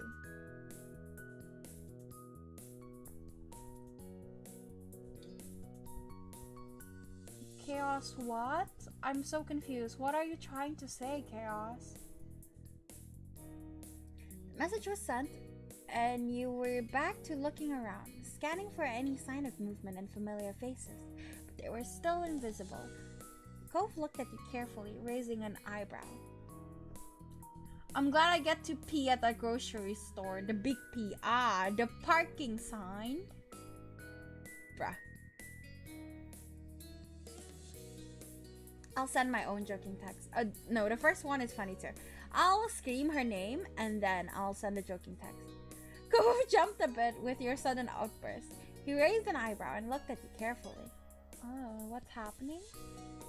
It's not even a parking lot. It can be. Okay, they're yelling from across the street. Okay, let's send the joking text. If you want to keep hiding, Cove and I can just go do our own stuff without you. That's what you decided on. You smirked, hiding send on that message. Cove looked at you curious, raising an eyebrow. What's happening? Before you could even begin explaining anything to Cove, you both snapped your attention to the yelling from across the street. And there you saw Miranda and Terry coming out from behind the backside wall of the grocery store. They both started waving wildly to draw even more attention to themselves. Cove took a step in their direction. Grinning, he put his hands around his mouth to better project his message across the street. Hey! Laughing and arm in arm, the girls stopped only to look both ways. Good. And then rushed across the empty street. Hi. Hi, I hope you weren't waiting too long. Hey, buddies. Hi! I thought you both knew better than to jaywalk. Me saying this as an Indonesian who jaywalks all the time because we don't have proper zebra crosses. Even if it was an open road in a small town, it was still illegal. They took matching tones with an apologetic little. Me too. Sorry, Bere. Me too. Sorry. Alright, though you shouldn't do it again. From this moment forward, we'll use the crosswalk. Cross our hearts. I am a hypocrite. Hypocrite? No. Hypocrite. I don't know. I'm not using that word anymore.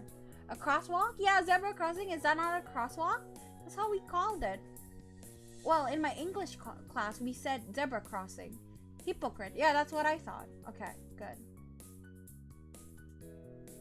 Terry then closed the distance between her and Cove and crushed him into a painfully tight hug. Hypocrite? Crit. Hippo. Yeah, the animal's hippo. Hippo.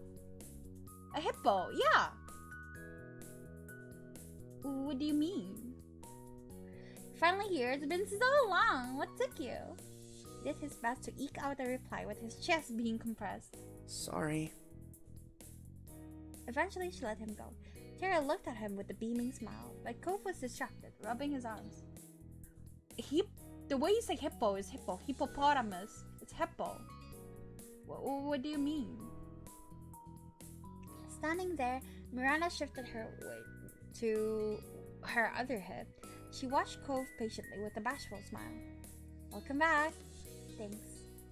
It finally felt official. Everyone was together in one place.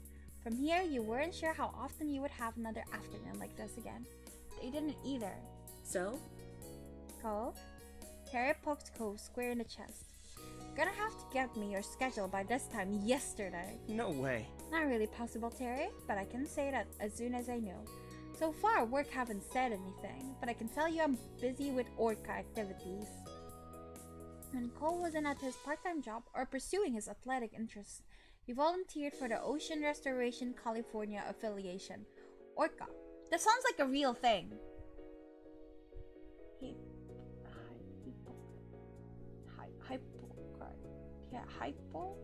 Hypocrite. You know what? I'm just never gonna use that word again, Chaos, okay? I know how it's spelled.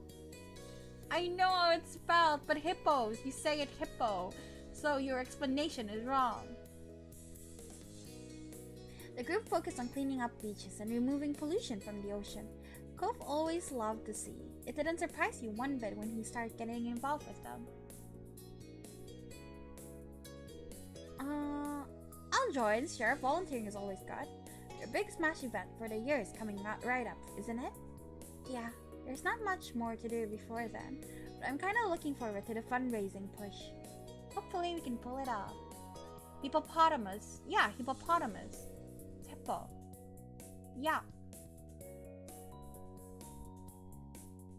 If anyone can do it. It's hippopotamus!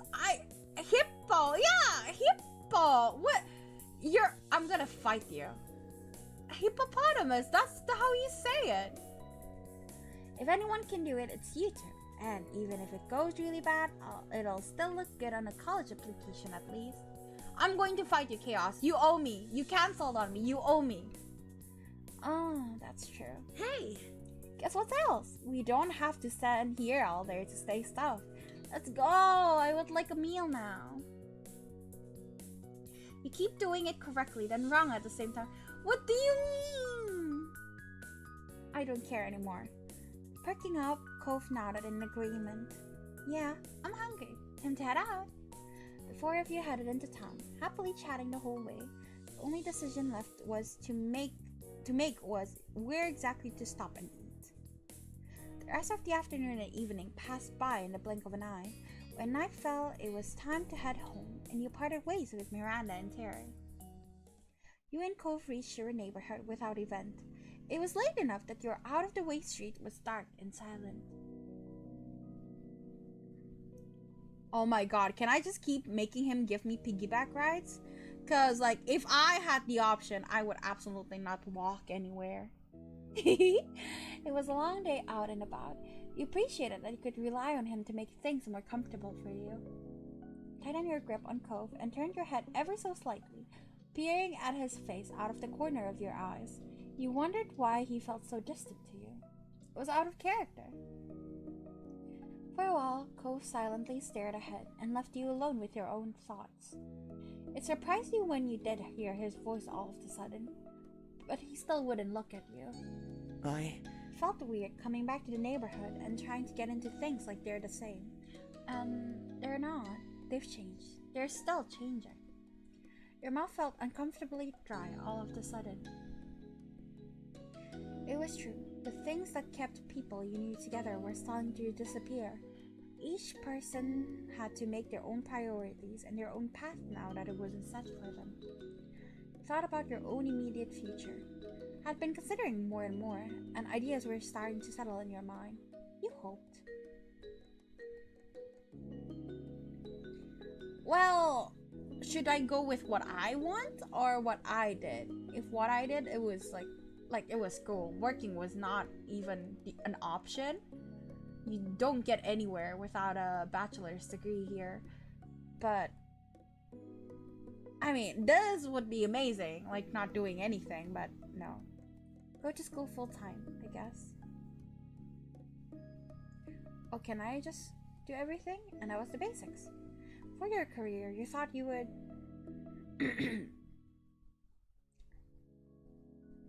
I guess what I'm doing right now? Work online?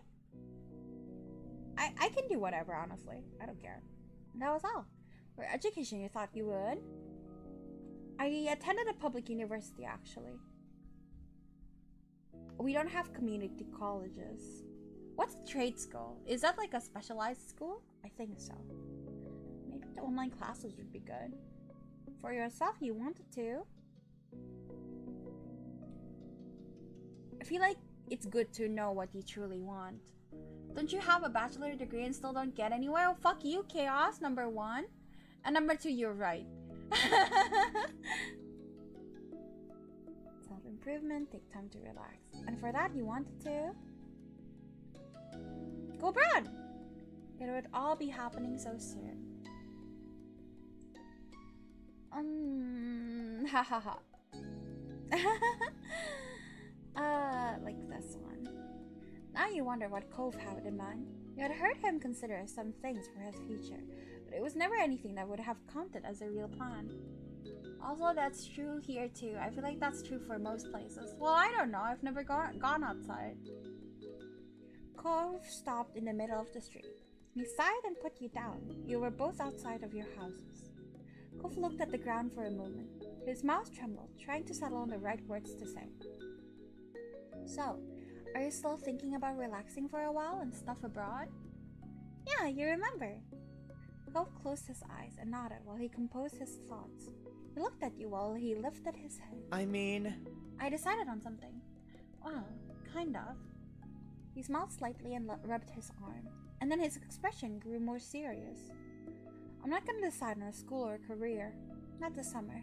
I'm gonna stay here. At least in Sunset Bird. I'll probably move out of my dad's place. I'll keep working my job, keep doing my volunteer stuff, and everything else. I don't know. Maybe I'll know what I want for myself by fall, or next year, or maybe I'll never have a plan. Life will continue on with whatever's happening. I'm not gonna crush myself trying to have everything figured out by a timeline that someone else has set. I just can't do it. His brows furrowed and his tone was tense. It was clear how much expectations were weighing on him. I get it, bro. I know that's not very exciting, but it's the best I can do right now. He laughed self-derisively, but with the way his face looked, you thought he actually wanted to cry.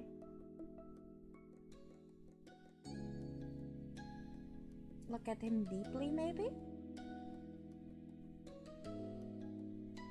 Your plan sounds very you. Nothing about his plan surprised you. Honestly, you felt like you should have seen it coming. But regardless, you had to support him every step of the way. He exhaled, releasing some tension in his shoulders. Thanks for hearing me out on this. You knew him well enough to know that Cove wasn't feeling completely better about the way things were. No matter what's happening, I want you to know that you won't ever lose me. I won't really be gone. I'll still be there for you for the best I can, whether it's long distance or whatever else. Cove's whole expression softened. His lips pulled into an affectionate smile. It's okay. Aw, sweetheart! Vere, you deserve to have everything you want in life. I want you to get everything you want in life. That flew out of your mouth immediately, but you meant every word. His mouth pulled into a delicate grin. Looking at you fondly, Cove took a step closer, and he placed a hand on your shoulder. The warmth from his proximity helped relax you. He spoke to you softly. Wholeheartedly, he meant every word. Things are hard right now. It scares me, but it'll be okay. It'll be more than okay. Now that things are up to us, we can make our lives better than they were. You believed him. No matter what, how daunting the future could be, he was right. You would be okay. Deeply, you met Cove's gaze. You nodded. At that, his expression morphed into a look of careful confidence. Clearly, he was still struggling with this topic, and you wonder what else might be on his mind. This was a start, I think. But it's not over, is it? We'll have to keep talking about it going forward. Yeah? Cove softly reiterated his promise. It'll all be okay. We'll still always be there for each other. Is that good for you? It is. Cool. That's cool. I'll see you tomorrow, Bitter. I'm already looking forward to it. Night. He pulled you into an unexpected hug. It knocked the breath out of you. It couldn't have been more of a reassuring feeling. You returned his embrace and stayed that way for as long as you could. Good night. Night. You finally let go, giving you another smile. Then Ko started walking away, but you remained there, frozen in the middle of the street. You watched him and wondered, how many more times will he be able to say that he'll see you tomorrow? You hoped for countless more times. Finally, you turned towards your own house. You vowed to yourself that that you would make the most out of every moment you had this summer. That was cute. I like that. Okay, let's save. Alright, I think this is where I'll leave it off today because I am tired and my mouth is tired and I want to eat dinner. So thank you so much everyone for watching. It was really fun. I'm really enjoying this. I think this is like, so we're like halfway done with the game, at least for this route. I don't know yet if I want to go on other routes because it is pretty long and I would like to go on to other games. So I'm not sure yet if I'll do more routes, maybe eventually. But yeah, it's fun and I'll be playing this again tomorrow. I have quite a packed schedule tomorrow, but I should be able to like sneak in a bit of this game tomorrow. So yeah, thank you so much for watching. It was fun. See you guys next time. Bye bye.